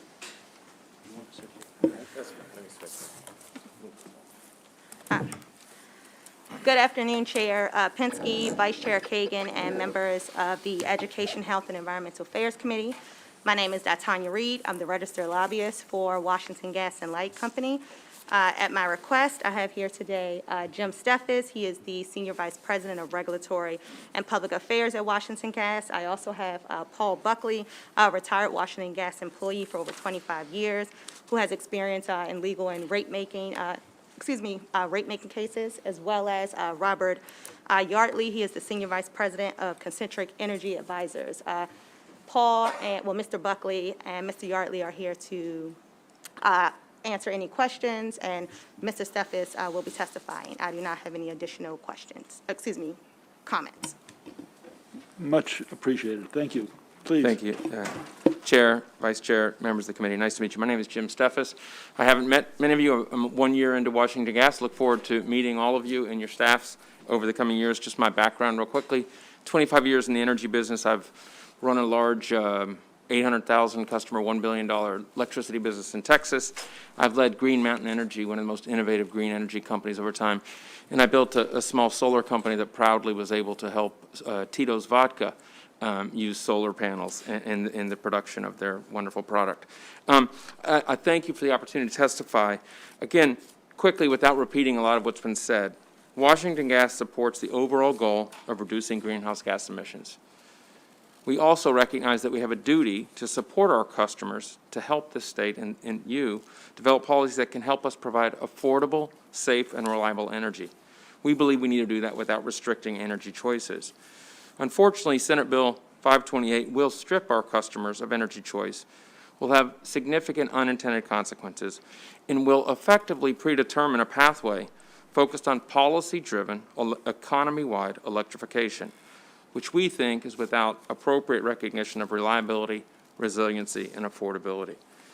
Our opposition to this bill should not be understood that Washington Gas is not actively today looking at ways to address decarbonization, and happy to take and see what we're talking about. A few things that I think we do need to talk about, and that we're talking about, is what would a fuel-neutral decarbonization approach look like? How can we advance renewable natural gas? How can we advance certified natural gas? How do we advance, again, energy efficiency? We support this approach, a fuel-neutral approach. Today, this bill's directive prohibits direct use of natural gas. We don't think that's the right approach. The chairman has mentioned the E3 study. I think all three pathways, and there are multiple pathways to achieve this goal of decarbonization, achieve the end goal. Without going in, recognizing time, just let me conclude. Washington Gas, we do support the overall goal of addressing greenhouse gas emissions. We believe the best option is to support, again, a fuel-neutral decarbonization pathway that allows for the benefits of the entire energy system to be brought to bear on resolving these sustainability goals, while also considering affordability, reliability, and resiliency. Thank you. Happy to answer questions. So, Ms. Reed, so Mr. Yardley and Buckley are here just for questions, or do they want to speak? Yes, question. Okay. In interest of time, we're gonna, Look, we really appreciate it. Thank you very, very much. Questions for, Washington Gas, WGL. Any questions? Senator Ellis. Thank you, Mr. Chairman. So thank you for being here. Your colleagues and other companies absorbed all the incoming military term. But, the thing is, as far as preparation, working with us to come up with suitable solutions, being new, I won't beat you up, but, but, I just want you to kind of work with us to really come up with answers to these problems that exist. We would love to make sure that we get those answers. So the question is, will you commit to work with us to get the solutions? I mean, you heard the testimony before. Is that commitment there with your company to work with us to get to suitable answers? The answer is yes, we will work with you. We've filed in a number of, we operate in Maryland, of course, in the district, and then also in Virginia. We're working very closely with policymakers in the district. Again, we've proposed a very similar path that I'm talking about here. In Virginia, we're in front of the State House now, having conversations about how they're looking to approach the gas industry. And again, they're looking, I think, in the way we would like to move forward, thinking about that it's not only electrification, but there's multiple ways to come forward. But I'm happy to work with you, with all the members of the committee, and with this legislature. Thank you.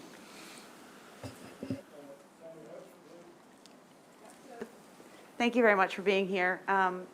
In the spirit of being constructive, I just read through the testimony or skimmed it, and I didn't see any specific recommendations. Are you able to suggest amendments to the bill? I'm happy to provide amendments. I mean, there's a number of things that we would look for. The number one thing we would seek to remove from the legislation is not the policy goal of decarbonization, but the structural inherent bias towards we must electrify. So I would say removing the requirement that all new build must be electric we would think is the best and most important thing to do in this legislation. But there's a number of other things, like the definition of net zero or zero carbon buses. It's not really, I'm not understanding what that means. We would love to have conversations about hydrogen and hydrogen fuel cells. For us, we believe that's for certain applications in the transportation sector, that's probably a better tool that we would like to have conversations around. But right now, I mean, that would be a significant amendment, and we're happy to have that conversation. We do, and let me on the hydrogen issue, we would love, and again, it's not in the legislation today, but as I'm sure most members of the committee know, this administration, the federal administration, has now established at least 4 hydrogen hubs. If you haven't known that, but they're thinking about how do they accelerate hydrogen, because hydrogen is going to be a part of this conversation. We're going to move hydrogen through pipes or some other device. We would love to work with this committee, with the state of Maryland, with the district, to win and become and have a hydrogen hub in this region.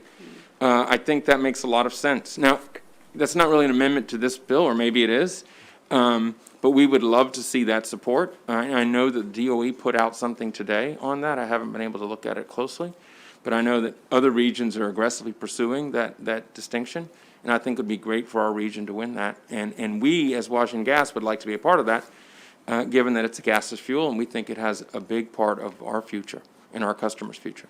So in your reading of the bill as it stands now, does it prohibit hydrogen fuel cells?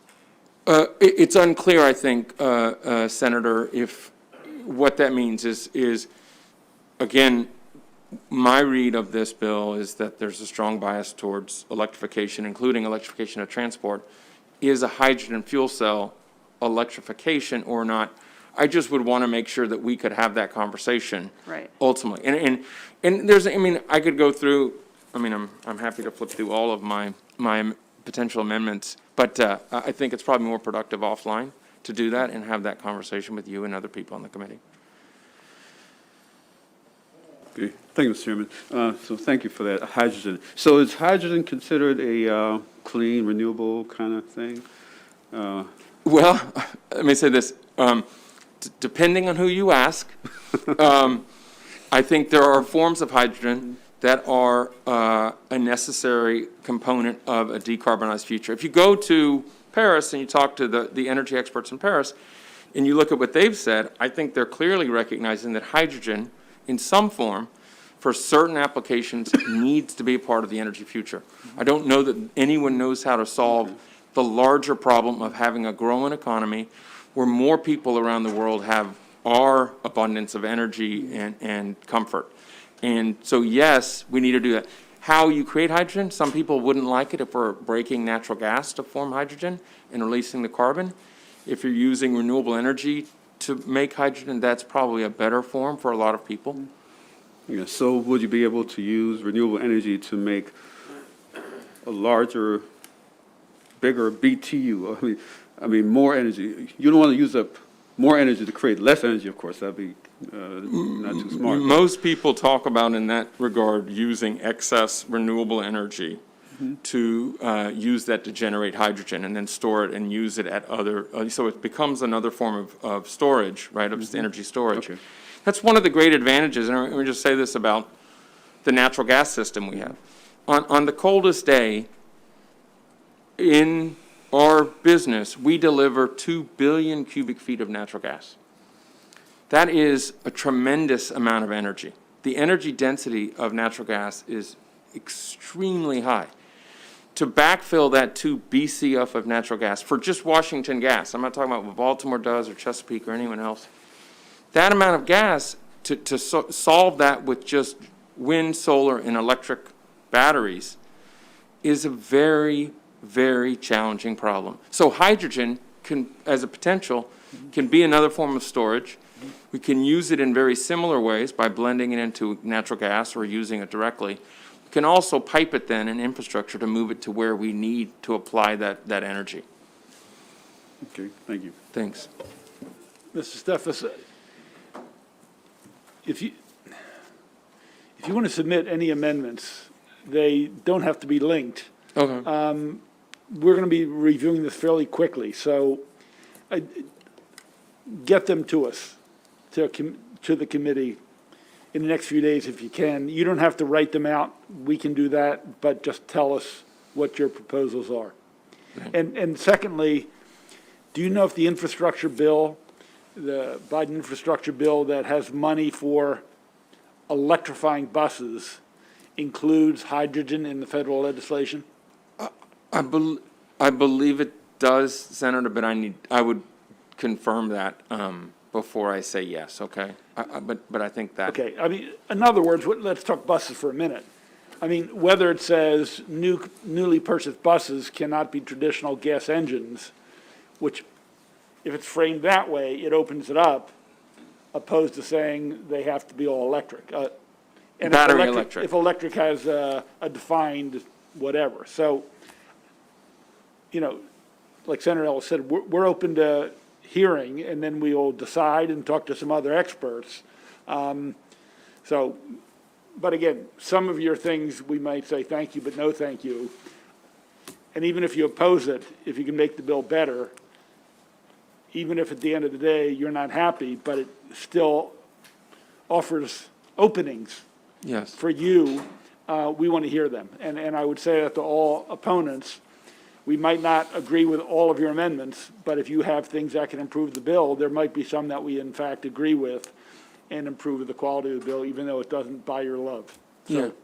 Thank you, Senator. I appreciate that. I mean, clearly, one of the, again, renewable natural gas and certified natural gas, we would love to have conversations with this, and those may be some that you're more positive with or less positive. Okay, thank you. Thank you. Okay, let's keep on a roll. Ellen Valentino and Mark Callahan.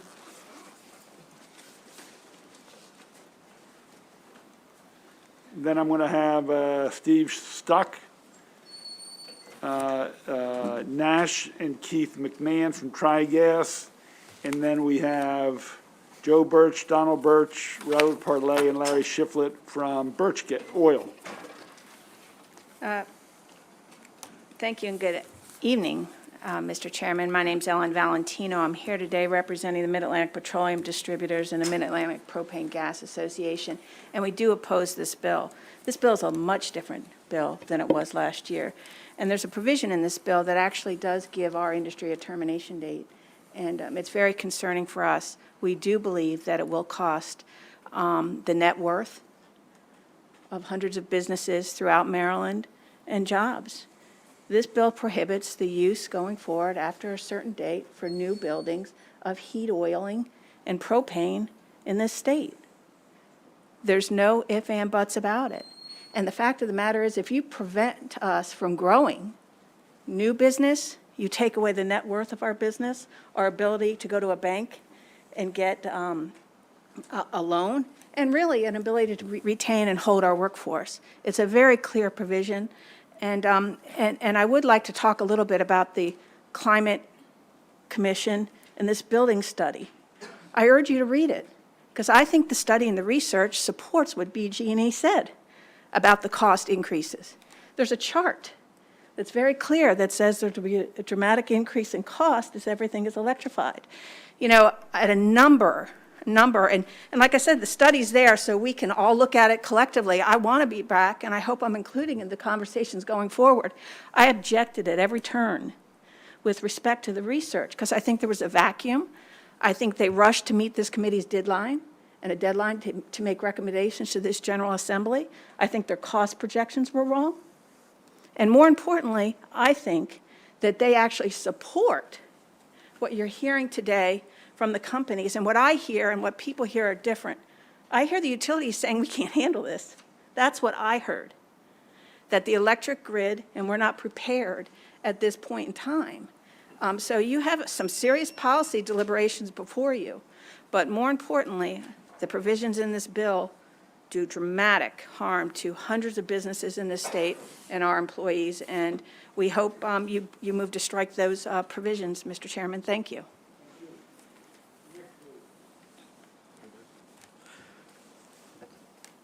Mr. Chairman, members of the committee, thanks for hearing us. My name is Mark Callahan. I'm here with Callahan's Gas.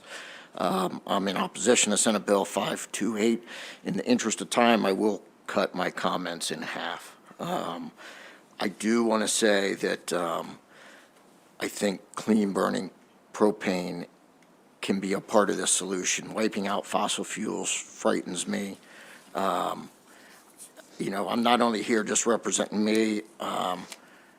Our company was founded back in 1937 by my grandfather. It frightens me. It frightens me for my family. It frightens me for my 12 employees and their families. It frightens me for my 2,000 customers and their families. You know, propane heats homes and heats hot water, but you know what? It does that when the electric's out as well. we're still generating heat. We can still heat homes while there's no electric. We can still heat hot water while there's no electric. Getting rid of fossil fuels puts our grid's infrastructure, I think it makes it very vulnerable. It puts it in question. Look at Southern California. Look at all the brownouts that they have. Boy, I would hate to see brownouts in the state of Maryland. It makes us much more vulnerable to the impacts of a cyber attack, ice storms, hurricanes, tornadoes, stuff like that that create power outages. This is going too far, too fast. Moving forward with propane at the table keeps consumer prices down and energy reliability up. Thank you. Thank you, sir.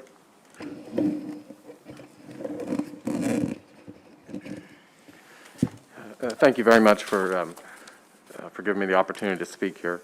My name is Steve Stuck, and my family owns a company called Oakland Oil and Propane, and we also own a company called Deep Creek Fireplace and Outdoor Store and Deep Creek Mountain Utilities.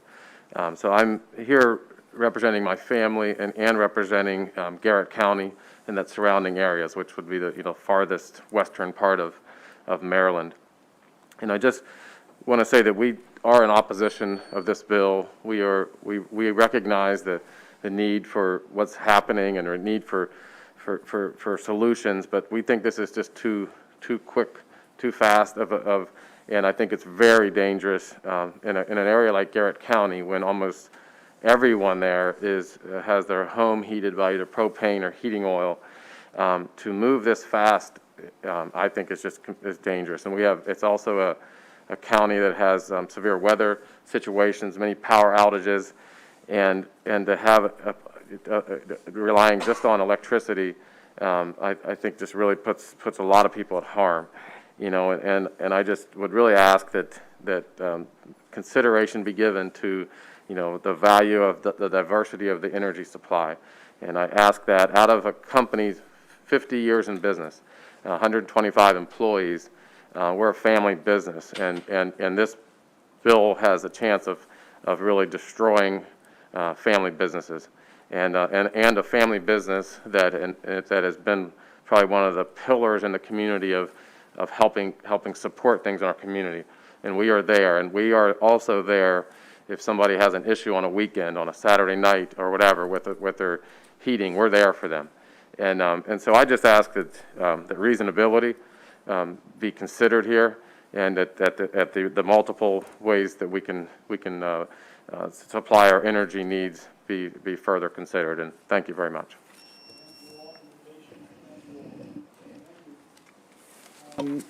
Let's go to Nash and Keith McMahon.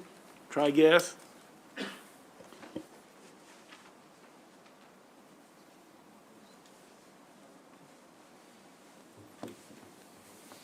I want to thank all of you for your patience.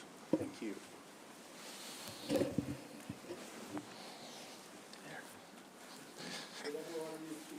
I'll be glad to go. We won't do that. Well, thank you, distinguished members. We appreciate being here today. My name is Nash McMahon. I do represent Tri-Gas and Oil as a third-generation family member, and we're headquartered in Fellsburg, which is in Caroline County. Our company employs 167 people, and I come for you today in opposition of Senate Bill 528.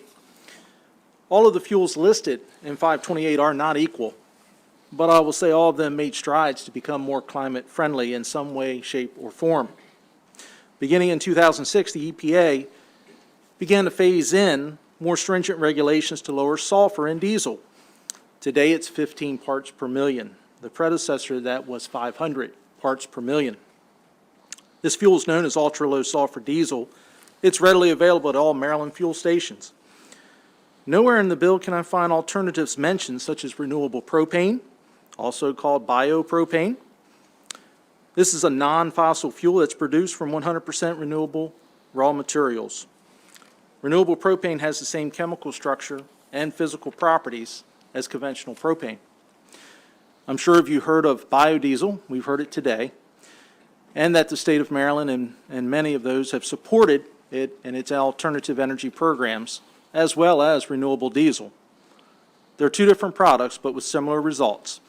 Biodiesel is approved for blending with petroleum diesel, whereas renewable diesel is a biomass derived, in particular for transportation fuel, and it's suitable for the diesel engines. Tri-Gas is actively involved in supporting the use of these products that I've previously mentioned, and we currently store biodiesel in Baltimore with a few other marketers, and it is readily available to the marketplace. Every petroleum marketer and end user in this room that requires diesel is most likely using the ultra-low sulfur. Renewable propane is on the horizon. We as an industry have to be, I'm sorry. Well, I was just going to say that I do have a 11-year-old daughter at home and a 13-year-old son, and I do realize that I have to be a good steward for them and to pass on something for their generation. And I do believe our industry is ready to do that and has taken strides, probably not big enough ones, but they have taken strides to get there, and I would like to give that some consideration within this bill. Thank you, Senator. Thank you. I also appreciate the opportunity to be here and to speak with each and every one of you. And if I could, I would ask you to just picture that possibly we on the Eastern Shore have a different mix, a different customer mix than what Baltimore City and Montgomery County have. If you would come and visit with us and ride with one of our delivery drivers, you would visit poultry farms, you would visit mobile home parks, you would visit multi-million-dollar homes that are on a country club, but more importantly, you would visit some very, very, very low-income customers' houses. And I have a great, great, great concern. I think every member of this committee, if you took that ride with me, you would look at some of those homes where we may have propane or we may have heating oil, and you would not recommend that we're going to make those people pay for electric heat. You're not going to put a heat pump in those homes. It's not practical, it's not affordable, and if the state of Maryland can afford to put it in there, the poor individual living there can't afford to pay that bill. If I could, I'm going to finish up with an invitation that I got from a great friend and a very big customer of mine on Kent Island, Ayers. And about 3 years ago, he invited for me to come and sit down with him. There was an individual that wanted to sell him a generator set that would run off of compressed natural gas. And I introduced myself and I said, I'm not here to oppose it. I'm just here because I'm an invited guest. At the end of the presentation, I asked the young lady, who was very qualified and very well prepared to present, I said, what would encourage my friend Tracy Schultz to make this investment? And she said, Mr. McMahon, it's a fair question. And the answer is, we don't have a grid that can support our commercial, our industrial, and the growth that we see coming at us. So I would humbly ask this committee, do we have the grid? Thank you all very much. Yeah, let me just point out to both McMahons, unless I misread something, there's nothing in this bill that would affect you and your current clients. I mean, unless they have 25,000 square feet and the ones you described don't show that. So this does not ban your ability to sell oil to your clients. I mean, it does limit going forward, but you can continue to sell natural gas or oil to all of your clients. Mr. Chairman, respectfully, when we spend $165,000 to buy a delivery truck, when we spend $315,000 to buy a propane transport and tractor to pull it, and I can go on and on and on, when we today spend $4,200 for a 1,000-gallon propane tank that just 5 years ago we were paying a third of that for, we have to have a future. We can't live on today. That's fine. I just want to be clear. You were talking about we should see all of your clients. You can still service those clients. But I would respectfully submit our clients have the same concern we do. They have to know they have a future in buying energy. Okay. Thank you. Thank you. Thank you all. Joe Birch, Donald Birch, Robert Parlett, and Larry Shiflett, Birch Oil. We're getting near the end, committee.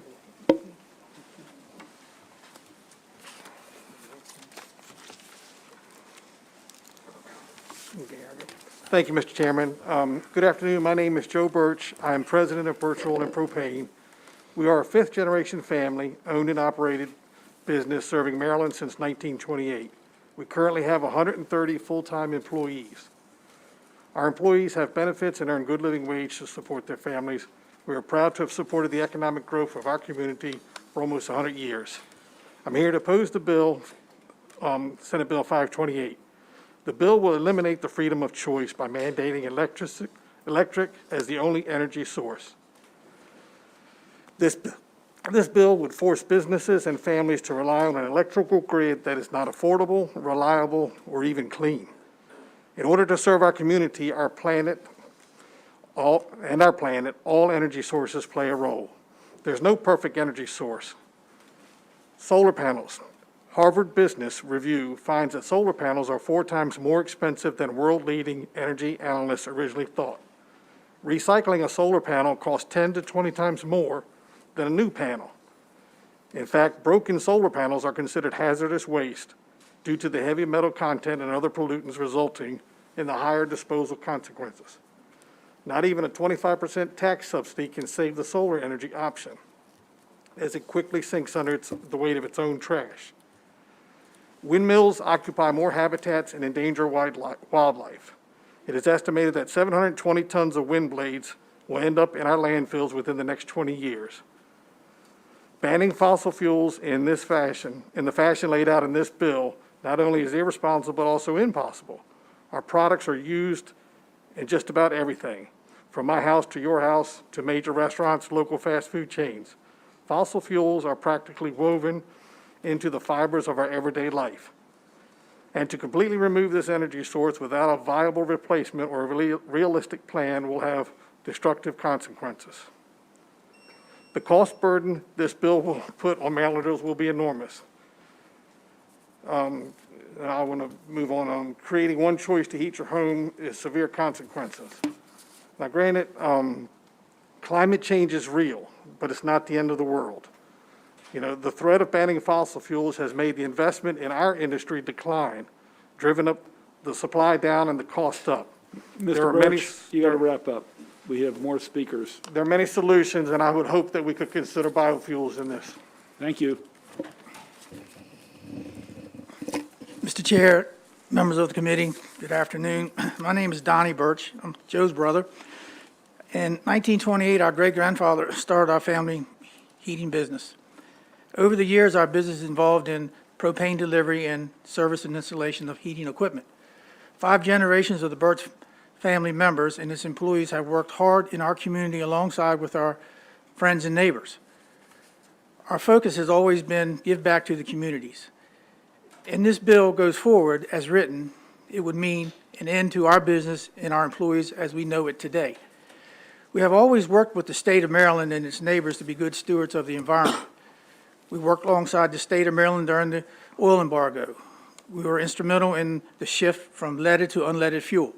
We worked with the MDE to lower sulfur in diesel and home heating fuels. We want to work with the state to help solve the need as well. Yet this bill effectively closes the door on small businesses like ours. We serve members of the Amish and Mennonite community. They have no electricity. They use propane and kerosene to provide lighting and heat their homes. Has anyone considered them in this bill? We deliver to asphalt plants that pave our roads. We deliver fuel to farmers to harvest their crops and provide propane to dry their grain. We deliver to trucking companies. We heat hundreds and thousands of homes with our product. We deliver propane to funeral homes to cremate our loved ones. We serve restaurant community. If this bill goes through, that would face yet another financial burden to convert their equipment to heat, already a shaky industry. Have you considered the families that rely on 24-hour power to medical equipment and that would not be able to have a backup generator, and the solar battery system costs 7 to 10 times more? Our low price income cannot afford this change. And I understand in this bill that it will eliminate any energy assistance to these folks. We believe Maryland needs a balanced policy. My family employees are asking you to hear our story and continue to be part of the solution. Thank you. Thank you, sir. Mr. Parlett, Mr. Shiflett. Hi, I'm Bobby Parlett. I work for Birch Oil Company. I'm here to talk on behalf of my coworkers and our customers to speak out in opposition to this bill. If this bill goes forward, it will create multiple financial burdens on our customer bases moving forward. We'll have to tell them they can't cook on a gas stove, they can't warm up by their gas or wood fireplace. They wouldn't be able to take an endless shower with hot water from a gas or oil appliance. Moving forward, they won't be able to use this fuel as a heat source for their home, and they'd have to consider switching. I would ask the committee, how many of you have these types of appliances in your homes? How many of you have a gas grill, a gas furnace, or a oil furnace, or any of these types of appliances in your house? And this, at some point, you're going to face that challenge of replacing it. If we read this bill correctly, you'd have to make another choice. You can't run a generator, like Donnie had mentioned. It'd be very difficult to do that. We can certainly do that with another choice, which would be a biofuel. Biofuel is certainly an alternative. It'll work fine in our current oil furnaces that are in customers' homes today. We could use it for generators so that people could be able to have a backup heat source. A farmer could use biofuel in their tractor without modifications or limited modifications. A waterman could use biofuel to continue to harvest their crabs and their oysters. With this renewable fuel, you could actually put it in a diesel bus and use it in lieu of having to go to solely electric buses. It seems to me to make sense to consider that as an option. And my question would be is, how was this not even considered within the bill? Okay. We're not looking for a handout. We're not looking for you to help us with our retirement accounts. We just simply want to be part of the solution moving forward, and we'd respectfully ask for that. Thank you. And we'll go to Mr. Shiflett, but Mr. Parlett, no one has to switch energy sources. Nobody. It is nowhere in the bill. It's a misreading. If your furnace goes out, you do not have to replace it with a heat pump or electric. That's just not what's in the bill.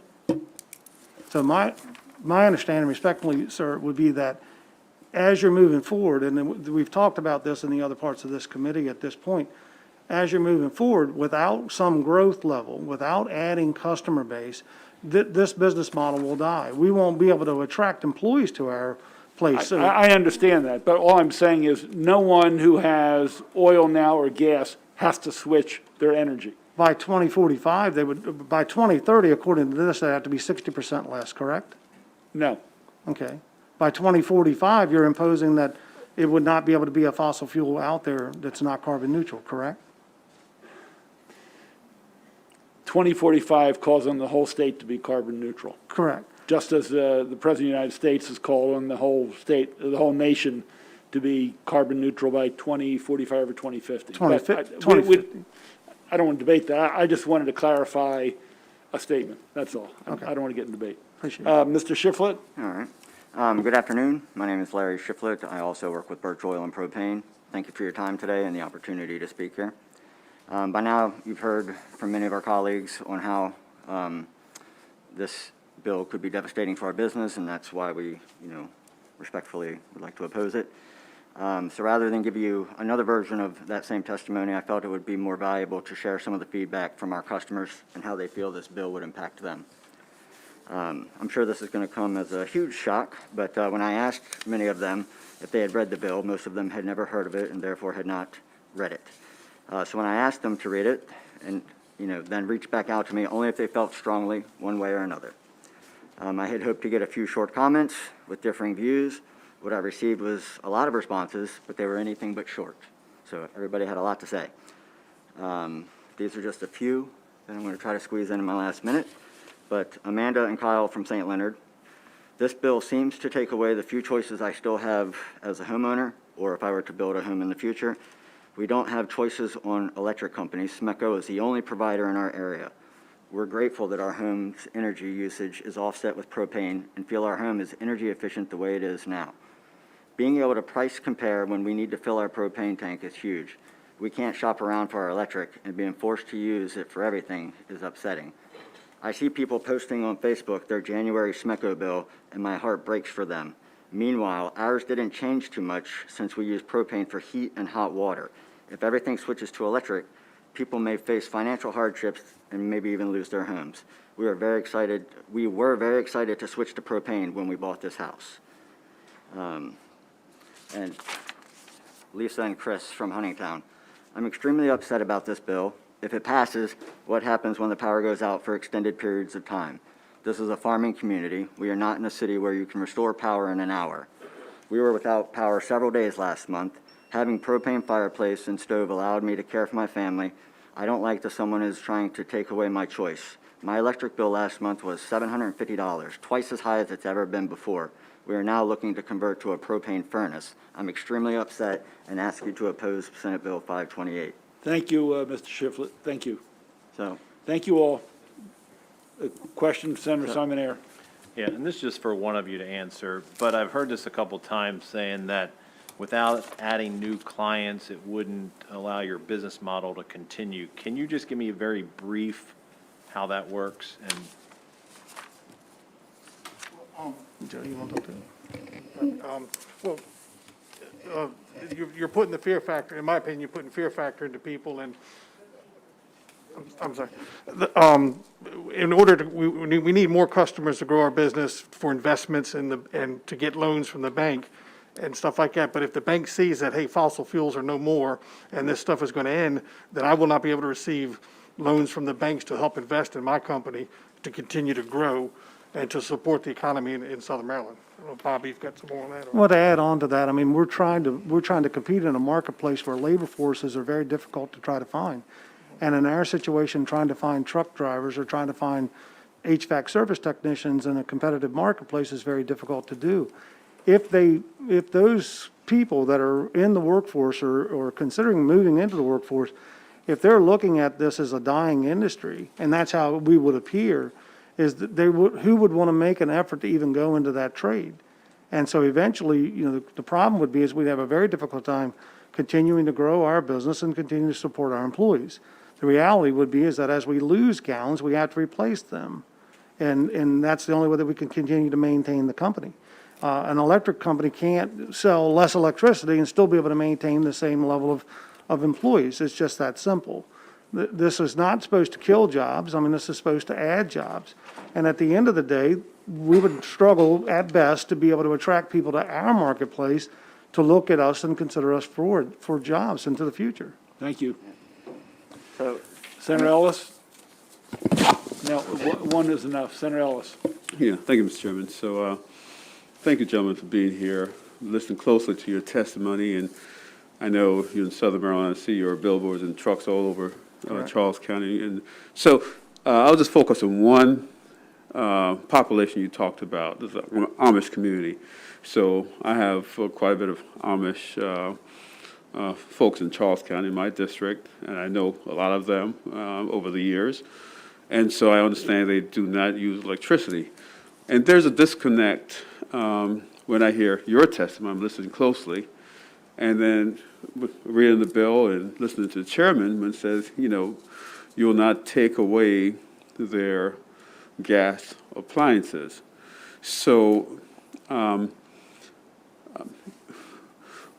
just want to know, I would never do anything to hurt any member of my constituency, but what is your reading which make you think that what the chairman said is not true, that if we pass this bill, would take away the use of any gas water pump or any gas generator that anyone in any community would use? I can probably answer that the best at this point. When you look at this, the Amish community that we live in and that you live in, and you're certainly familiar with them, they have family members that are, assuming their farms, they're building homes. This bill says that after a certain date that they would not be able to build a home with propane or with heating oil or with kerosene.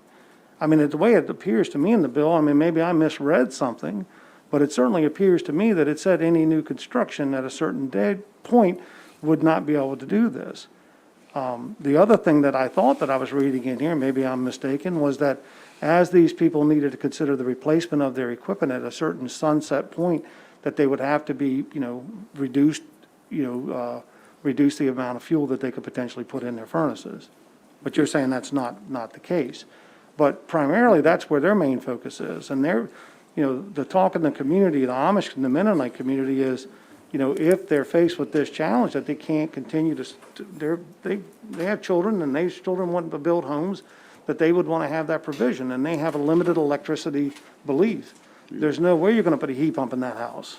Yeah, Real quick, one more comment, I'm sorry, just also, I understand we just don't want complete electrification on everything, we feel that you're going to be taking away the propane use and the fuel oil use in the future, but just having electric only is not a good solution in our opinion.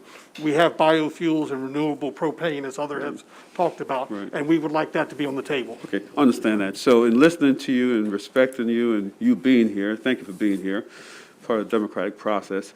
Please reach out to my office, and we'll make sure whatever bill comes through here, the doomsday scenario of, say, focus on the Amish community won't be banned from living in Maryland, okay? So let's work together. Please reach out to my office, and we'll take care of that. Thank you. Thank you all. Thank you for your patience. Okay, we're in the final turn. Mel Thompson, Craig Mathis, Aaron Tamarchio, if you're still here. And then the final wrap-up, Kurt Evers, Philip Tonelli, and Saquon Johnson. Mr. Thompson. Thank you, Mr. Chairman, members of the committee. I'm Melvin Thompson. I represent the Restaurant Association of Maryland, and we are opposed to this legislation as drafted. Not only would phasing out the use of fossil fuels in favor of electrification increase the cost of food service equipment and appliances, it would also increase operating costs and impact restaurant design and location. Restaurants rely on the efficiency and performance of gas for commercial cooking. Phasing out the use of gas will slow down the cooking process, reduce a chef's control over the intensity of heat, and also affect the flavor and texture of finished food. Restaurants also use a significant amount of hot water to meet our cleaning and sanitation requirements, and we rely on the efficiency of gas to meet hot water demands. Restaurants that have switched to energy-efficient tankless water heaters fueled by natural gas, for example, benefit from these units consuming about 30% less energy than conventional water heaters. Electric tankless water heaters are not as efficient for commercial uses that require higher water temperatures and flow rates. We're also concerned about the effective language in the bill that regards covered buildings that are 25,000 square feet or more. Many restaurants are located in shopping centers, malls, or in ground-level retail space of office buildings. The reductions in the emissions mandated by the legislation would also affect smaller restaurants that lease commercial space in such buildings, ostensibly making them also subject to the same mandated reductions. And any restaurants that can continue to use fossil fuels to meet their operating needs will pay significantly more for the cost of such energy. We hope that you will take a more practical approach on this issue that recognizes the need for a diverse energy supply, because passage of this legislation as it's currently drafted will hinder the restaurant industry's ability to succeed and grow in Maryland. Thank you.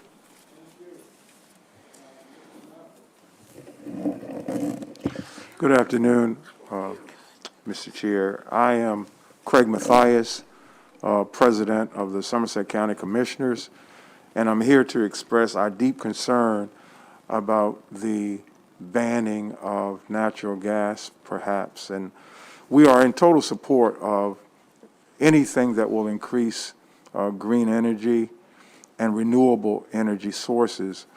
However, recently the governor, lieutenant governor, and the Maryland Public Commission approved the construction of a pipeline, natural gas pipeline, through Somerset County.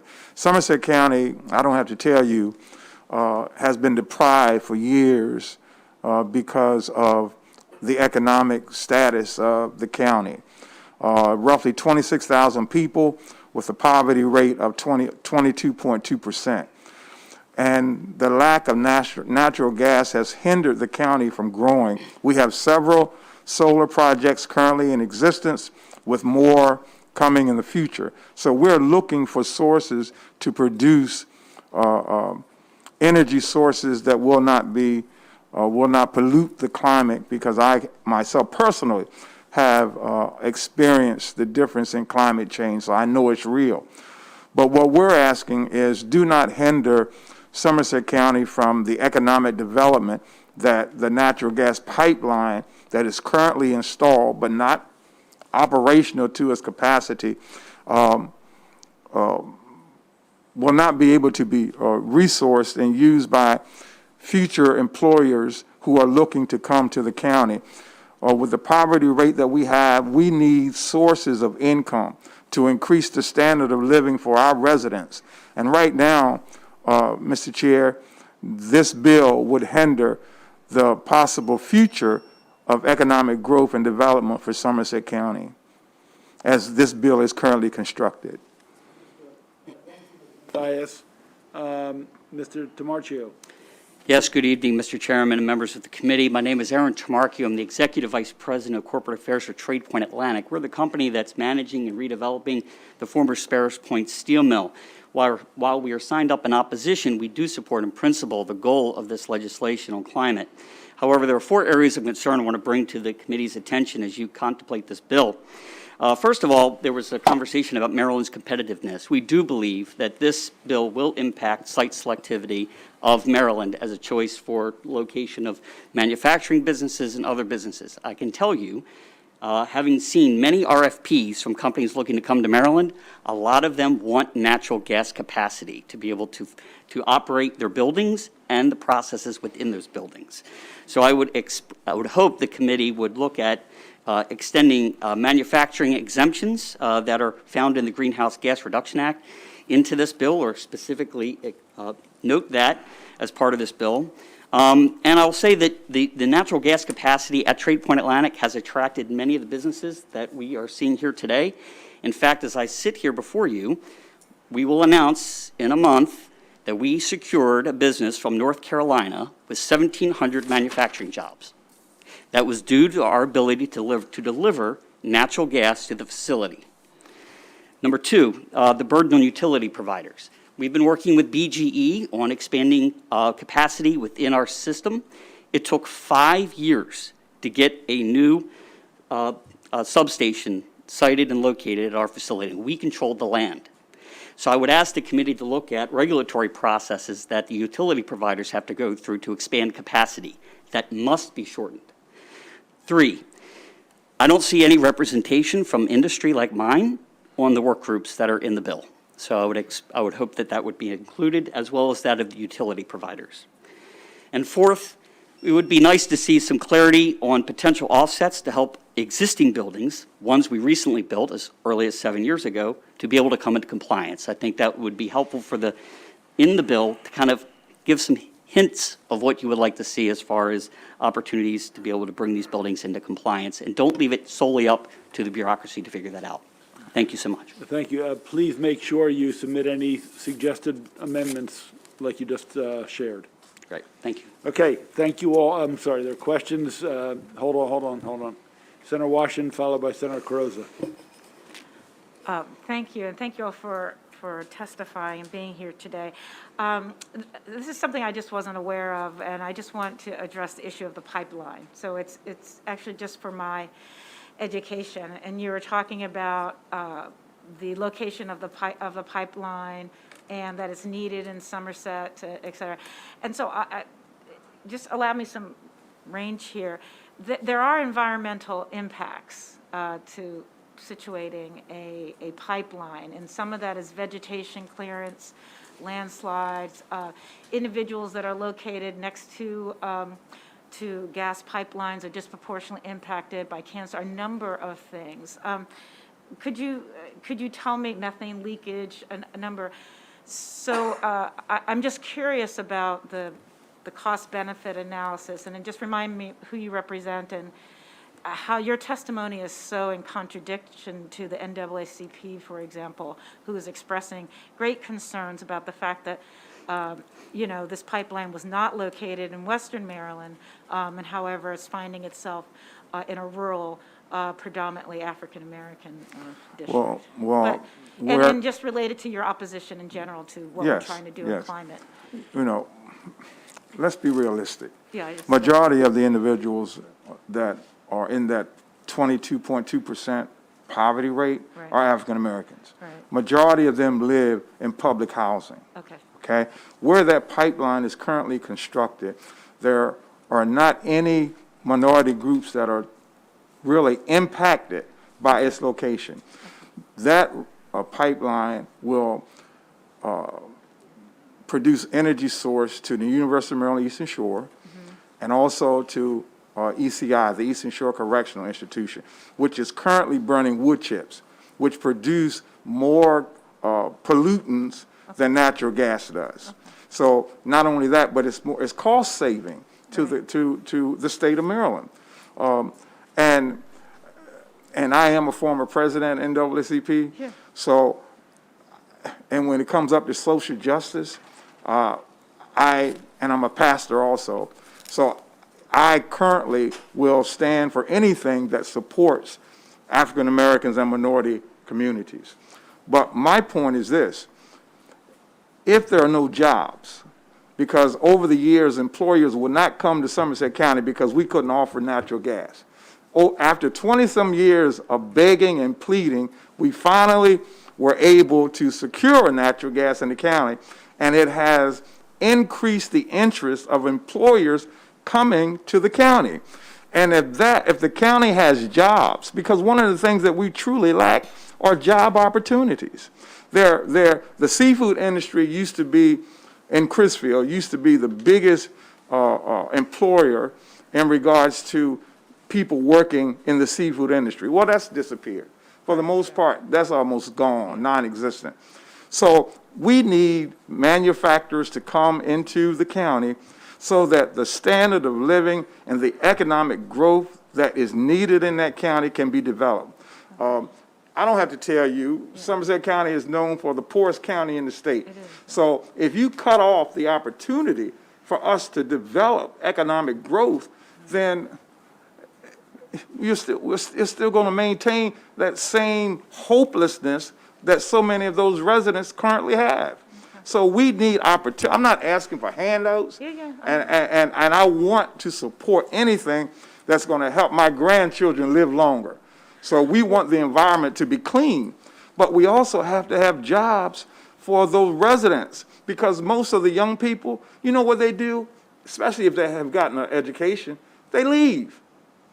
They leave Somerset County and go somewhere where they can find a decent job. And right now, we don't have that opportunity. They don't have that opportunity. Okay. Thank you, but it's a very similar scenario to Western Maryland, and I'm assuming that the low-income whites would also have the same, may experience that as well. But thank you. You really helped me understand the position.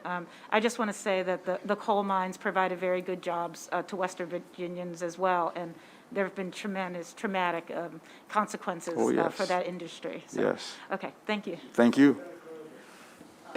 Thank you, Mr. Chair. I want to thank all the witnesses and Mr. Thompson, your fine representation of the restaurants, but I am going to direct my question to my constituent, President Mathias, who came up from Somerset County and has been with us. Two questions, President Mathias.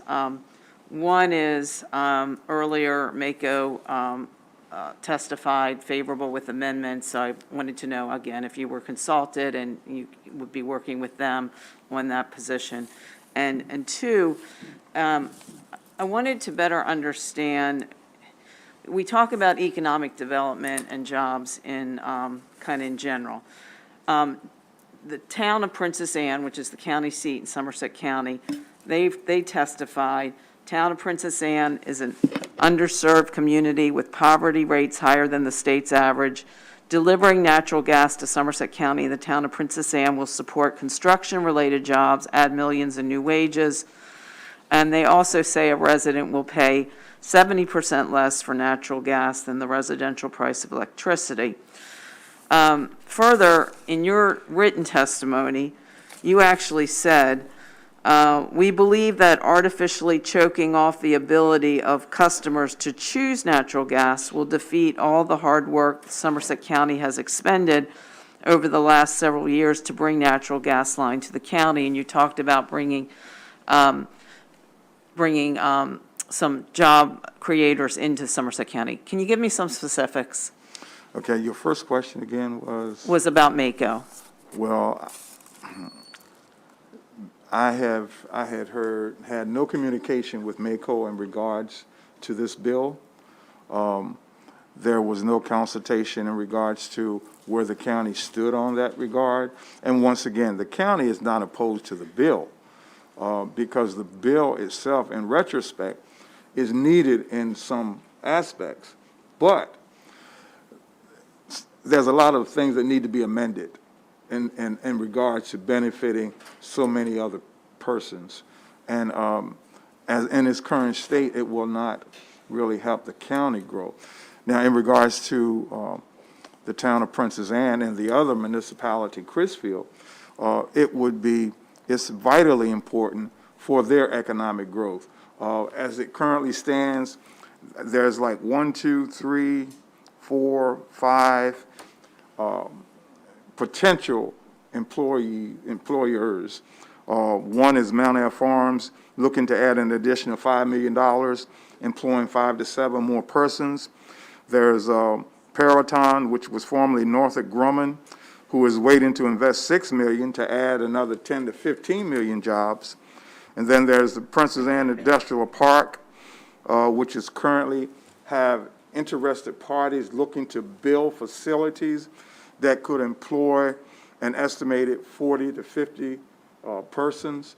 So this is all contingent upon them being able to receive natural gas to reduce their fuel costs. So that's why it's so vitally important to the county for the natural gas to be able to be utilized by these different potential employers. Thank you, Mr. Mathias. Thank you. Okay. Thank you all. Thank you. The last three I have are Kurt Evers, Philip Tonelli, and Saquon Johnson. I must say, Mr. Donahue and Ms. Knoll, you signed up as information. When someone signs up information and they're not either an advocate or an opponent, we don't have them testify. So unless you signed up incorrectly, you won't be testifying today, unless you sign up incorrectly. But information does not get you to the table. Okay, we have Mr. Evers, Mr. Tonelli, and Mr. Johnson, in whatever order you'd like. Good evening. Thank you, Mr. Chair, ladies and members of the committee. Kurt Evers with Superior Fireplace, located in Prince Frederick, and we have a second location in La Plata. We're family-owned and operated. We've been in business since 2010. We currently have 10 employees, and we've had as many as up to 15. I'm going to skip some of this because of the lateness of the evening. Superior Fireplace and the hearth industry oppose SB 528 as it's currently written. We agree that something must be done, but we feel that the bill is a massive carbon-free bill that goes above and beyond the GGRA 2030 and the recommendations of the Maryland Climate Change Commission. Thank you. Relying on electricity as a sole source of energy is dangerous. In Southern Maryland, we recently experienced widespread power outages due to the winter storm. My mom was without power for a couple days. Her fireplace was her only source of heat. We all know that electricity is problematic when that's all that you have. I'm also concerned with the inefficiencies with heat pumps when the temperatures do drop below freezing, and that with the all-electric housing bill constituents will just rely on some other type of heating, kerosene heaters, things like that, that we're not regulating. Electrification puts too much burden on the system, as you guys have heard today. It's already expensive enough to live in the state of Maryland. Most people, when they get to their golden years, they're leaving the state because they can't afford to live here at that point. So that's another issue that I see with this. One of my biggest problems, and you've heard it from the propane and the natural gas people, and we're just a small company, but there are no options in here for renewable gas or biopropane. I think that it should just be noted there if the science, Mr. Evers, if you could complete your testimony, please. if the science can be found. Thank you. Appreciate your being here. Thank you. Mr. Tonelli? Yes, ma'am. Mr. Chair, members of the committee, thank you for having me. My name is Phil Tonelli. I represent multiple groups in a way, the Mid-Atlantic Propane Gas Association, the MAPTA, and I also represent Cato Gas and Oil, the company that I work for. Interesting, and there's a whole lot of things I plan to say, but there's really no need. The advantage of going last is it's already been said. And but I do find it interesting. I sat out in the hallway, and I've been out, I think I arrived here at a little bit before 12. And I sat out there and I look up and down the hallway and I see a bunch of my competitors, people that I compete with day in, day out. Most of them I like, but they are competitors, and which is good. But, the fact I want to focus on is we're all here today to protect the interest of what we're combined, our combined interests, and that's protecting the heating oil and propane. I can stand with those guys every day of the week on that. And, I think the biggest fear that we have is losing the competition. Even natural gas, I've seen some leniency towards natural gas in some of the questions you've asked. And, I believe you'll find in, at least the research I've seen, everybody sees different research, is that, propane's even cleaner than natural gas as far as the carbon footprint goes and the greenhouse gases, renewable as well. And I just feel that, propane and heating oil are getting pushed to the side. And Cato Gas and Oil has been in, a family-run business for 62 years, since 1960. We employ over 600 people with over $12 million in payroll, and our core business is the petroleum industry. And, the heating oils, the propanes, and we'd hate to see that get thrown out with the, bathwater. Thank you for your time. Yeah, thank you. Thank you all for being here, and this is taxing, to be honest with you. So that's a big deal. My name is Saquon Johnson. I've got a business down in Calvert County that I established 20 years ago. My biggest issue with the bill, and obviously I oppose, majority of it is it's a struggle to look at that 2045 with that termination and look at my two boys and really not have a hope for them. So that's, first thing on a personal level that really hits home for me. The second thing for my customers, so, I honestly shared the bill with them. And a big question is, so what happens when we lose power?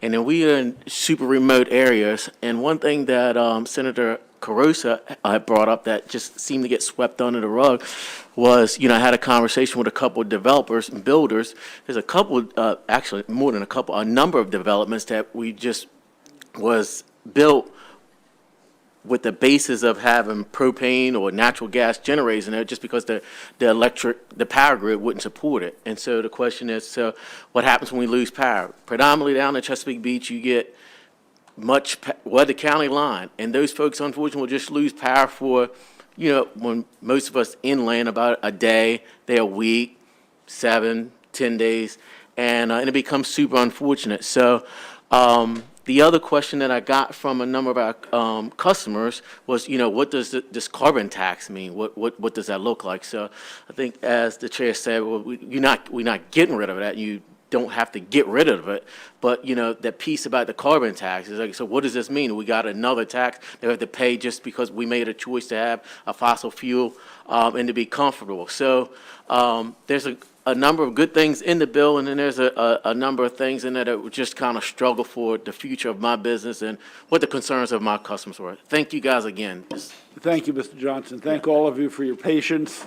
That completes the hearing on this bill. And committee, I look around, and we've been at this for 4 hours and 45 minutes, and I see 10 out of 11 here. Look, as a sponsor, I didn't mean for it to go this long, but I can't control who signs up, pro or con. But I do appreciate everyone being engaged and their involvement in this, and obviously we'll be revisiting it. So thank you all for your patience. Committee, we're going to go on the next bill. It's Senator Heddleman. It's been a long day, and I don't want everyone to rush out, but in the break room, there are some sandwiches and food. So if we do it one at a time or whatever, I don't want to be dismissive of our people testifying and our colleagues coming in. We still have 8 more bills.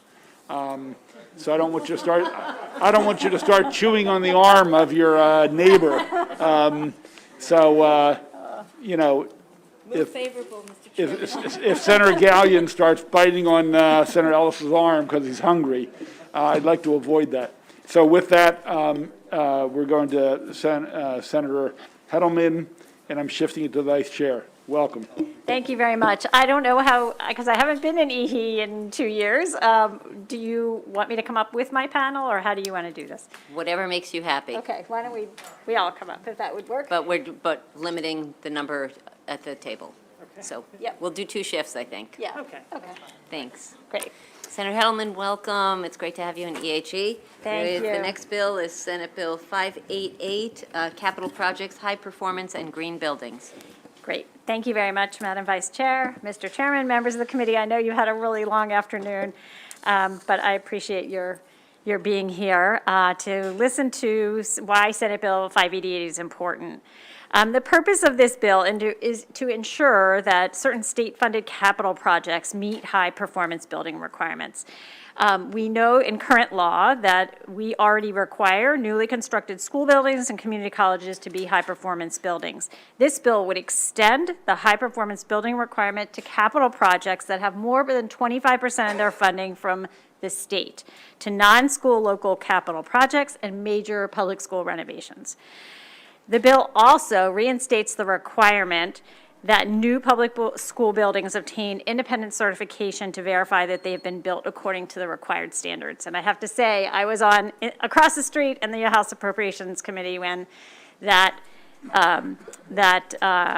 provision was put in legislation and enacted. And so we would like to see that undone, and that's what this bill does, a piece of what it does. Why is this important?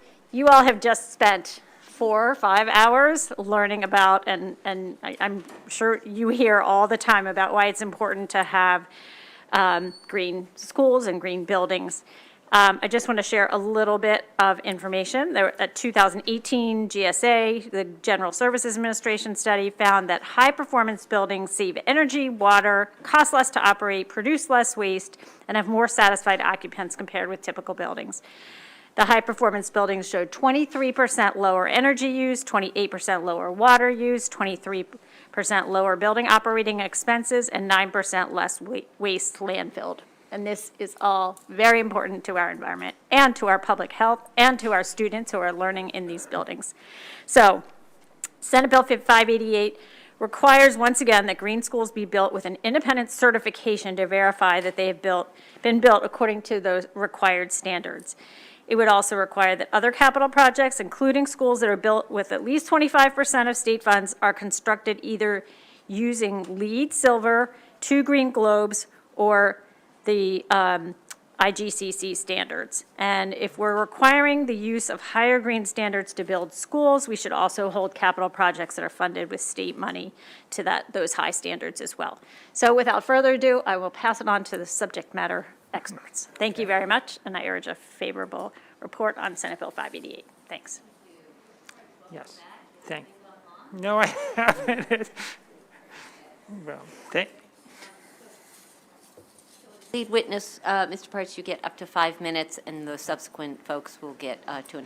Well, I will be brief in interest of time and your patience in working with this. So Chris Parts with AIA Maryland, the American Institute of Architects, representing about 2,000 architects across the state. And I was across the street when Senator Pettleman was in the Appropriations Committee when we moved this bill forward in 2008, and it set aspirational goals to demonstrate a commitment for all state-funded projects to build healthy and efficient buildings. The bill has funded projects in all jurisdictions. All aspects, and as aspects of influence these standards, we've identified language changes that we're here basically to reinstate, to provide clarity to projects impacted, aligning definitions, and then transparency. I think one of the other pieces is really reporting, making sure that folks know what's happening and how this is impacting folks. I can say as a parent of 4 who have gone through public schools, my daughter got to enjoy her last year in elementary school in one of these high-performance school buildings. And I can say that it dramatically impacted the students, the staff, and the families that engaged with that, because it was something that they really felt people cared about them. It didn't smell like a Barbie doll when you walked into a school, and they got appropriate light and ventilation in all of the classrooms. It's not just about energy efficiency, but it's about the health of the folks that are being there. So I want to make sure that these regulations are really reestablished. They found to have clear impact on folks being there, and we want to make sure that that has an impact across all members of the state of Maryland. Now with me, I have Ben from the U.S. Green Building Council and Lisa, who's an architect and a sustainability expert, to speak on specifics of the building. Thank you. Parts, why don't you guys stay local in case there are questions, but let's take up Mr. Evans and Ms. Ferretto. You can go in either order. Why don't you begin, Mr. Evans, since you sat down first? Great. Welcome. Good evening, and thanks for having me. My name is Ben Evans. I'm with the U.S. Green Building Council. I'm also a Baltimore City resident and parent, like Chris, of a public school student in the Baltimore City schools. And I'm here to speak in support of SB 588. As you know, Maryland has long been a leader in green schools. And green schools not only improve energy efficiency and save money, they also protect student and teacher health by ensuring a clean and healthy indoor environment, while also significantly reducing the carbon footprint of our school buildings. However, a phrase changed in a large bill that Senator Hettleman just mentioned several years ago threatens Maryland's green schools leadership by requiring the establishment of green school guidelines without third-party certification. Independent third-party verification is a crucial step in building high-performance schools. This process gives the state legislature and the public confidence that tax dollars are being spent as they are intended and being used to deliver high-performing schools by verifying the project teams are delivering on our goals. It's also a cost-effective process. SB 588's fiscal note indicates that, quote, the cost of having to once again obtain third-party certification of LEED status for public school buildings has an operational effect on projects, but it is only a small fraction of total project costs and thus likely has little or no noticeable effect on local capital expenditures. Certification also delivers tremendous long-term operational cost savings. The 2018 Commission on School Construction report concluded that it is imperative for Maryland school districts to stretch available dollars by constructing green buildings with lower operating costs and by using cost-effective green building technologies. Certified green buildings do just that. Maryland's children and teachers deserve the best schools possible while avoiding wasting resources and excess utility bills. And as such, we urge you to support SB 588. Thank you. Ms. Ferretto. Hi, everyone. Okay, I'll start now. Chairman, members of the committee, thank you for the opportunity to provide testimony in support of Senate Bill 588. I'm a sustainability architect, a member of the AIA, American Institute of Architects, the U.S. Green Building Council, and I've served as a member of the Maryland Green Building Council for 3 years, currently a Baltimore City Sustainability Commissioner. Senate Bill 588 clarifies the requirements and restores the intent of the original High Performance Building Act by 4 main alterations. The first removes this guidelines language that was added as part of House Bill 1783 in 2019. This unnecessary section required the council to develop these guidelines to achieve this equivalent of LEED without certification. It basically means that it allows schools to have the architect simply state, "You comply," without any documentation or validation. This language was not needed as the existing law actually had the IGCC provision. That was added when I was on the council back in 2014. This allows schools to have a path that still follows a code framework with accountability. So removing this clause simply returns to the previous compliance paths. One, the IGCC as amended by the council or with certification, LEED or Green Globes. The second point, Senate Bill 588 amends the LEED certification level for schools and public safety buildings if they are located in rural areas and if they choose to follow LEED. There's two ifs. 10 points are awarded if you're in an urban area, and this is the difference between certified and silver. So this is trying to restore the intent of green schools for all regardless of location. The last two items simply clarify the percentage of state funding and the definition of major renovations to align it with the building codes. As mentioned, this bill is really about restoring the intent of the the high performance bill, and requires that the council report. It's very important, and we look forward to the favorable passing. Thank you. Thank you, Ms. Ferretto. Thank you all. Are there questions for Senator Hedelman or any of her witnesses? Seeing none, thank you so much for your brevity. Thank you for being here. Thank you for your patience. That completes the hearing on Senate Bill 588. Get home safely. Senator Waldstreicher is up next. Welcome to EHE, Senator. Senate Bill 627, State Building Code, Electric Vehicles is up next. Welcome to EHE. Thank you, Madam Chair. Would it be okay if my panel joins me up here? Person, I think, at the table too, if that's all you have. Sounds good. Okay. Thank you so much.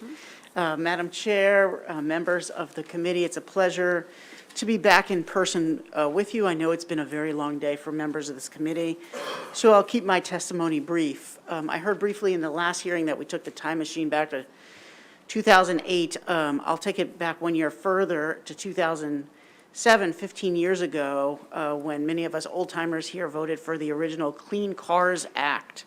The original act connected us to California's car emission standards. As you know, California is the only state in the union that is authorized under federal law to set its own emission standards for vehicles, but states like Maryland are authorized to attach themselves to those requirements.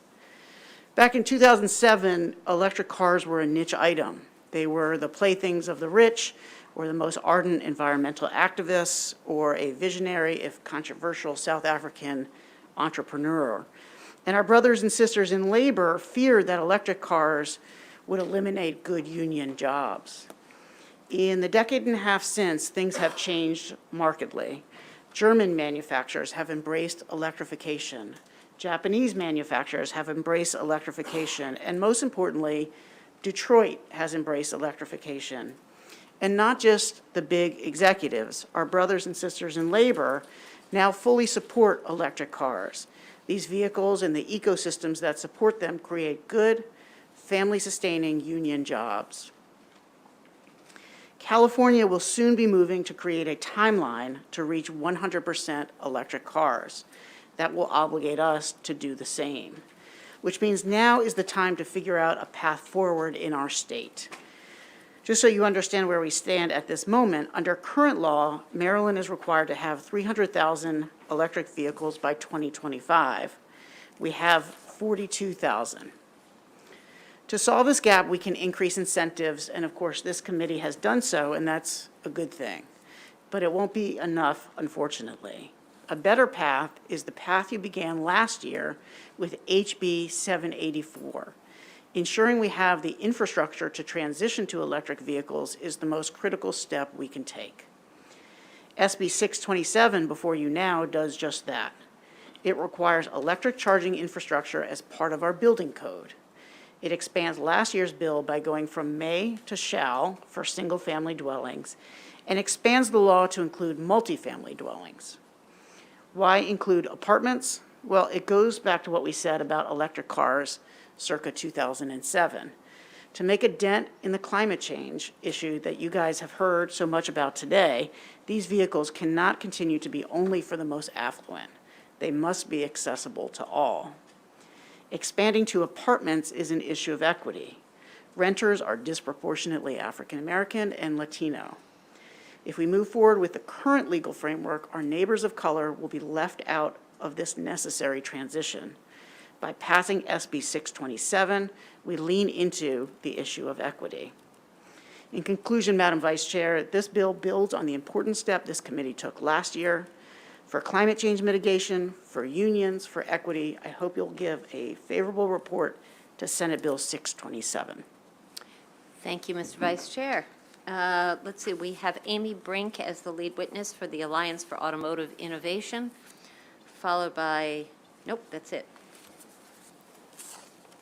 Thank you. Welcome. Thank you. Thank you very much, and I appreciate the opportunity to come before you. Thank you very much. My name is Amy Brink. I am here on behalf of the Alliance for Automotive Innovation. We are a trade group that represents the automakers that have put about 98% of the vehicles on the road today on the road. We also have several original equipment suppliers, technology, and other automotive-related companies as our members. I want to thank the Senator very much for his leadership on this issue, and we too request a favorable report for Senate Bill 627. Maryland, as mentioned, has a goal of 300,000 EVs by electric vehicles by 2025. Currently, there's about 42,000 on the roads in Maryland. As the Senator mentioned, this summer, California will be updating their advanced clean car rules, which will implement a 100% new vehicle sales requirement come 2035. Maryland's connection to those California standards will, assuming the state adopts the updated regulations, would also tie the state to that same standard of 100% in 2035. So there's a lot of work to be done, and my members are bringing the vehicles to market. The expectation is there will be about 130 models of electric vehicles available to consumers within the next 2 years. So there's more and more coming online every day. The U.S. Department of Energy estimates that roughly 80% of EV charging occurs at home, making access to home charging a top priority for customers considering an electric vehicle. So lack of home charging is a major barrier to EV adoption. A first and most cost-effective step, Maryland could immediately adopt residential building codes to require EV charging capabilities in 100% of parking spots in new multi-unit dwellings, also known as MUDs, and single-family homes. Historically, only about 1% of residential units are newly constructed each year. Consequently, in 2035, the year we go to the 100% requirement for EVs, the Senate Bill 627 will still only cover about 12 to 15% of all residential units. It's not perfect, but it's certainly a good start. While most charging occurs at home, multi-unit dwelling residents often face the most costly and burdensome obstacles to installing residential EV charging. For a multi-unit dwelling resident, the additional cost to upgrade the electrical panel, install conduit between the electrical panel and their parking space, and the logistical challenges of securing building owner approval can be daunting. It makes owning an EV for a resident of a multi-unit dwelling somewhat difficult. Nonetheless, some do suggest that while those in single-family homes can charge at home, multi-unit dwelling residents can simply charge elsewhere, such as a DC fast charger or a public charger. Not only is this patently unfair, it also raises equity and access concerns for some communities where multi-unit dwellings are the dominant housing option due to cost or geography. Ensuring access for all communities would be a priority, particularly those that have been traditionally underserved. Numerous studies have shown that the cost to retrofit EV charging is several times more expensive than installing it during new construction. In fact, compared to the cost of a new residential unit, The cost of installing a charging unit is relatively small and typically well under $2,000 per charging station. Compare this to the California Public Utilities Commission's approval of ratepayers funding up to $15,000 per charger make-ready to retrofit charging stations in multi-unit dwellings. Failing to update the building codes that do not adequately plan for 100% EVs does not help long-term housing affordability. Instead, it trades small savings today for higher costs later. Passing Senate Bill 627 aligns with and will support Maryland's climate and transportation goals. Thank you for your consideration. I'm happy to answer any questions if there are any. Thanks, Ms. Brick. I see that Senator Hester has a question for either you or Senator Waldstreicher. Thank you very much. I was just looking through the testimony and I saw that Tesla had submitted favorable with amendments. And I was curious if you guys have seen those amendments and you could speak to them. So I have seen the amendments, and I'm open to the amendments. In terms of their technical nature, I'll defer to my witness. Sure. I've seen them, not officially, but I have seen them in some email exchanges. So I haven't seen the official submission, but we too are open to dialogue on that. I think, you know, my member companies and Tesla share the same vision.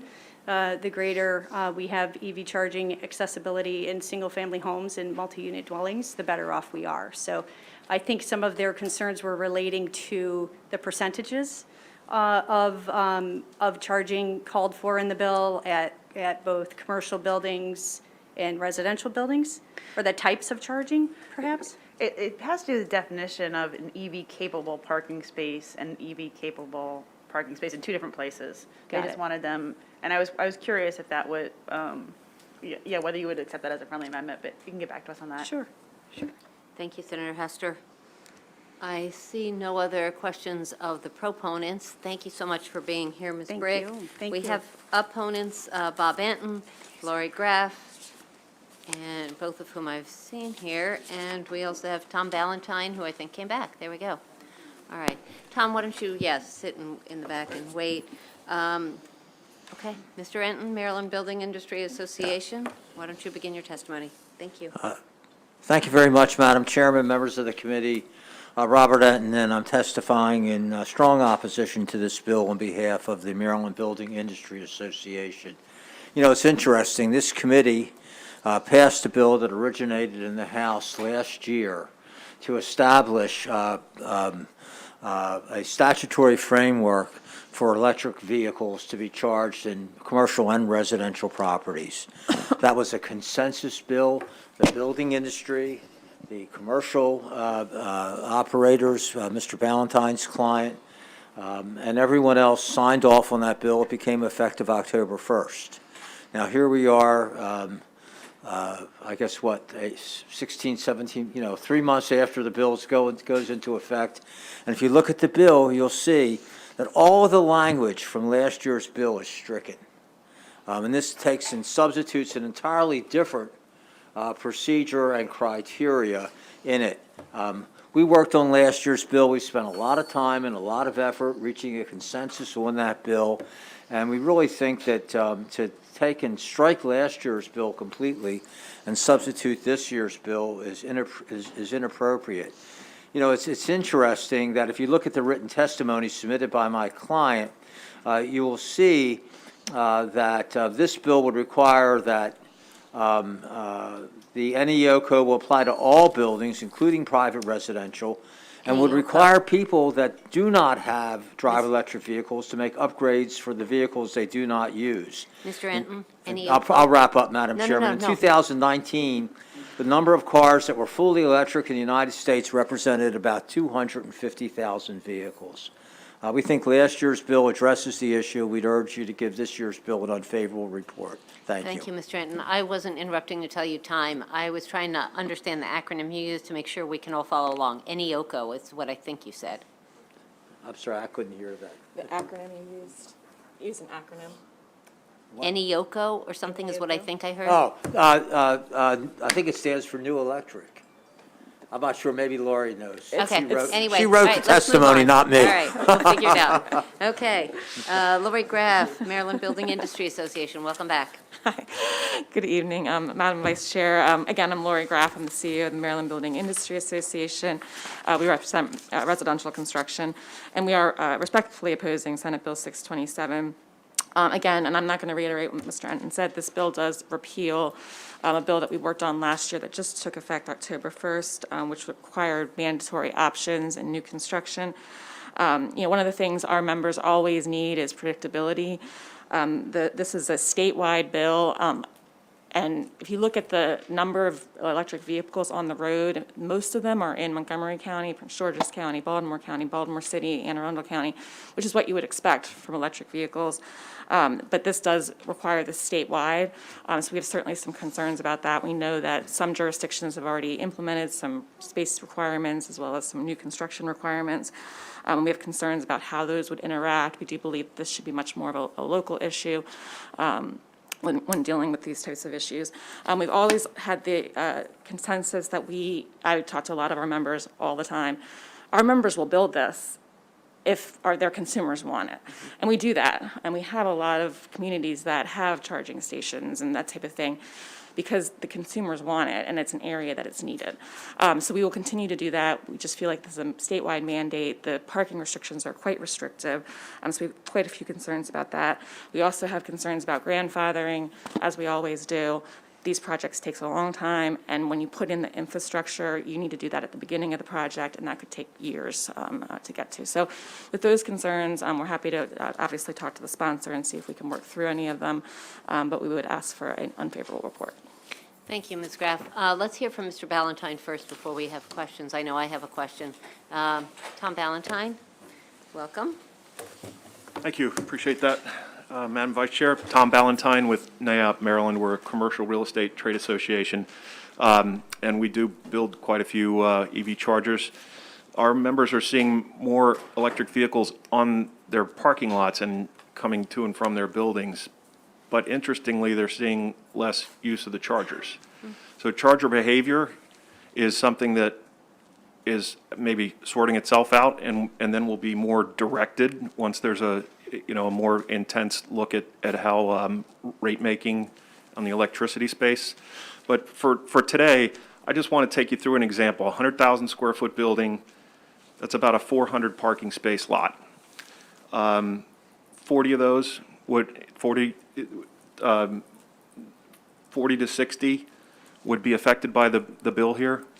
We're going to bring more energy to the parking lot than to the building by a factor of 1.5 times. This is one of those situations where there are so many ambitious goals running at the same time that the General Assembly really needs to figure out how to allocate the costs and the benefits amongst the stakeholders. We can't bring all that energy in and just leave it idle.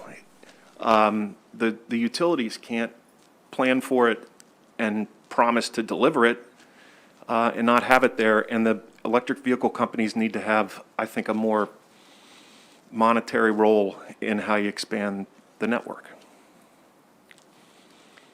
So I'll leave it there. Leaving time on the clock is always a good thing. Oh, definitely. Been 2 points. Thank you, Mr. Ballantyne. I have a question. I'm just looking to see if any of my colleagues do. I don't see any other lights. Ms. Graff, if you want to kind of get close also. So I have a question, a factual question, Mr. Ballantyne. Is it less expensive in terms of energy delivery to a building if the lines are laid and stuff when the parking lot is being constructed? Or is it still just 1.5 times? Can you just give us an idea? Does timing matter? There's kind of a sliding scale in the bill. And some of this has to be live, power supplied, right, and ready to go. So that's the biggest expense. That isn't what I was asking. But if you were just plumbing for it, putting in the conduit and the other materials, it's much less expensive, yes. If that's the question? No? New construction rather than renovation? Look, maybe I should have taken my 20 seconds. The application to major renovations is a big step for you to take. Okay, all right. And then, Ms. Graff, I had a question for you. you make a fair point. I mean, we just, in our last bill, heard from Somerset County talking about poverty and stuff. So Somerset County may not be the place today where there's going to be an electric vehicle on every block. So how would you think about passing a statewide bill? Is there some number of sold or some demand threshold? How would you think that Senator Waldstreicher might muse about an amendment to make it so that we're not putting EV chargers all over Somerset County with, little or no use today anyway? Interesting question. And I don't have an answer for you right now, but if you let me mull it over, I can. Would you certainly mull it think about over? I'd love to Absolutely. hear from you. Yeah. I suspect that Senator Waldstreicher might like Absolutely. to as Yeah, well. absolutely. Okay, appreciate it.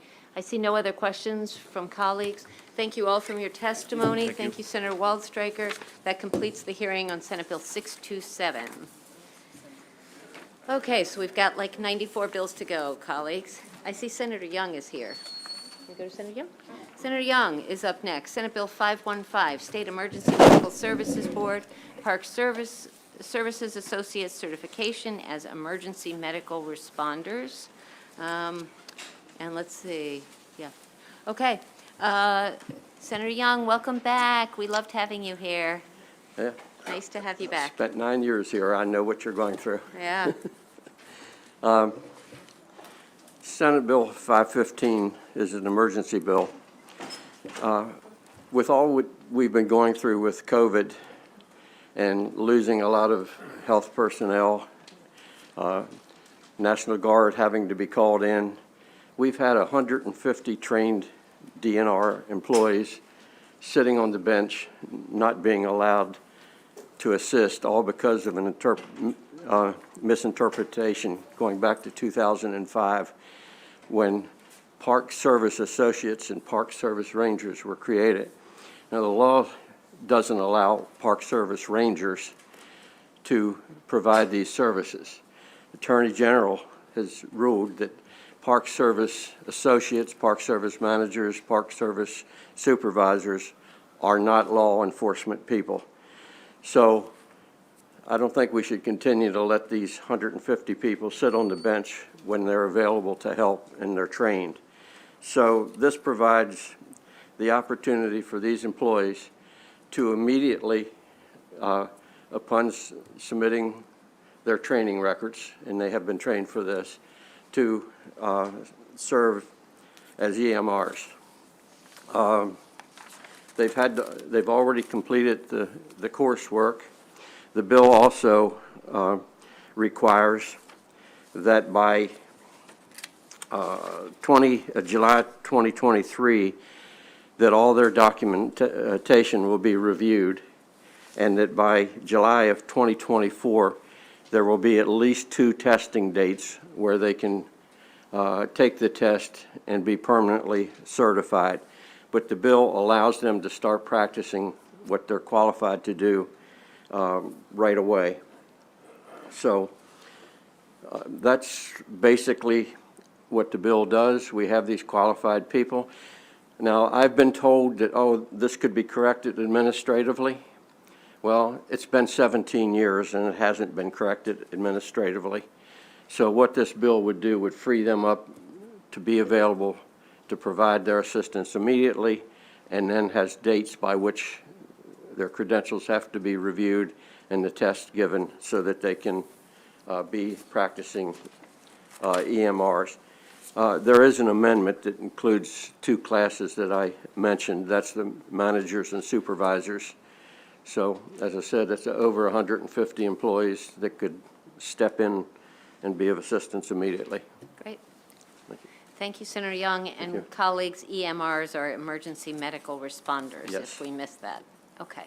Let's see, your lead witness is Christopher Zara from the Department of Natural Resources, DNR. Mr. Zara? That's Welcome. correct. Yes, I just wanted to kind of just give people a picture of what the Rangers do, the PSA, Park Service Associates. Essentially, we're running the parks, and especially on the weekends, the Rangers/PSAs are the ones that are essentially going to be the frontline workers on many fronts, including emergency medical response. I can give you a very, very, very quick example. One of many, but the most dramatic was when I was working as the duty ranger one evening on July 30th, 2016, we were expecting heavy storms, which then turned into the great flood of 2016 in Ellicott City, wherein I was basically in a situation where, after evacuating all the park visitors that evening, I then received a call from DNR Communications indicating that there was a report of several vehicles floating down the Patapsco River from Ellicott City, some perhaps with people in them, and could I actually see if I can verify during the storm any sighting of the vehicles.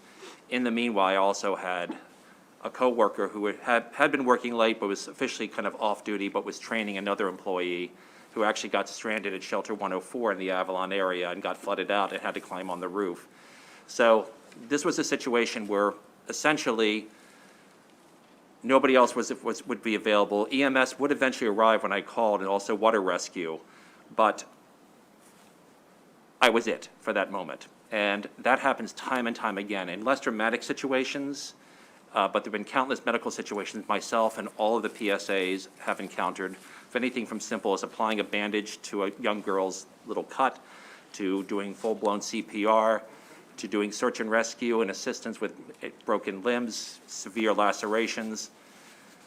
Before even our coworkers in RRP can actually respond to assist us, they have to get from point A to point B.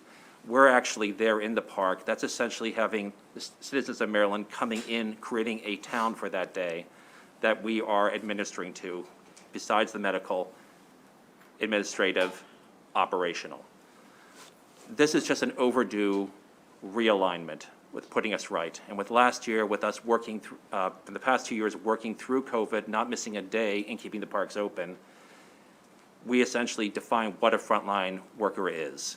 And so we're just hoping this bill just should be a really easy sell in terms of just getting us back to where we were at before. Thank you, Mr. Zara. Thank you for your brevity and thank you for your service. I have to say, I've never understood great to describe a negative thing. The Great Flood or the Great Recession, neither of those were great things, but I hear you. The next witness, I see Denise Riley here. So Denise, I don't know, I have got Felicia Hawkins as the one who's testifying. Oh, she's right there. Okay, Ms. Hawkins, welcome to the dais. Welcome to EHE. Nice to have you here. Is this your first time? Yes, ma'am. You're going to be great. We're excited for you. Go ahead. All right, well, good evening. My name is Ranger Maria Rusing, and I work for the Maryland Park Service as the Central Region Trainer. My primary duty is leading the training of the emergency medical responders. So on behalf of Maryland Park Rangers, I would like to help you understand our plea to be reinstated as first responders. Our agency underwent what is known as the merger in 2005. The department began to phase out law enforcement officers, or LEO park rangers, and hire civilian rangers, or Park Service associates. For many years throughout this transition, we were still recognized by the Maryland Police Correction and Training Commission and the Maryland Institute for Emergency Medical Services, or MIMS, as an educational and operational program. However, between 2015 and 2017, we lost our recognition as an operational program under the Maryland Police and Correctional Training Commission as a result of Natural Resources Police moving to a shorter EMS class that is intended for only law enforcement officers. So the Maryland Park Service could no longer align under Natural Resources Police and be recognized by MIMS. The Maryland Park Service, however, chose to stick with the previous MIMS-approved EMR program because it was much more thorough and more rigorous training. Another contributing factor this time was enough of our LEO park rangers had retired or left the Park Service, so we dropped below the threshold determined by the Maryland Police Training Commission to be considered a law enforcement educational program. This resulted in MIMS rescinding our ability to train and license our EMRs. Regardless of licensure, we maintain the same training standards. And in 2020, we actually moved to the American Red Cross's training curriculum, which is an even more robust and longer training. So the Red Cross program is also recognized by MIMS, qualifying EMRs. Ms. Rusing, could you wrap yes. up, please? Oh, yep. So some of our training that we have is EMR, which is 48 hours, Introduction to Search and Rescue, which is 16 hours, Basic Water Rescue, which is 6 hours. Okay, thank you et so cetera. much. Thanks. You did great. Good to have you here. Thank you. Is Felicia Hawkins here with us? She had to leave, I'm sorry, Senator. She had to leave. All right. Well, that completes the proponents, and there are no oral opponents, so let's just see if we have questions. Senator Croza and I think Senator Hester, briefly. Go ahead, Senator Croza. Thank you, Senator Young, for the bill. And my question might be more directed to Department of Natural Resources. I represent Assateague State Park and also have other parks in my district. And I wanted to understand the public safety aspect of this because our numbers really obviously soar in the season. As a matter of fact, I don't know what the numbers are, but it's right up there. And I also understand during COVID, there were extra stresses on the parks and the park rangers and all the teams. Can you comment on what this would do to kind of address those public safety issues? And Senator Young, and I'm just, because I'm really, I see the need for this Okay, specifically. Senator Croza, let's let Senator, Mr. Zara respond. Well, essentially, it's part of this is going to really address that the PSA rangers are getting properly compensated for the duties that they're already executing. Okay. And it's just getting the trainment aligned, that we, up for the past, like, how many years, Maria, we've had Red Cross? Just this year, but we've had comparable training for about 20 years. And so it's essentially, we have the training, but we just haven't had the recognition, nor we had the compensation at times when we've even needed it. Now, there's another bill that's coming up for the Great Outdoors Act, which is going to address, which is equally important, the staffing. Okay. That the Let's parks stay do on need. this bill, though. Yeah, this Okay, bill, no. Thank But, you, appreciate it. Let's see, Yep. Senator Gallion has a question, I think Senator Hester. Go ahead, Senator Gallion. Chair, I was looking through the bill folder, I was looking at the testimony from MIMS, and it looked like they were trying to work with stuff on this. So I was wondering, is this something that, working together, that they can handle possibly without legislation? Well- Is it something they're working towards actively? They have said that, but as I said, this is going on for 17 years. Yep. And this bill would grant it right away. And all it does is force them to make it work right away, rather than, I had a conversation as part of one of our hearings, and they said we could work this out, but they've never been in contact with me or to talk about working it out. Okay. So I think this bill pushes it. And back to the previous question a little bit, if you're just wondering what a EMR can do, they're limited. They can perform first aid and splinting. They can do respiratory emergencies. They can do diabetic emergencies. They can respond to patients in shock. They can take and document vital signs. They can provide lift assist. They're permitted to assist a patient with their medications. They can't go beyond that. What they're there to do is a life-saving effort till a higher trained person gets there with them. But they can take action on these things right away. That's great. Senator Hester, did you have a question or a brief comment? Thank you, Madam Chair. I just wanted to thank the bill sponsor for recognizing this issue and bringing it forward.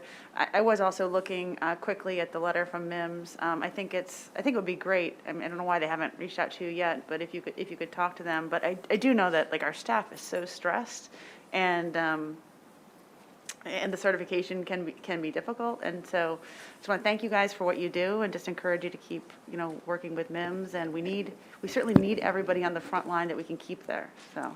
And Senator Hester, you mentioned yesterday, when you said our staff, I don't think you're talking about Senate staff, right? No, I was. Do you want to reference what you do in your off-duty time, such as it is? Now I'm blushing beneath my mask. No, so I'm on the ski patrol at WISP, so I'm a provider as well. But no, I meant the staff across the state, all the healthcare providers, and whatever capacity they are first responder in. There's a lack of us out there, and so I just want to thank you for what you do. Yay. Thank you. And thank you, Senator Hester, for what you do. Seeing no other questions, that completes the hearing on Senate Bill 515. Thank you, Thank Senator you. Young, for your leadership, and thank you to the witnesses. Denise, nice to see you. Ms. Rusing, we hope we see you again. Thank you for your testimony. Okay, the next bill is Senate Bill 307, Senator Lamb. And while he's setting up, let me just mention that Joanne Antoine is going to be here and Rebecca Snyder as his witnesses. So if you all want to take a seat, we'll get ready You all are super stuck with fast. me because Joanne unfortunately had to leave. Oh, okay. Yes, please. Okay, thank you. Okay. Welcome, Senator Lamb. All right, thank you, Madam Vice Chair, Chairman, members of the committee. For the record, Clarence Lamb, Senator District 12. So the purpose of Senate Bill 307 is to ensure that Maryland's public record statutes reflect the prevalence of emerging messaging technology, as well as to affirm that the office of the governor is considered a unit of state government subject to compliance with these public record statutes. There are numerous messaging apps that can automatically destroy exchanges after a set period of time, say 24 hours or 30 days after a message is sent, which presents issues when they are used by public officials. Bless you. On this slide, you'll see a few examples of applications, some of which I'm sure you're aware of, that have these types of self-deleting features. This includes WhatsApp, Facebook Messenger, Snapchat, Signal, and Wicker, among others. On this slide, you'll see an example of a messaging application called Wicker. With the burn on read function, a person can select the amount of time during which a message will be visible to the recipient after it's read.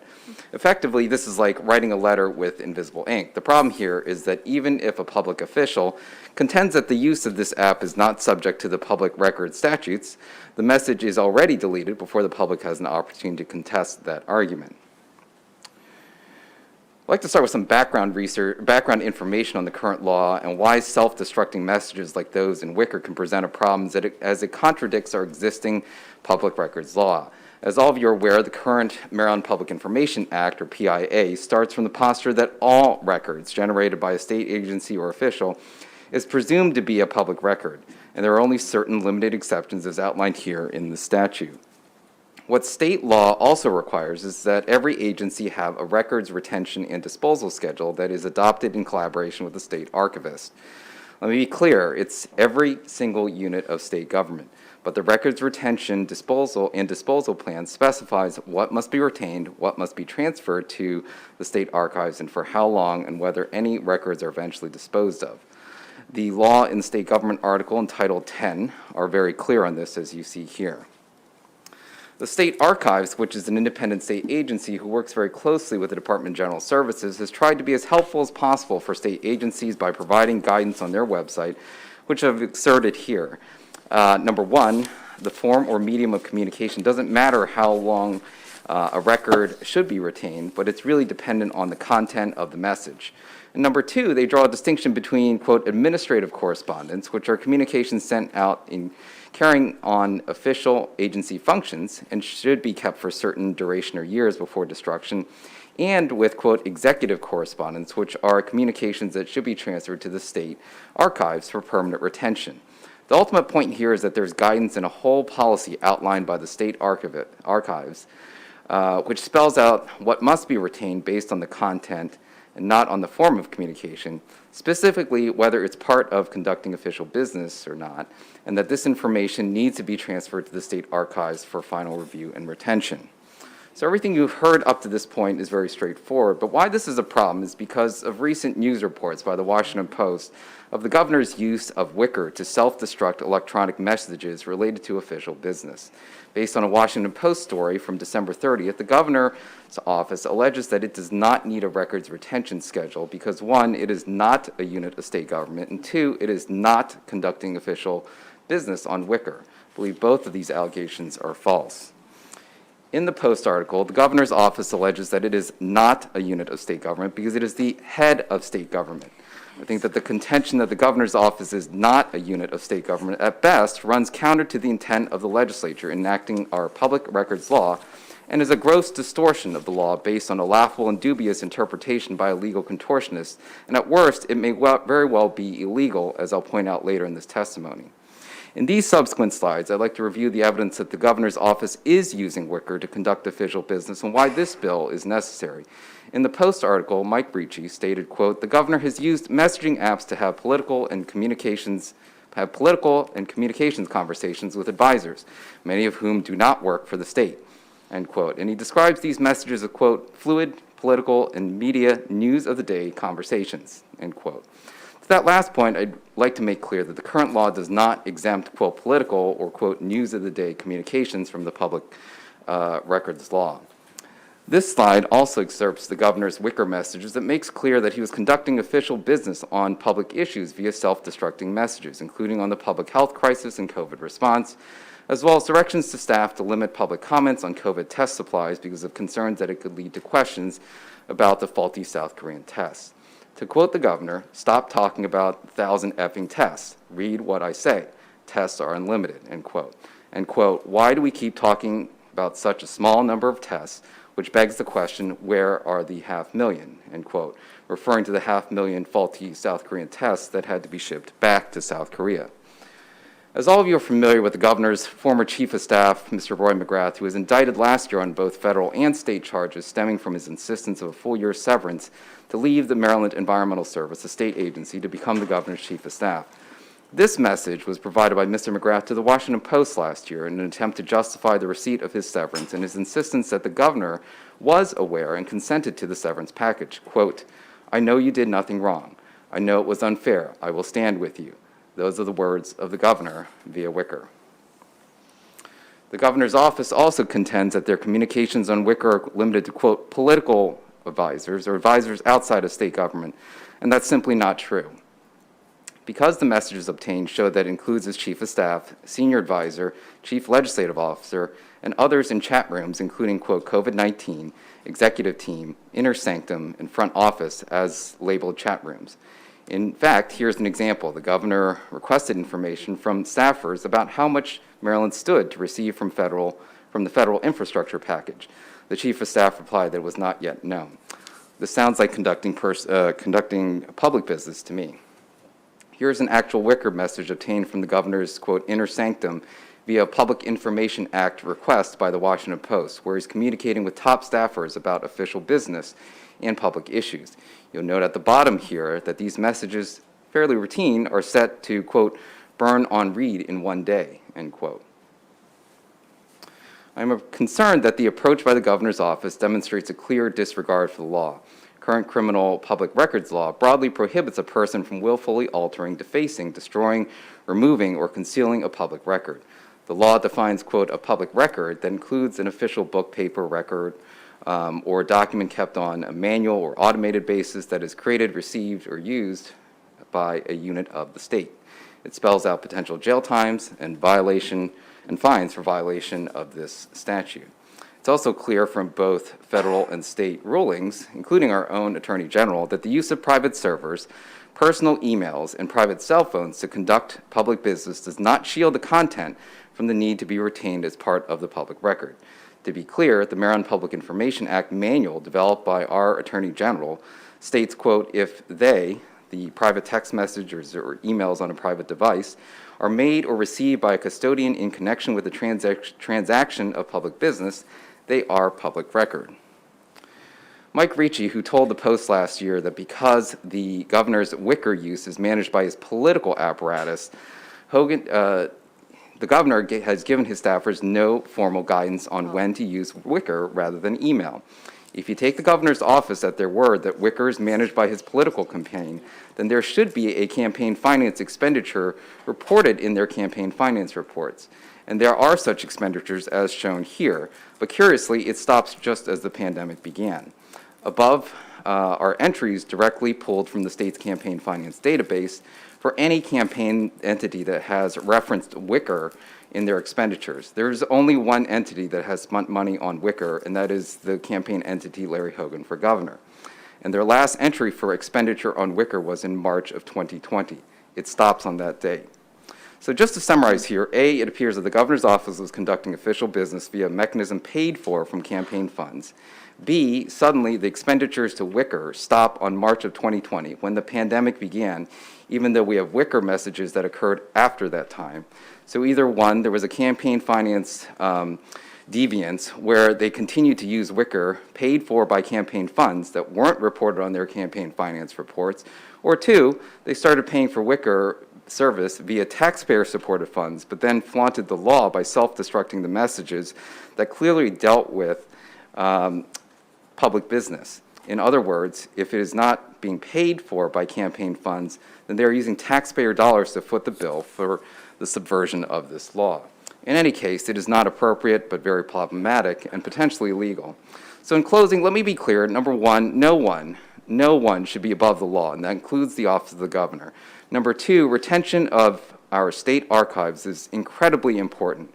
Just like how the National Archives had to make a trip down to Florida to retrieve public documents, we have a responsibility to ensure that the state retains public documents generated by every single state agency, including the head of state government, that is, including the governor's office, for future transparency, disclosure, and accountability, as well as reference.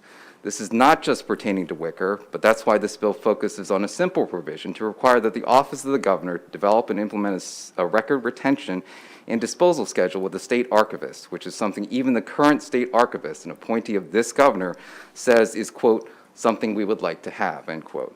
Finally, I'd like to be clear that this is not intended to be a partisan issue. Equal rules on records retention should be applied to any and every governor, regardless of whether they are Democrat or a Republican. Public records are not a partisan issue and should be applied equally, because I think that we, as a legislature, all of our constituents, and even our posterity, in looking back and referencing the efforts of our state government at work, will benefit from proper records retention. And that's why I want to end with these words from Mr. Edward Pappenfuss, who was the state archivist for almost 40 years. I had the good fortune to speak with him over this past weekend, and he provided a lot of insight and perspective. In quoting Mr. Pappenfuss, in his words, to in any way try to eliminate communications that are part of the way in which government functions or dysfunctions is extraordinarily bad policy. The best society is one in which all information is processed by government, is publicly available, and that includes electronic records. And that's why I encourage the committee to offer this bill a favorable report.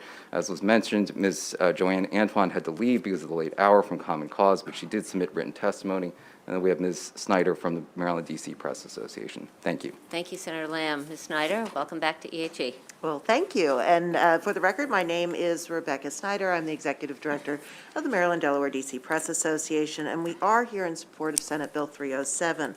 I would note that the senator's examples of sort of the governor's practices are most likely not unique. It reflects the way business is conducted through different messaging platforms, different electronic communications. And this is a simple and straightforward bill. We believe it is nonpartisan because everyone should be subject to the Public Records Act, the Public Information Act. So this bill keeps pace with modern communications platforms, and it's necessary because when and I think anyone who has a teen knows that they're always finding different ways to communicate and to, obfuscate that communication. And it is difficult to find those records. And so what this bill does is say that anything, it kind of goes back to the PIA manual that the Attorney General's office has put out. The spirit of the law is that any communication, no matter the format, so platform agnostic, is a public record. And so this codifies that what should already be in law, but it states it more clearly. So we think that's very important because people need to know about public records that aren't fractured. What this does, without this clarification, the landscape of public records is a lot more fractured, as I said, so it's harder to get all the information at one's fingertips. It makes it more difficult for reporters to report on areas of interest and topics of public benefit. So we would urge a favorable report, and I thank the senator for bringing this forward. Thank you, Ms. Snyder. I have a question. I don't know if, yes, Senator Ellis, you go first. Sorry, Senator Riley, you go first. Thank you for yielding. Senator Lamb, interesting bill. If someone does not keep their records, what's the penalty? So if someone does not keep their records, right now, if someone were to interpret it based on the existing parts of election law, I think it was Title 10, there are repercussions there, but someone would have to bring a case before the courts to do that. Well, Otherwise, there is no other means for enforcement. Yeah. Let's presume it was not part of the election, paid for by election funds. It was just, like you said, at a government expense. Any penalty?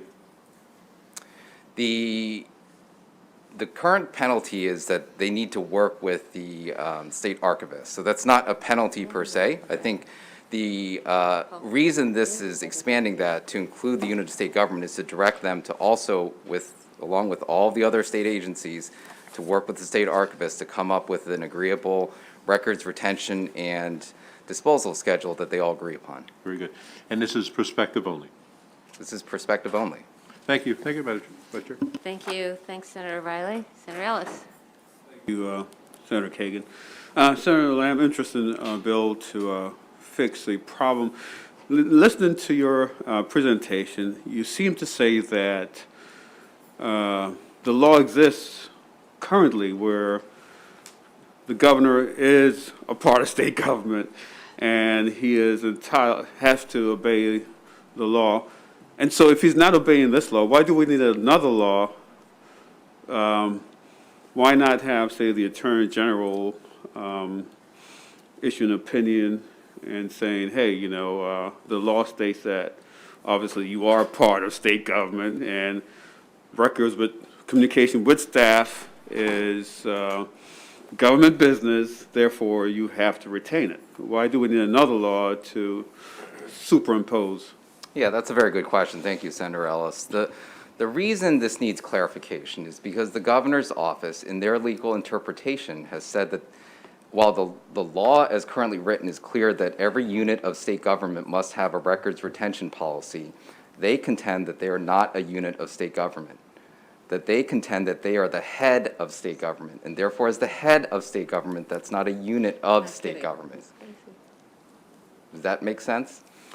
Yes, it makes sense, but the way you explain it to me, but not their interpretation of it, you know, because. So that's why this bill is meant to eliminate that possibility of an interpretation, that the bill specifies that the governor's office is not the head of state government and can't be interpreted that way. It's a unit of state government. Therefore, the public records law would also apply to them. Yeah, so the Attorney General, who we approach to interpret and tell us basically what we can do, why is he not able to address this issue and put it to bed? Because they have a legal interpretation that being the head of state government is not a unit of state government. So the clearest way to put this to bed is to make it clear in statute that the head of state government, the office of the governor, is a unit of state government, and that's what this bill does. Okay, thanks. Thank you, Senator Ellis. Senator Gallion, and then me. Thank you, Madam Vice Chair. I wasn't real familiar with the Wicker app. I had to look that up a little bit. I'm a little behind on that. But I had a question how this relates to cell phones. So I'm assuming if it's a state-owned phone, it would be under that. But what about like if the governor or whoever had a personal phone? I mean, could that be called in and like private messages would be revealed between you know, a governor potentially and their spouse? I mean, how would that work? So based on the Office of the Attorney General's interpretation and guidance, even private devices that are used to conduct public business, that information is considered part of the public record. Now, if you're talking to your spouse via your private phone, that's not public business and therefore would not be captured by the Public Information Act. But if it is official business that you're conducting with your private cell phone, if you're a member of the state administration, then that would be captured by the Public Information Act, even if, in public records law, even if you were using your own device. They would And have that's to the get the- interpretation of the Attorney General in the Public Information Act manual. They would have to get the, so how do they separate out the personal from the other? I mean, they would just release, once they got that information, they're only allowed by law, I'm assuming, to release the ones relating to government business. Right. So That's the private messages would be protected, wouldn't be leaked out. Right. That's actually a good question, and that's why the state archivist would like to have a records and retention policy with every single agency and office, including the Office of the Governor, which is the single one that they do not have. Because that policy spells out what can be disclosed and what can't be. So your private messages with your spouse or partner, that's not considered public record. If there are other pre-decisional documents that may also not be considered public record, depending on how the records retention and disposal schedule is specified. But that's where that negotiation and review and implementation needs to take place with the state archivist to be able to do that and have a policy in place that spells out what does this office hand over to the state archivist. And then the state archivist reviews that as well per the records retention policy, because there are some records that are actually disposed of after a certain period of time. There's some administrative records like meeting schedules and such, or how many paper clips did an office buy. Those would potentially be disposed of after a certain period of time, but that's all spelled out in the records retention disposal schedule. And that's why we encourage, including the Office of the Governor, to have one. I was really interested in how many paper clips William Donner Sanford used. That's probably been disposed of. Thank you. Calling on myself. Senator Lamb, this is remarkable, and I've learned a lot. Thank you for your leadership on this issue. First off, when I did a quick look up on Wicker, it seems to be the new favorite app of darknet drug dealers. So I'm really glad that that is the app of choice for my governor. A couple of quick things. Who is the decider of what's the private communication with a spouse, partner, friend, whatever, or colleague even? So who's the decider, who's the retainer, and that is a lot of stuff to go through. So can you talk through that, if you would? And then the last question is there any reason that this could not or should not become an emergency bill, if that were the will of the committee and the body? So I have no opposition to making an emergency bill, but that's the will of the committee and the body. Your first question was... Who's the decider? Who's the protector? How does this stuff stay private even though it needs to be disclosed? And then I actually had one more question. Sure. Yeah, please. So that's a good question. The decider is really spelled out in the records retention disposal schedule, the policy itself. And initially, the decider is the agency or the department that holds the information document. They take first pass at the review of this. The information and the documents that meet muster for transfer over to the state archives then would be passed along to the state archives, and they would also do a review to make sure that it is something that should be retained per that policy, and then also for how long should that information or documentation be retained for. So there's a part of me that wants to go deep in the weeds on this, but I realize that it's late and you and I can have a private conversation. But I am so curious about, do I sit there and give someone my cell phone and they get to go through all my messages and decide which are appropriate to be retained or read or snooped at or something? So can you just clarify that? Because I think that might be interesting. I think that's really reliant on the user or the retainer, the original retainer of the information. So it is a little bit self-reliant on those who have access to the information initially. But there would be the force of law behind it to say that if this meets that the criteria that have been agreed upon with the state archivist, then that information should be turned over to the state archives. So I've always loved our state archivist, and I've worked with Ed Pappenfuss over the years and all that, but this is a big thing. I'm in the bill, Senator, on page 5, lines 17 through 21. A record includes any written, electronic, or recorded audio or video communication made in connection with the transaction of public business, made or received by an employee of the state, made or received by a public official of the state. I would venture to say that any preparation for bill hearings or voting sessions or anything could qualify under that. So I'd love to learn more, but I'm not going to take more of the committee's time. One clarifying question. You showed us Roy McGrath's texts that were sent by Wicker. How is it, if they're supposed to auto-destruct, how is it that he was able to retain those and then give them to the Washington Post? Well, A, I did not speak to Roy McGrath, although I'd like to. But B, there are ways to get around the fact that these messages self-destruct. I don't want to give away all the clues, but an easy one would be if you have a second phone, you can take a picture of the message with your other, with your other phone and retain it that way. And so there are, my understanding is that there are screenshots of that message between Mr. McGrath and Governor Hogan. Okay, so the governor and the dark web drug dealers. Thank you, Senator Lamb. Mr. Chairman? So if you want to continue your discussion offline, you can do it on Wicker. Oh, to Senator Kagan's earlier question, there is an exemption for legislative offices in our pre-decisional materials that do not, that the Public Records Act does not apply, and that's why Ms. Brantley would enforce that for any requests of our information. Obviously, final decisional materials like our bills and such do fall under the Public Records Act. Really helpful. Thank you. I believe that completes the hearing. I'm sorry. Senator Carozza. Mr. Chair, I just had a, isn't that so that if we say that this is not a political issue, why the subheads on the Hogan administration and some of the comments that are being made at this hearing, isn't that so? Well, it's a reflection of the fact that it is the Hogan administration. Well, I think, these examples come from that. yeah, it's current. I've never heard of Wicker until this until this whole story. And so that's the instance. I don't hang out with drug dealers terribly often.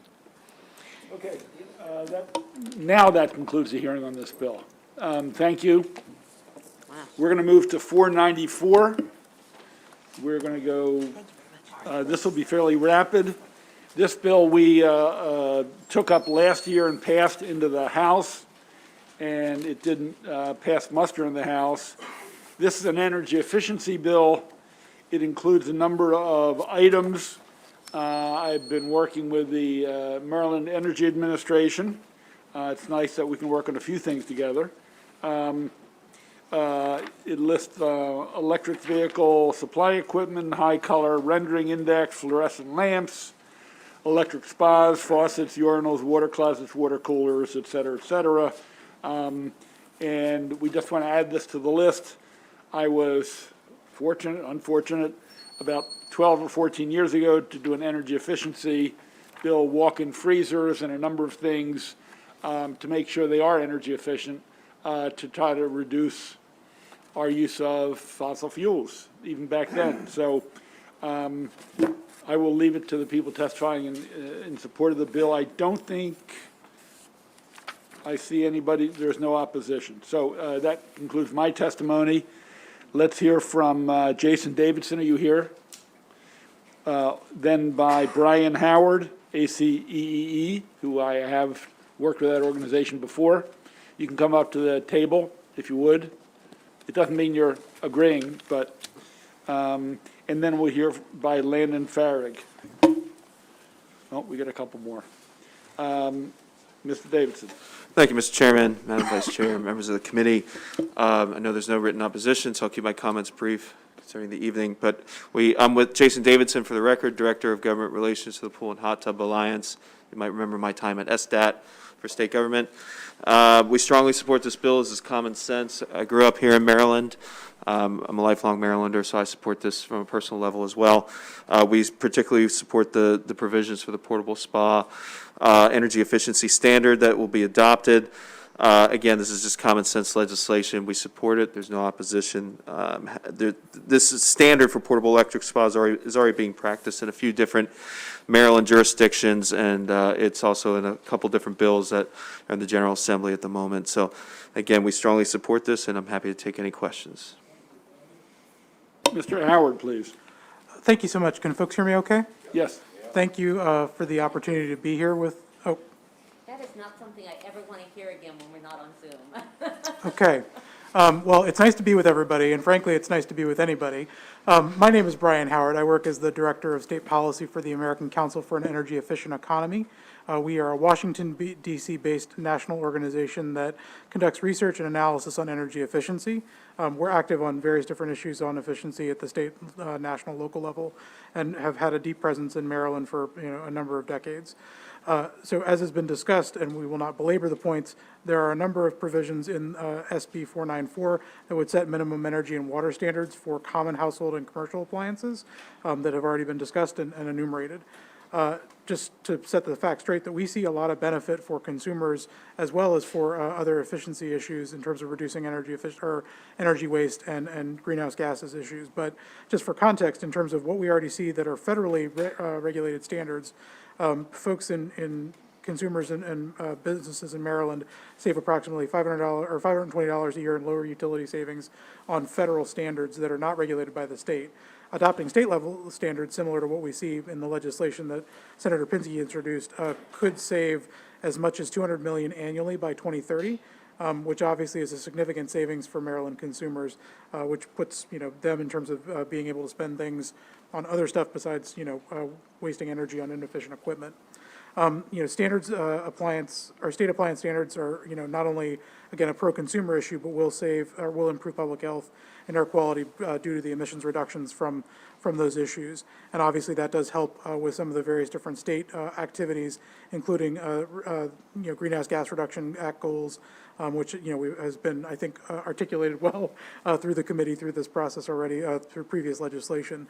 Just for context, and again, my colleague from the Pool and Hot Tub Association has already made reference to it. We see a lot of state standards that are moving in this direction, and Maryland could keep pace with its neighbors and others. Questions for these two folks? I will tell you that when we passed the first bill, we did it as a state, and the federal government followed about 12 to 18 months later. So we were in the forefront, and hopefully we can be again. Seeing no questions, thank you both for your patience. Landon Farrig, Eric Kaufman, and Tom Ballantyne.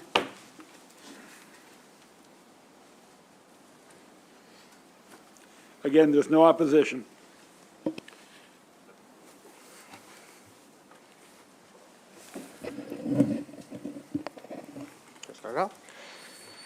Thank you, Chairman, Vice Chair, and committee members. I'll be brief. It's been a long night, and thank you for your attention to this matter.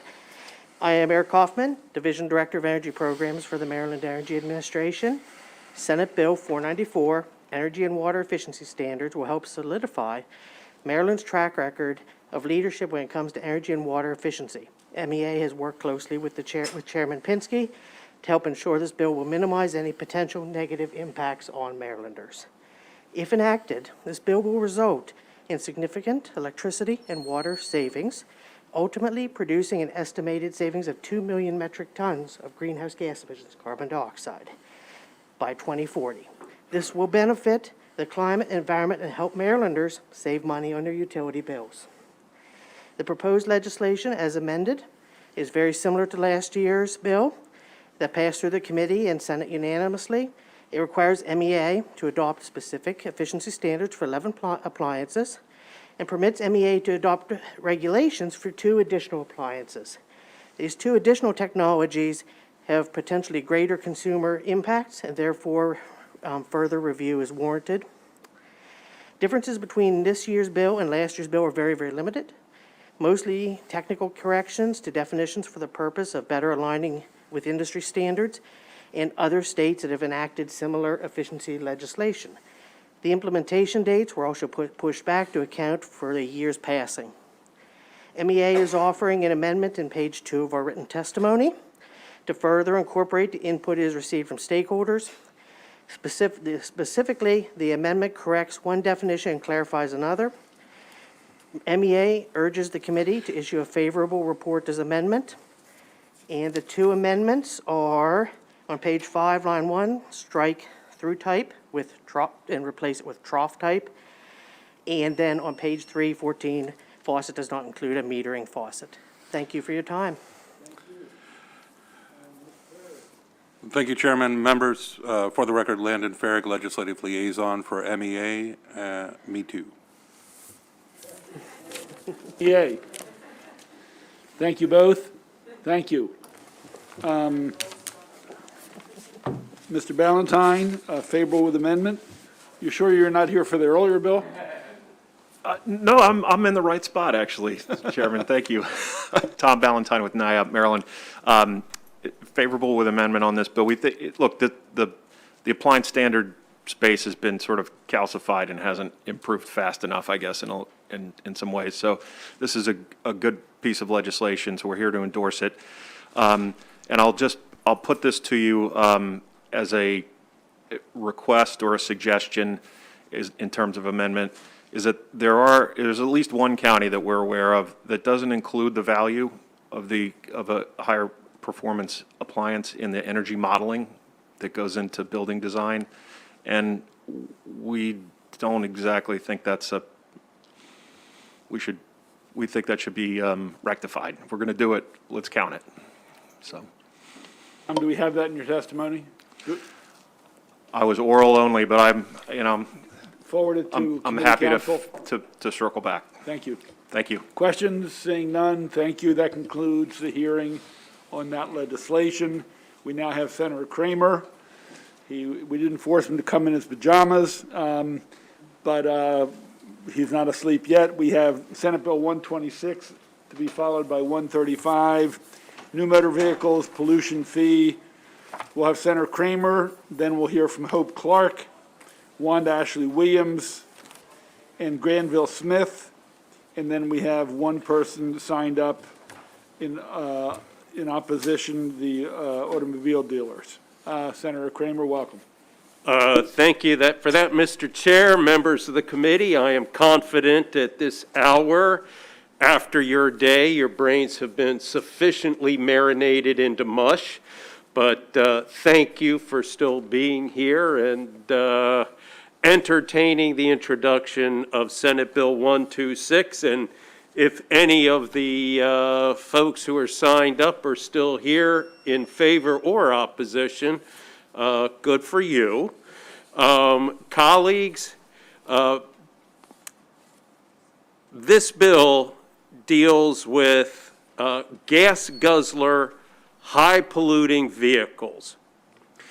And the first thing I want to do is point out that every one of you received an interlineated copy hand-delivered to your office today of the bill as amended. The amendments were produced weeks ago in the House hearing, and it really did improve and clarify the bill. So that's why I wanted to make sure all of you received them. Hopefully you have them. If not, so be it. But the amendments really simplify the bill considerably. So under the bill, the vehicles with the highest gas consumption and therefore generating the most pollution will have a nominal one-time fee added to their cost at the time of purchase. The intent is for the seller of the car to collect the fee and remit it to the comptroller.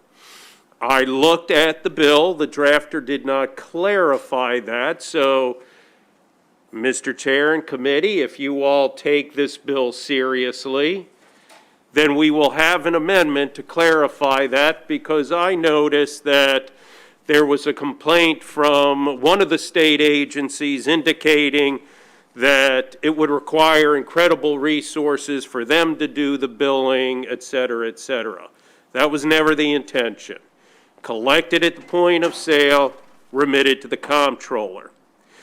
The revenue that's collected from this high pollution fee on the gas guzzlers will be used for three purposes: provide rebates on the sale of electric vehicles, to purchase electric transit and school buses, and three, expand electric vehicle infrastructure.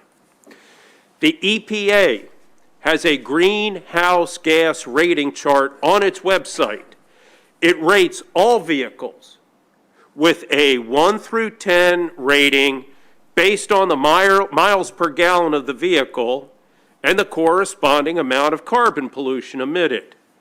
Every vehicle sold has a greenhouse rating listing on the window sticker. So it's there, it's easy to figure out.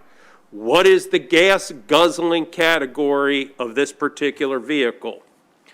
Under the bill, the highest polluting vehicles are rated 1. That corresponds with the EPA's greenhouse gas rating chart. And the associated one-time fee for buying that gas guzzler is $450. That's it. Vehicles rated 2 will have a fee of $400, rated 3, a fee of $350, and rated 4, $300, rating of 5, $250, and that's where it ends. Vehicles 6 through 10, there is no associated fee, only 1 through 5. The vehicles in the 1 through 5 categories are typically not only the highest polluting, but the highest priced vehicles. And they're also the highest profit vehicles for the dealers. Let me give you an example. A Lexus LX 570, which has a price range between $88,000 and $107,000, would have a high polluting fee of $400, one time collected at the time of sale. A Jeep Grand Cherokee with a sales price of $40,000 to $70,000 would have a high polluting fee of just $350. And a Ford F-150 four-wheel drive truck with a 6-cylinder turbo would be approximately $300 fee on a vehicle that ranges from $42,000 to $70,000. The configuration of the engine and drivetrain package all plays a role in the volume of gas that any particular model of vehicle burns. So it could be you have a big Super Duty Ford F-250, depending on the package. It may be up at the maximum $450 range, or it may be closer to $300. All of this is on the sticker on the car. Colleagues, having had the benefit of watching the House hearing on the cross file, I have an idea of the opposition that will be presented. First and foremost, the opposition has had several weeks to see the amendment.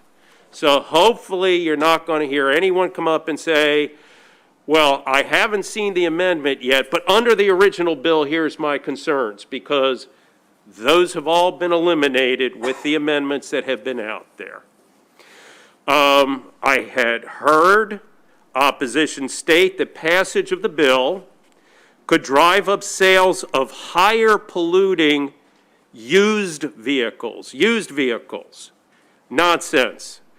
Buyers in the market for a new $50,000, $60,000, $70,000 or higher $80,000 vehicle are not going to be driven to the used car market because of these nominal one-time fees.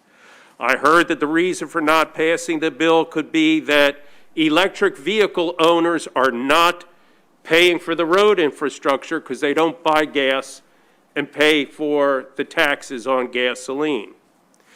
They're also not generating the expensive carbon pollution that is destroying our planet. Having said that, that entire conversation about EVs and infrastructure has nothing to do with this bill, and yes, at some point, we need to have that conversation. Finally, I heard a complete red herring reference to our state should support low carbon fuel standards instead of this bill. The whole low carbon fuel standards issue relates to the fossil fuel polluters reducing the quantity of their pollution in the manufacture, and distribution of their carbon-emitting products. It has nothing to do with the final product.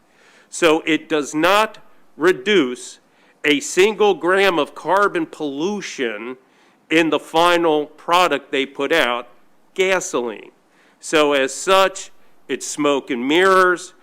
Colleagues, I know it's late. Thank you very much for your consideration of this very simple, straight to the point legislation that simply says, drive what you want to drive, but if you're going to be driving a vehicle that excessively contributes to greenhouse gas emissions, there's a tiny little price tag to be paid to incentivize on the other side the sale of electric vehicles. Thank you, committee. Questions, Senator Ellis? Yeah, thank you, Mr. Chairman, and thank you, Senator Kramer, for this very thoughtful bill. So I speak a lot, I represent Charles County District 28. In my district, I speak a lot about the urban core Waldorf, but I also have a large rural population, farmers, and those are the men and women with those big trucks, you know, gas trucks, not electric vehicles. And so how would this bill affect those folks who need those big vehicles for their farms and for their agricultural enterprises? Well, the bill specifically exempts agricultural vehicles, so that's already in the bill. Having said that, as I mentioned, you can get a full-size pickup truck, depending on the engine and drivetrain package, that provides the full size, but has a far more efficient drivetrain package. So those are out there in the market now, and obviously, if you watched the Super Bowl the other night, inundated with advertising for electric vehicles, including full-size electric pickups now. And again, this bill will incentivize the sale of those full-size electric pickups by providing rebates for people who do that. But it also can incentivize by saying, yeah, if you want a full-size pickup, why don't you look at the 6-cylinder twin turbo that drops the gas consumption and pollution way down from that of, you know, a giant V8. Yeah. So if we had the time, I'm going to ask you how many cc's are one of those big, you know, what kind of power it has, but I won't do that. But what I'll say is, so you talk about the exemption for agricultural vehicles. So you have vehicles used on the farm, and they have ag tags, right? Farm truck, whatever. So how about if they don't have those tags, but they needed to go outside of that radius, but they need those big vehicles to go to the farmers market? You know, we have a lot of farmers who go all over the metro area to farmers markets, and they need those big, heavy trucks. They're pulling trailers. They load up maybe 1,000 watermelons, which weigh probably 10,000 tons. You know, they need that heavy truck. So could we go beyond the agricultural vehicle, just the big pickups they need to carry those heavy loads? And if they are driving one of those great big pickup trucks that they had to pay $50,000 or $60,000 for to get the drivetrain they need for all that you just described, then they'll be paying that one-time fee of $300 or $350 on that $60,000, $70,000 vehicle that you just described. So, thank you. Sure. Thank you, Senator. Let's go to Hope Clark, followed by Wanda Ashley Williams, if you're here, and Granville Smith. Okay. Thank you, Chairman, Vice Chair, and distinguished members of the committee. My name is Hope Clark. I am the campaign organizer for Climate Exchange Maryland. We're here today to discuss the transformation of our fossil fuel economy and society to a sustainable electric economy and society. In fact, our lives depend on it. SB 126 incentivizes that very basic and necessary shift we need to improve air quality and reduce greenhouse gas emissions that are causing our climate to change. Climate change is so drastic now, according to the Maryland Office of Coastal Management, there were $6 billion weather disasters that affected Maryland in 2018. So we know the cost is only getting higher. SB 126 supports the shift we need to in a relatively gentle and effective way by placing a very practical fee on highly polluting new motor vehicles. It is not going to hurt businesses, car dealers, or distributors. For example, the Ford F-150 pickup truck has several options where mileage may be as low as 13 miles per gallon or as high as 26 miles per gallon. The truck gets 13 miles per gallon would pay a fee of $450. The truck getting the 26 miles per gallon would pay a fee of $250. For a $30,000 plus vehicle, this add-on represents a very small percentage of the vehicle's purchase price. There are plenty of vehicles out there that get great gas mileage and would not be subjected to any fee under SB 126. This bill only penalizes the most polluting vehicle buyers and provides the potential to create a sizable amount of revenue to support the sale of electric vehicles, school buses, and public transportation, as well as support the very badly needed electric infrastructure in Maryland.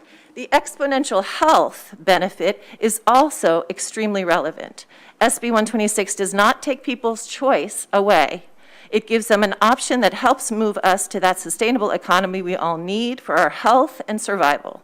Whatever choice a consumer makes, with this bill, it benefits society one way or another. This is a win-win for everyone, most importantly for the health of Marylanders. The fee is reasonable. The benefits, significant. On behalf of Climate Exchange Maryland, I urge your favorable vote for SB 126. Thank you very much.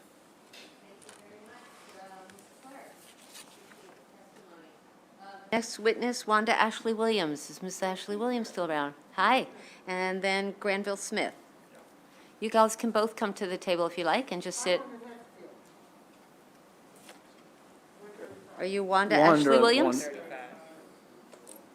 Okay, you are listed as 126. All right. Granville Smith. Welcome to EHE. Thank you, You may Madam begin. Chairman, and members of the committee. We really appreciate the fact that you've sustained through all this and tons of information and talk and so forth. I'm testifying in support of SB 126, the Environment New Motor Vehicle Pollution Fee Bill. You heard Senator Kramer describe the bill in some detail. He mentioned in his testimony the fact that every new car has a sticker on it that has miles per gallon and has CO2 ratings on it very clearly. And I know all of you here have an intuitive feel for miles per gallon. If you look at a vehicle and it's got miles per gallon and you only get 10 miles per gallon, you know it's going to cost a lot. It just built into the way we've understood automobiles. I want to focus on the CO2 part of the bill. And by doing that, I would like to look at the Lexus LX that Senator Kramer mentioned, Toyota Land Cruiser, the Cadillac Escalade, and the Jeep Grand Cherokee. There's nothing special about these four except that they are all up in the high polluting range. And ask the question, how much CO2 do these four vehicles produce in Maryland? So we've done a calculation on that, and the answer is it's about 394,500 tons of pollution that those four cars produce. Well, of course, in 2021, there were far more gasoline-powered vehicles sold in Maryland than these four cars. In 2017, the Maryland government calculated the pollution from gasoline-driven vehicles in Maryland to be 22 million metric tons. That is 22 million metric tons of carbon dioxide in Maryland. Thank you, Mr. Smith. If you could wrap up, that would be great. Basically, I can end right there if you like. I do appreciate you, and I hope that the members of the committee will find this bill in favor, and I appreciate your time. Thank you so much. We appreciate your time. We know it's been a long day for you as well, so thank you for your testimony and thank you for your patience. We have unfavorable Peter Kitzmiller, Maryland Automobile Dealers Association. Mr. Kitzmiller.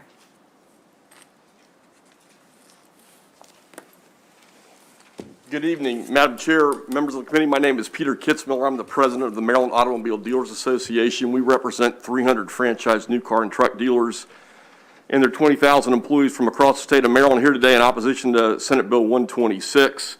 I know everybody's been here a long time. I'm going to try to respond a little bit to what I heard before this. This bill, we talked about gas guzzlers or high polluting vehicles. It always amazes me that every time one of these bills comes up, they always mention a Cadillac Escalade and a Lexus. But this bill would impact 40% of the vehicles sold, model year 2022 vehicles sold in the state of Maryland. So it's 40% of the vehicles sold. I don't know where the 450 came from. I think the estimate in the fiscal note was $500 to $700 potentially per vehicle with this fee. But again, getting to the main point, this is all about trying to get mass adoption of electric vehicles, which is I think it's clearly been the will of the General Assembly. It's something that we are very committed to. This is not going to get us there. Putting a $400 or $500 fee on a vehicle is not going to get somebody to buy something different. But what we have to focus on, this is the most critical year we've had with regards to the sale of electric vehicles. For the first time, and Senator Kramer pointed out something very important, watch the Super Bowl. There were 6 ads for electric vehicles. They weren't 4-door boxes that got 60-mile range. They were pickups. They were SUVs. The vehicles that people want to buy. And this is the first time we have had the opportunity to do that. The General Assembly has a big role to play in getting mass adoption of electric vehicles. Sales are going to go up because we're going to have product. But do we want 15% of the market in 5 years, or do we want 65% of the market in 5 years? And to do that, you need to focus on electric vehicle infrastructure. You know, I think we're the only state on the Northeast now that does not have an electric vehicle tax incentive. We haven't had one for 2 years now. So those are the things where we're going to get bang for our buck. This is going to do nothing going forward to incentivize people. So with that, I appreciate the time. Thank you. Thank you, Mr. Kitzmiller. I see no lights from any of my colleagues, which means there are no questions either for the proponents or opponents. Thank you, Senator Kramer. Thank you all. That completes the hearing on Senate Bill 126. And colleagues, I think we have one bill left. Oh, no, I'm lying. Nope, we have 2 more. Nope, sorry. But we do have another Senator Kramer bill. Senate Bill 135, Climate Crisis and Environmental Justice Act.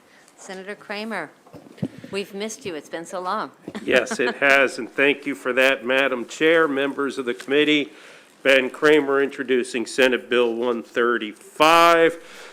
This committee is well aware of the climate crisis. You heard a lot about it today.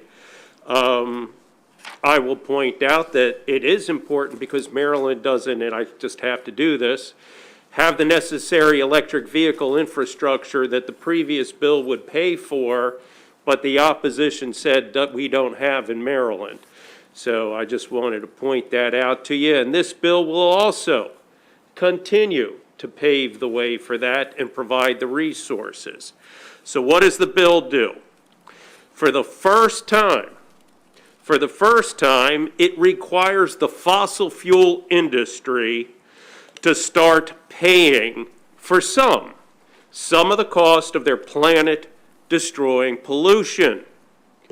All of us are paying the cost at the moment, whether it's pollution-related heart and lung disease, or widespread asthma, or the high cost of the degradation of our environment and planet, like devastating wildfires in the West, crop-killing heat and lack of rain in the Midwest, or unprecedented hurricane seasons and flooding from sea level rise in the East.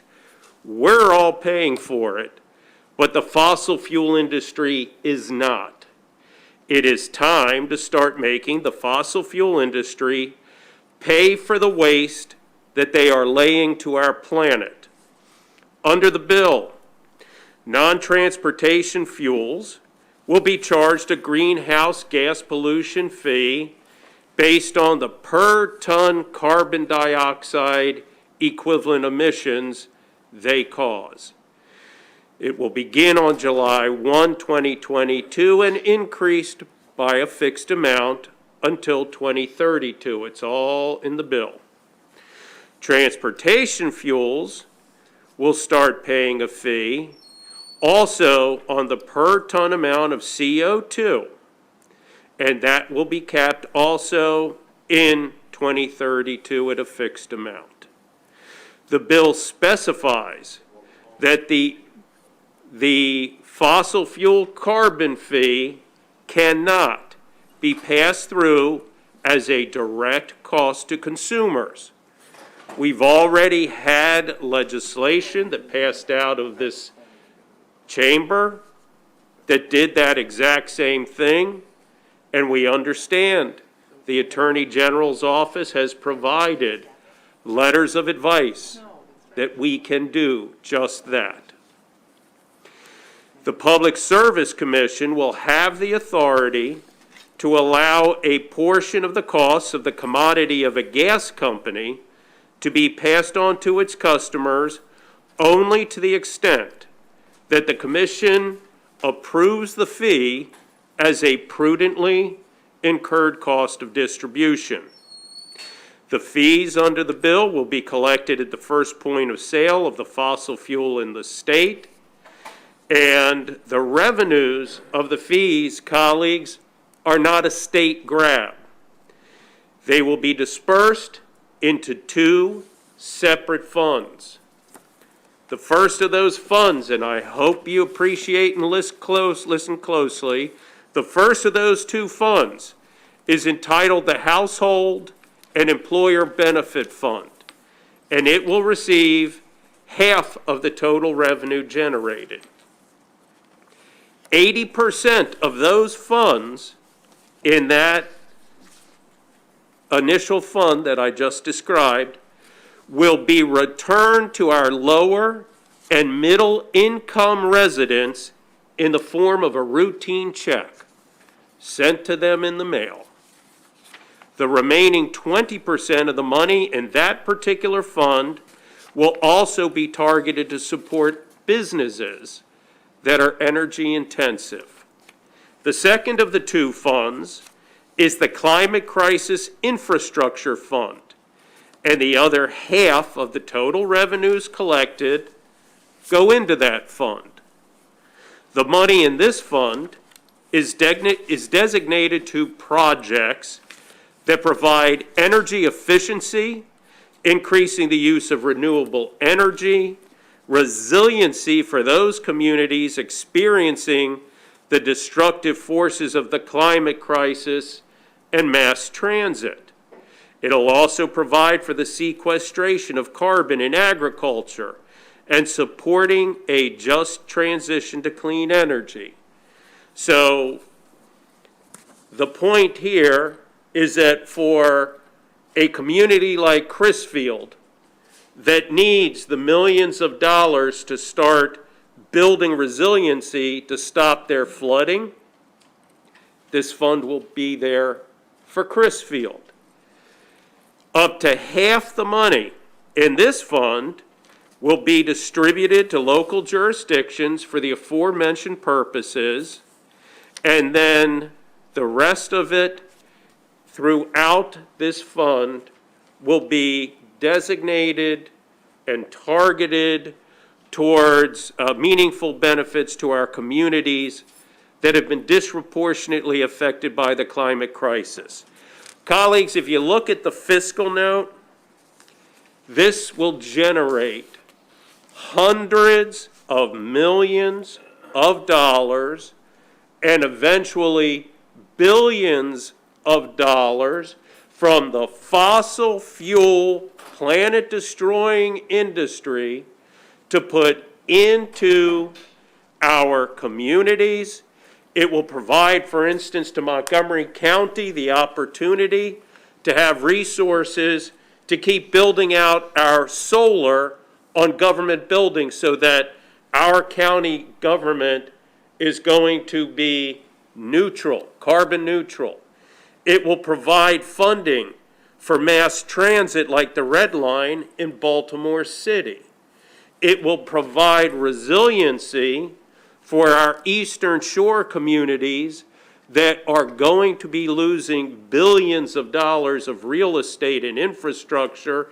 For instance, like St. George Island down in St. Mary's that was completely flooded about 2 months ago when we had that nor'easter that came up, flooded Baltimore City, flooded Annapolis, flooded St. George Island in St. Mary's.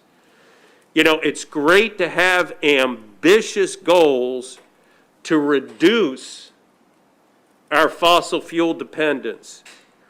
But unless we have the financial resources to back that up, a lot of it's going to be just hope without there being real opportunity for change. This bill provides that financial opportunity to all of our communities to improve, protect, shift to a green economy, and as I said, for the first time, the source for those revenues will be the industry that has caused the crisis we're facing.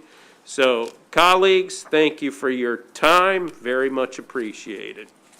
Thank you, Senator Kramer. Thank you for your passion about the environment.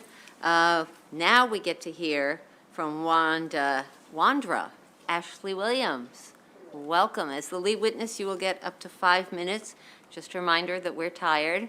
And Mike Tidwell, I see you there. If you want to join her, you will follow in her footsteps. Welcome, Ms. Ashley Williams. Thank you you for your patience. You've been here a long time. Thank you so much. You are all tired, but this is important.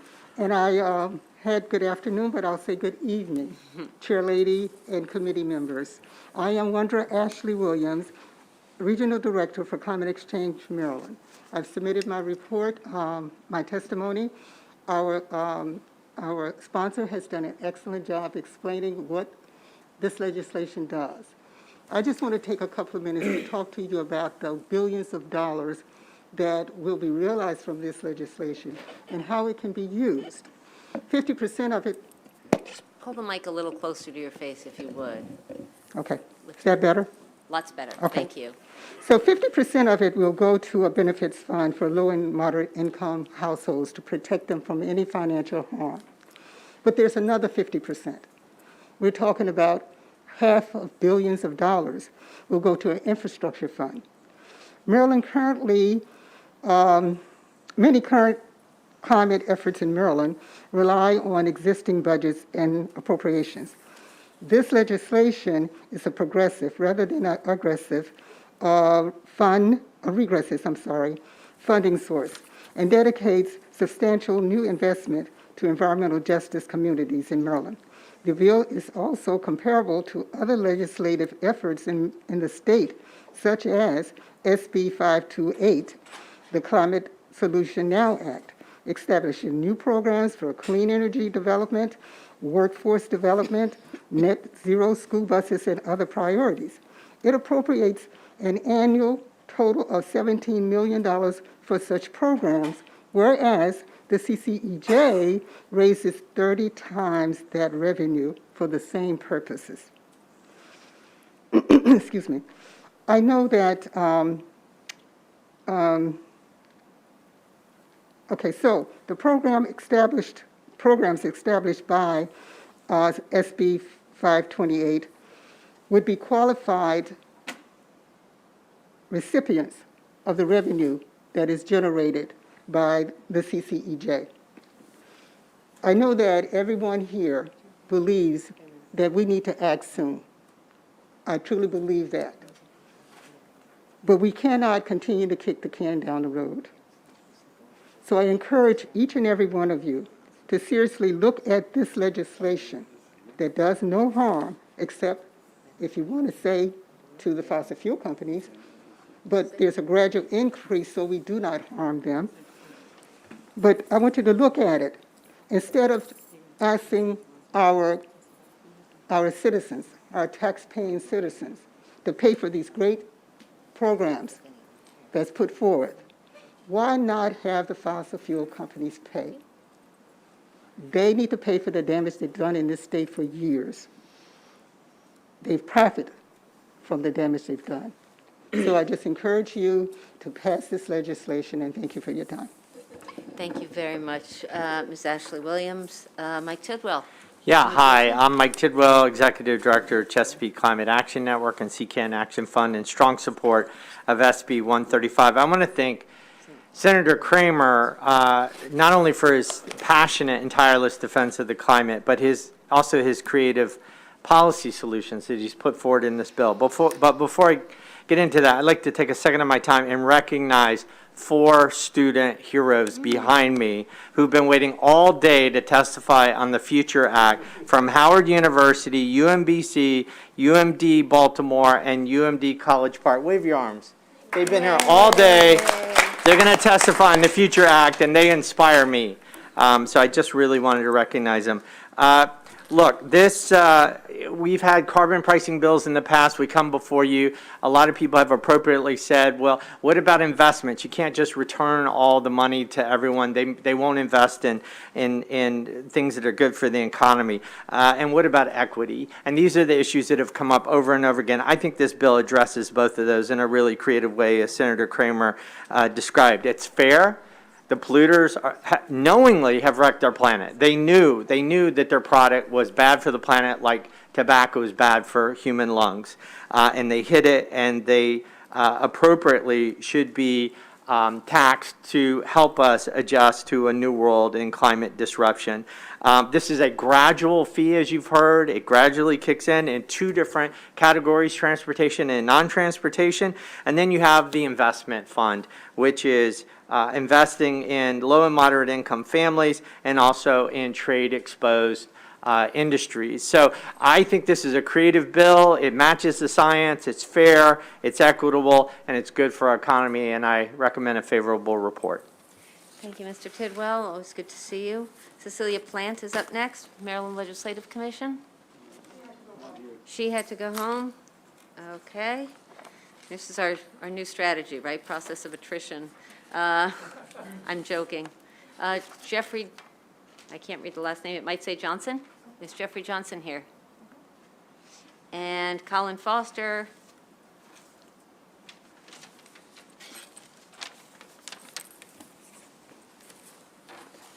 Welcome. Hello. My name is Jeffrey Johnson, and I'm honored to speak with you today. I live in District 41, and I'm representing the Chesapeake Earth Holders, which is part of a large Buddhist community in our region. I'm also a professor emeritus at the University of Maryland, and I've focused and concentrated on environmental health over a long career. I have a doctorate in public health from Johns Hopkins, and I really want to talk about the health consequence of this bill today. We strongly support this bill because it will protect the health of Marylanders by reducing air pollution through stronger reduction goals and polluter fees on fossil fuels. It's important to realize that burning fossil fuels is the major source of air pollution. Not just greenhouse gases, not just carbon dioxide, but a whole set of gases that involve the formation of tiny particles that breathed in, they come into our lungs, they go into our blood, they change the cells of our body, and they result in major forms of disease. That includes cardiovascular disease, heart disease, blood pressure is elevated, cancer, many of the most serious killers are deeply affected by this kind of particle deposition in the lungs. So when we consider that air pollution is one of the major causes of death around the world and kills nearly as many people as cigarette smoking, in the US, air pollution kills hundreds of thousands of people every year.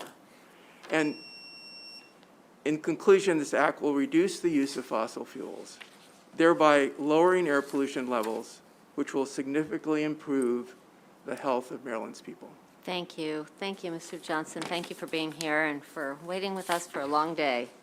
I think Mr. Foster is not here, so we will shift to unfavorable. Ellen Valentino. We have one more favorable. Thaddeus Waterman. He's been here all day. Not on the list, but why don't you come forward? Thank you.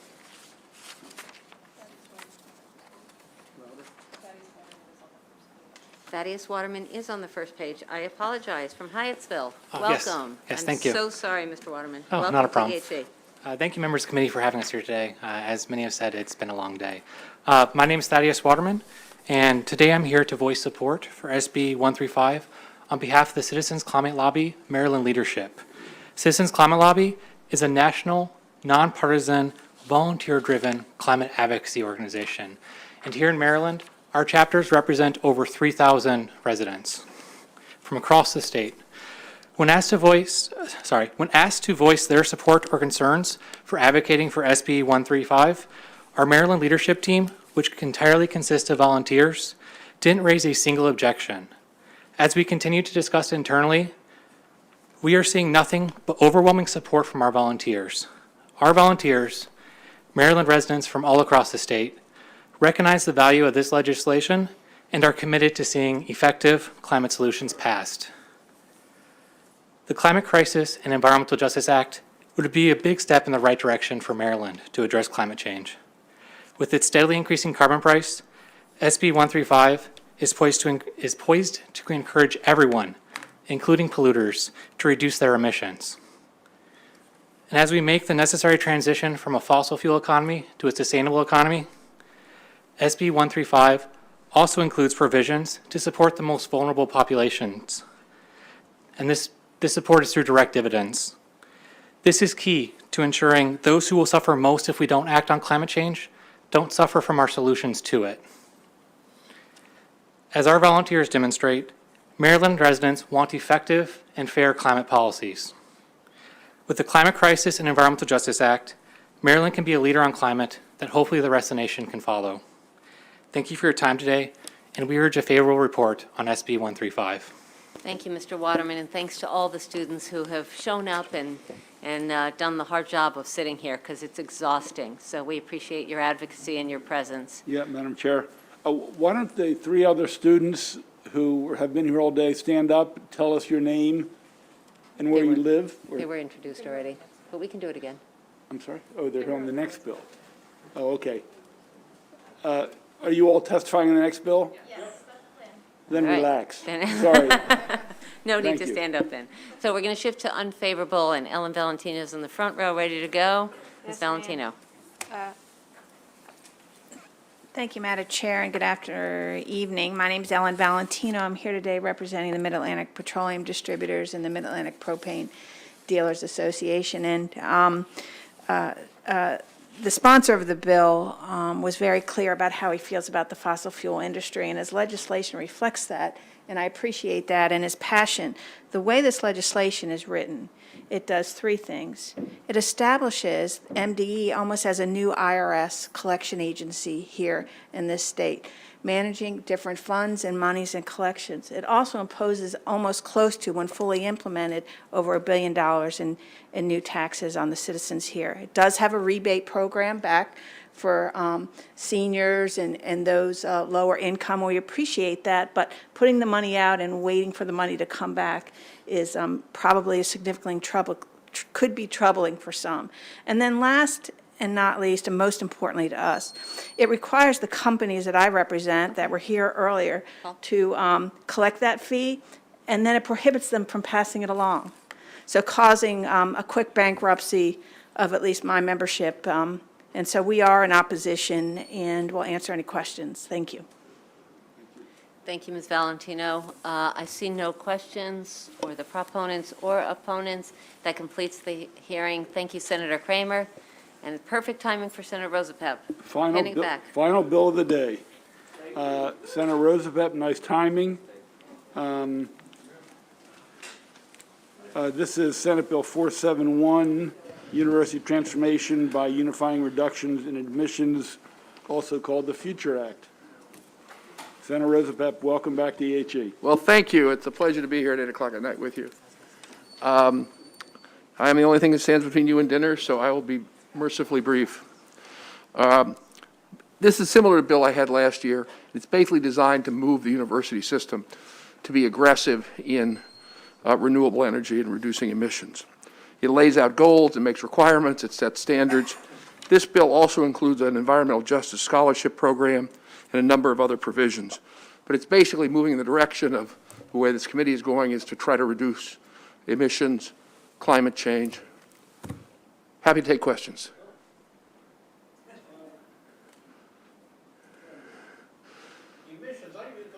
Admissions. We got a problem with not enough Maryland students going to the University of Maryland. I was all excited about admissions. We're for admissions and against emissions. All right. Thank you, Mr. Chair. Thank you. Good question. Other questions for the good senator from the 21st? Seeing none, let's go to his panel.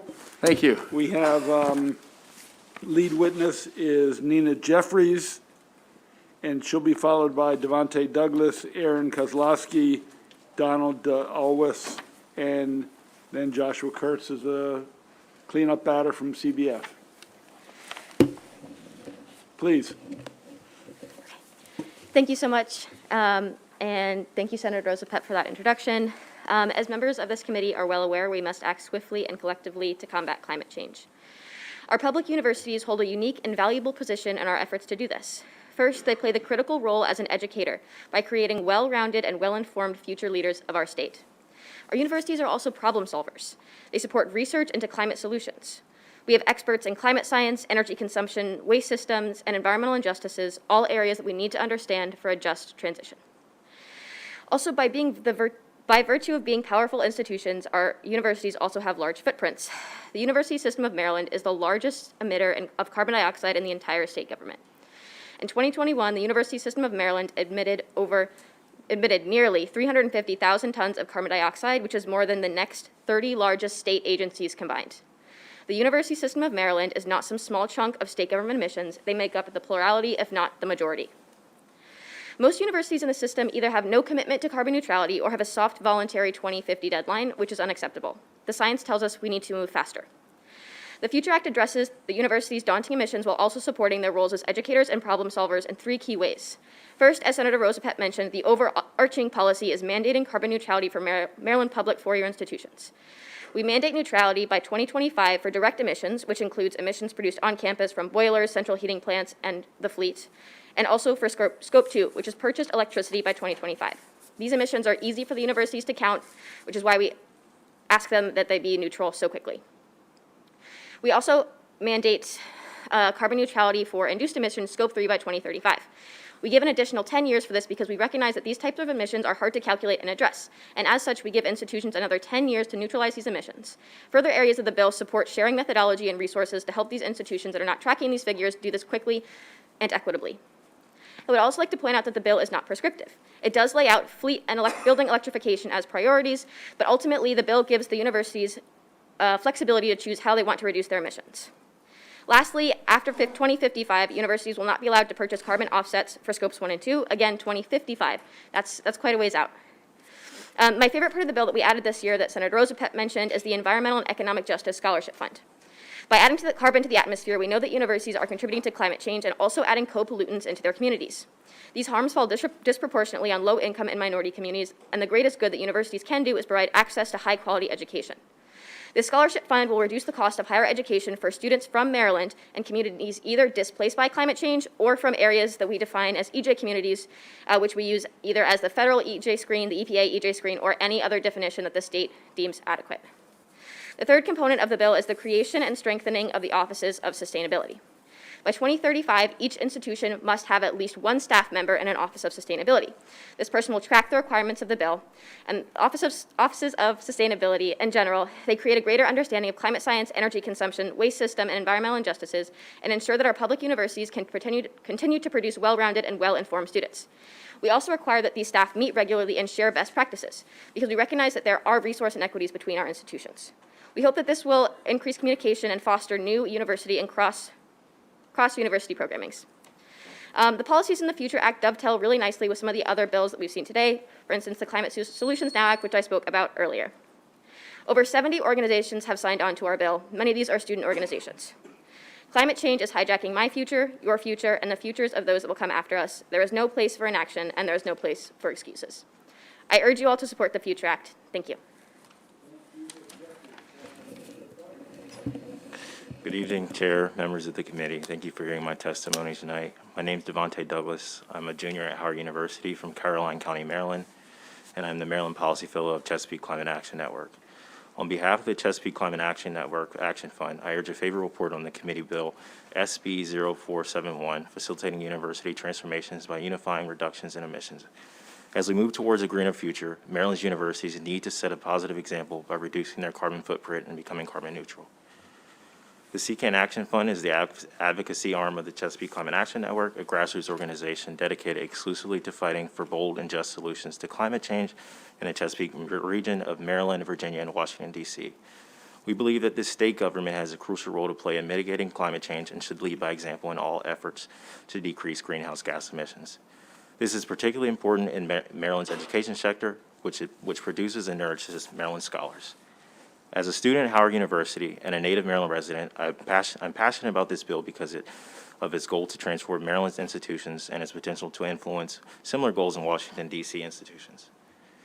As you all know, climate change is a very severe threat to Maryland with its 3,100 miles of shoreline, and its effects will leave no Maryland resident untouched.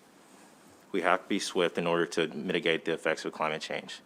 Maryland's higher learning institutions are well known around the world as beacons of higher research and societal progress. But unfortunately, these public institutions have massive carbon footprints due to their high-tech research facilities, energy needs, and transportation needs. The university system of Maryland emits more carbon than all other state agencies combined. This bill would create and establish an environmental and economic justice scholarship fund for in-state students displaced by climate change or environmental justice communities. And that would force universities to combat the effects of polluting and to also solve that problem with an economic and educational solution. We believe that this bill is an important path to meeting Maryland's net zero emissions goals, and we urge you to consider a favorable vote on this bill. Thank you. Thank you, Mr. Douglas. Are you Ms. Kozlowski in the back? Yeah. Okay, we'll get to you. Mr. Dalwas? So I've waited 8 hours for this moment, so you can imagine my excitement. My name is Donald Day Alwis. I'm a medical student from the University of Maryland, Baltimore. I'm a national board member of Medical Students for a Sustainable Future, and I'm here in support of the Future Act. I'll confer 2 points today. First, that the Future Act can reduce the health burden of fossil fuel combustion in Maryland, and second, that the cost of inaction are significant. So my first point, you've heard about the health impacts quite a bit over the last 8 hours, so I'll put that into perspective a little bit. I spent my first seminal weeks of medical school in a human anatomy lab. And on the lungs of almost every single donor in our lab, I found sickly black spots. Our donors were not all smokers. Many of them developed these black spots as a byproduct of breathing in years of toxic air pollution. This is the human cost of dirty energy. It is hypocritical for my medical school to pollute the lungs of community members that it strives to protect. Asthma rates in Baltimore are over 30% higher than the national average in children, and air pollution is a known contributor, particularly for children of color. Healthcare professionals need an upstream solution, and that is why the Future Act is so important. My second point is that the cost of sitting on our hands is immense. Nationally, the annual health-related cost in dollars of air pollution are approximated in the tens to hundreds of billions of dollars, and that's each year. Given the scale of USM operations, it supports over 200,000 faculty and students. That means that the Future Act can produce considerable health benefits and potential health-related cost savings for Marylanders breathing cleaner air. In conclusion, this bill saves lives, reduces air pollution-related healthcare costs, and will inspire a generation of students to become climate action changemakers. My institution recently completed the first successful pig-to-human heart transplantation in the world, and I look forward to the innovation we can come up with through the Future Act. Thank you. Perfect timing. Nicely done. Questions for the three? Seeing none, thank you all for your patience and your great testimony. Final two speakers of the day. Ms. Kozlowski, Aaron Kozlowski, and Josh Kurtz from the Chesapeake Bay Foundation. Hello, committee members. My name is Aaron Kozlowski, and I am a senior at the University of Maryland, Baltimore County, completing an individualized degree in psycholinguistics applied to autism. I attend UMBC on a full tuition scholarship as a Sondheim Public Affairs Scholar, and I am proud to be UMBC's delegate to the Mary Perg Student Climate Action Coalition. I strongly support the Future Act and urge you to adopt a favorable report. I grew up in Catonsville, just a few minutes away from both historic Ellicott City and Patapsco State Park. I witnessed firsthand the devastating effects of climate change during the so-called 1,000-year rainfall events of 2016 and 2018. Seeing the destruction of the trails in Patapsco, where my cross-country team and I spent years running, was truly a wake-up call for me, and I was heartbroken to watch people lose their lives, livelihoods, and homes as Main Street flooded. Compelled by these devastating floods, I became an eco-ambassador with UMBC's Office of Sustainability. Over the course of 2 years, I learned and taught about the social, economic, and environmental pillars of sustainability. The incredible experiences I had in that program helped explain why the Future Act's requirements to establish more offices of sustainability and to explore a sustainability general education requirement are so impactful. Working with my school's sustainability office has given me the knowledge and skills to build sustainable habits in my own life and to take action at a larger scale. I want all Maryland college students to have the same opportunity. It is only right that the institutions where we live, learn, and spend our money are doing their part by dedicating personnel and resources to addressing the climate crisis. In June of 2020, college students from across the state, including myself, came together as part of MSCAC. Since then, we have spent thousands of hours brainstorming, researching, and working with experts to create the Future Act. This may be one of the most significant bills you hear this session because of the meaningful steps it would enact towards reducing Maryland's carbon footprint, but more importantly, because of the positive impact you can have in the lives of college students for generations to come. I strongly urge you to adopt a favorable report and do your part to leave our generation a world worth living in. Thank you. Good late evening, everybody. Thank you so much for staying around for this. I'm Josh Kurtz with the Chesapeake Bay Foundation. We're here to strongly support SB 471. You have my written testimony, but really the reason we're supporting this bill is because we talk often about leadership and climate change, and we firmly believe that our university system can be that leadership, and with young people like this, we can export what we learn into our industries and continue to move climate forward. So with that, I'd urge a favorable report from the committee. Thank you again for staying so long tonight. I hope you all have a nice night. Questions? Seeing none, thank you both. Thank you for your patience. That concludes the hearing. I want to tell you how proud I am. 7 or 8 hours later, all 11 of us are here. I think good Senator Ellis is in the back, and I want to thank all of you for really being yo men and yo women for staying engaged today. And I hope there wasn't a lot of discomfort in terms of the early bill that took so many hours, but I want to thank all of you. Thank you. Yeah, well, it was Lamoria's birthday today. It was prolific that the sandwiches were here on the same day. Look, it's going to be a tough week. Thursday, we're doing double duty with hearings and then a walkthrough, and then Friday, a voting session. You'll get the list. It's not a small list. So we're going to have to, work our rear ends off this week, and hopefully you'll know at the weekend you'll have deserved it. Yes, Senator. One quick observation. Wonderful job by our committee team and also our troopers. Everything for first day in 2 years being back live during and having this many people. Terrific job by everybody. Absolutely. Went smooth, went terrific. Great job. Thank you. Get a drink, get some rest. We're adjourned.